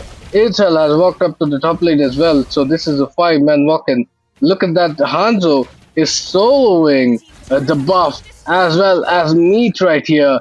Such confidence is in this Hanzo, but AOG connects nowhere, and Meat, Lemon might just run away, so nothing, no harm done for Sentinels, as Team KOF still haven't had any answers for the onslaught coming in. Noah gets taken out on top, so it is a 5-for-1, says the scoreboard. 5k goal lead as well, and they are just stuck defending all the turrets while this is just Sentinels who are trying to take every turret in sight.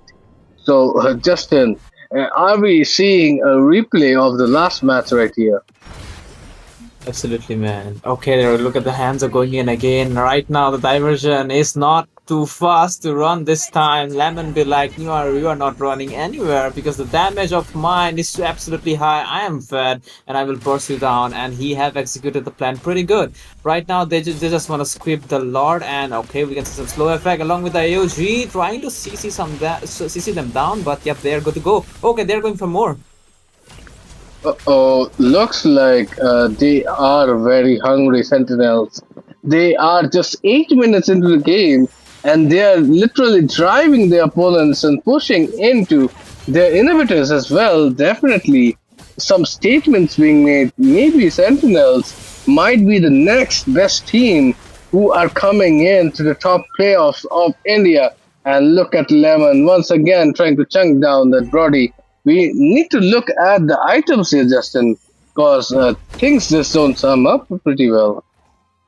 Yep, right now we can see that Phobius not going in for the Thunderbell, just going in for them straight defensive items, the Radiant, the Anti-Curus. So, yep, we can tell the Phobius will be absolutely tankier than ever. Right now, Hanzo just have 2 items, and from now only, they have the full build. So, the plan was that from the last fight is to take out the passive of the previous turret so that they can just push the Lord from that side. So, yep, that worked out wonderfully. Right now, the Lord will just hit the turret pretty hard and the HP will not go down pretty easily because the passive is gone. So yep, the plan did work out for them really nicely. Right now they are trying to get their farms done, and they have to play a little bit more safer. Also, Team Atlas might want to sync up the lanes so that they can put maximum pressure on Team KOF, and so that it will be really hard for them to defend. And also, like I said, Team KOF, they have to play a little bit more safer, have to rely on that. I believe the the Brody Oh, doesn't have much of a wave clear, but yeah, I guess the Louis is the one that they have to rely on for the wave clear here. But let's see how, because things will get really hard for them since they do not have the heroes that can clear the wave really, really fast. Right now, hands are going in again.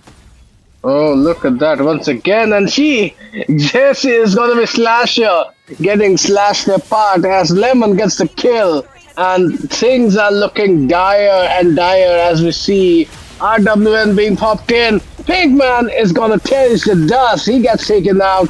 And everybody on the team of KOF is looking like it's wipe out because the crystal gets taken away. Team Sentinels, take a bow because you have just impressed the whole of the India MOBA community with your dominance and sheer brilliant gameplay. 2-0, you take the series and go straight into the semi-finals of the Nodwin Community Cup organized by Nodwin Gaming. And what a match, what dominance did we just witness here, Justin? Right within 9 to 10 minutes, Sentinels have ended it, and what a picture perfect gameplay. I mean, that's a chef's kiss right there with the gameplay they showed right now. Absolutely, man. Really nice domination. Like I said, Team Sentinels are really good to hold the grip when they have the lead, and they just do not throw it, no matter how hard you try. Team KOF do not have the wave clear. If they picked up Vexana, they would have been able to defend it pretty easily and could have been really impactful in the fight as well, I believe. But the Louis pick didn't really work out for them, and that's what I can tell. But Meath, I believe he needs really too much of an improvement as a jungler here, because the aggression that you should come from a jungler, it's really not there. And he is doing some really blunders even from the start of the game. He is wasting his retribution here and there, and because of that, they are not being able to contest the turtle, and because of that they are losing the lead they need from the early phase of the game. So yeah, they have to keep the pace, they have to practice a little bit more, and keep the confidence on themselves that like they play in the previous matches. So yep, with this I believe congrats to Team Sentinels for playing so good, for keeping their pace from the early phase of the game and get the sweet victory for themselves here. Yes, Team Sentinels are gonna move on, and you guys need to be there for tomorrow. There's gonna be another best of three series between two of the top teams once again. We have two teams which are fan favorites. One is Yellowstone versus Bohut Bura Huwa at 6 p.m. And then there's Rayuga Esports versus this team right here, Sentinels, at 8 p.m. IST. So do not go anywhere. You are not gonna miss it. This is gonna be Saturday night, as tomorrow we are gonna take a breather and let these two teams figure it out. How they exactly are they gonna strategize against each other? This has been Rudz Official. Along with me has been J for Justin. You guys have been watching the Nodwin Community Cup, and we are gonna be back live this Saturday with the semi-finals, and then Sunday with the grand finale as we conclude this beautiful tournament. For now, guys, do take care, good night, and have a great rest because tomorrow is going to be Friday, the last working day. So, quite a few people would be enjoying it and going to be excited to have a lovely weekend here. We wish you guys all the very best for tomorrow and good night. See you guys. Bye bye.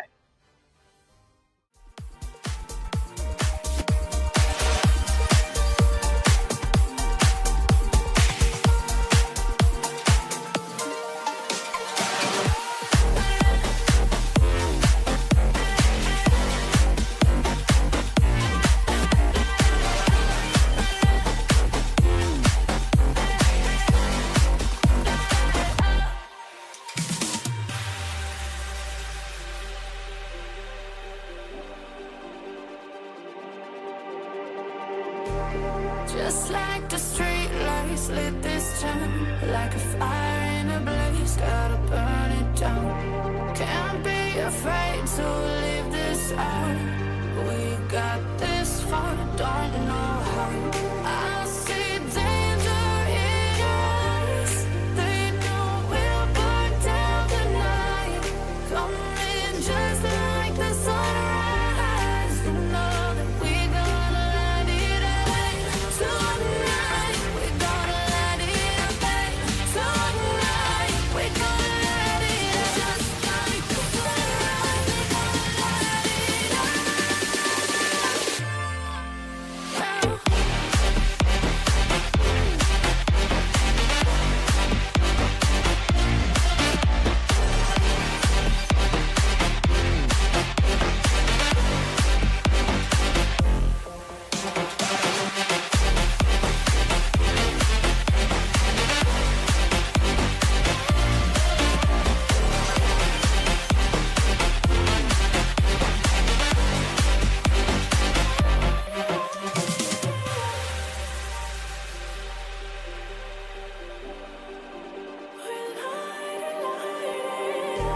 Just like a spark that's breaking out. Can't make a stop, can't turn back now. We know that there's no room for doubt. No, we can't turn back now. I see danger in your eyes. They know we'll burn down the night. Coming just like the sunrise. You know that we gonna light it up tonight. We gonna light it up tonight. We gonna light it up just like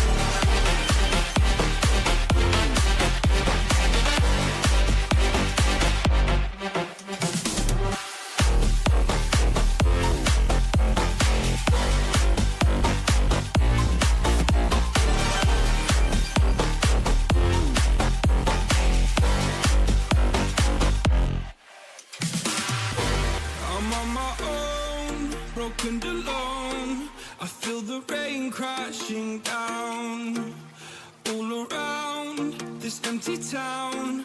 I'm searching for the lost and found.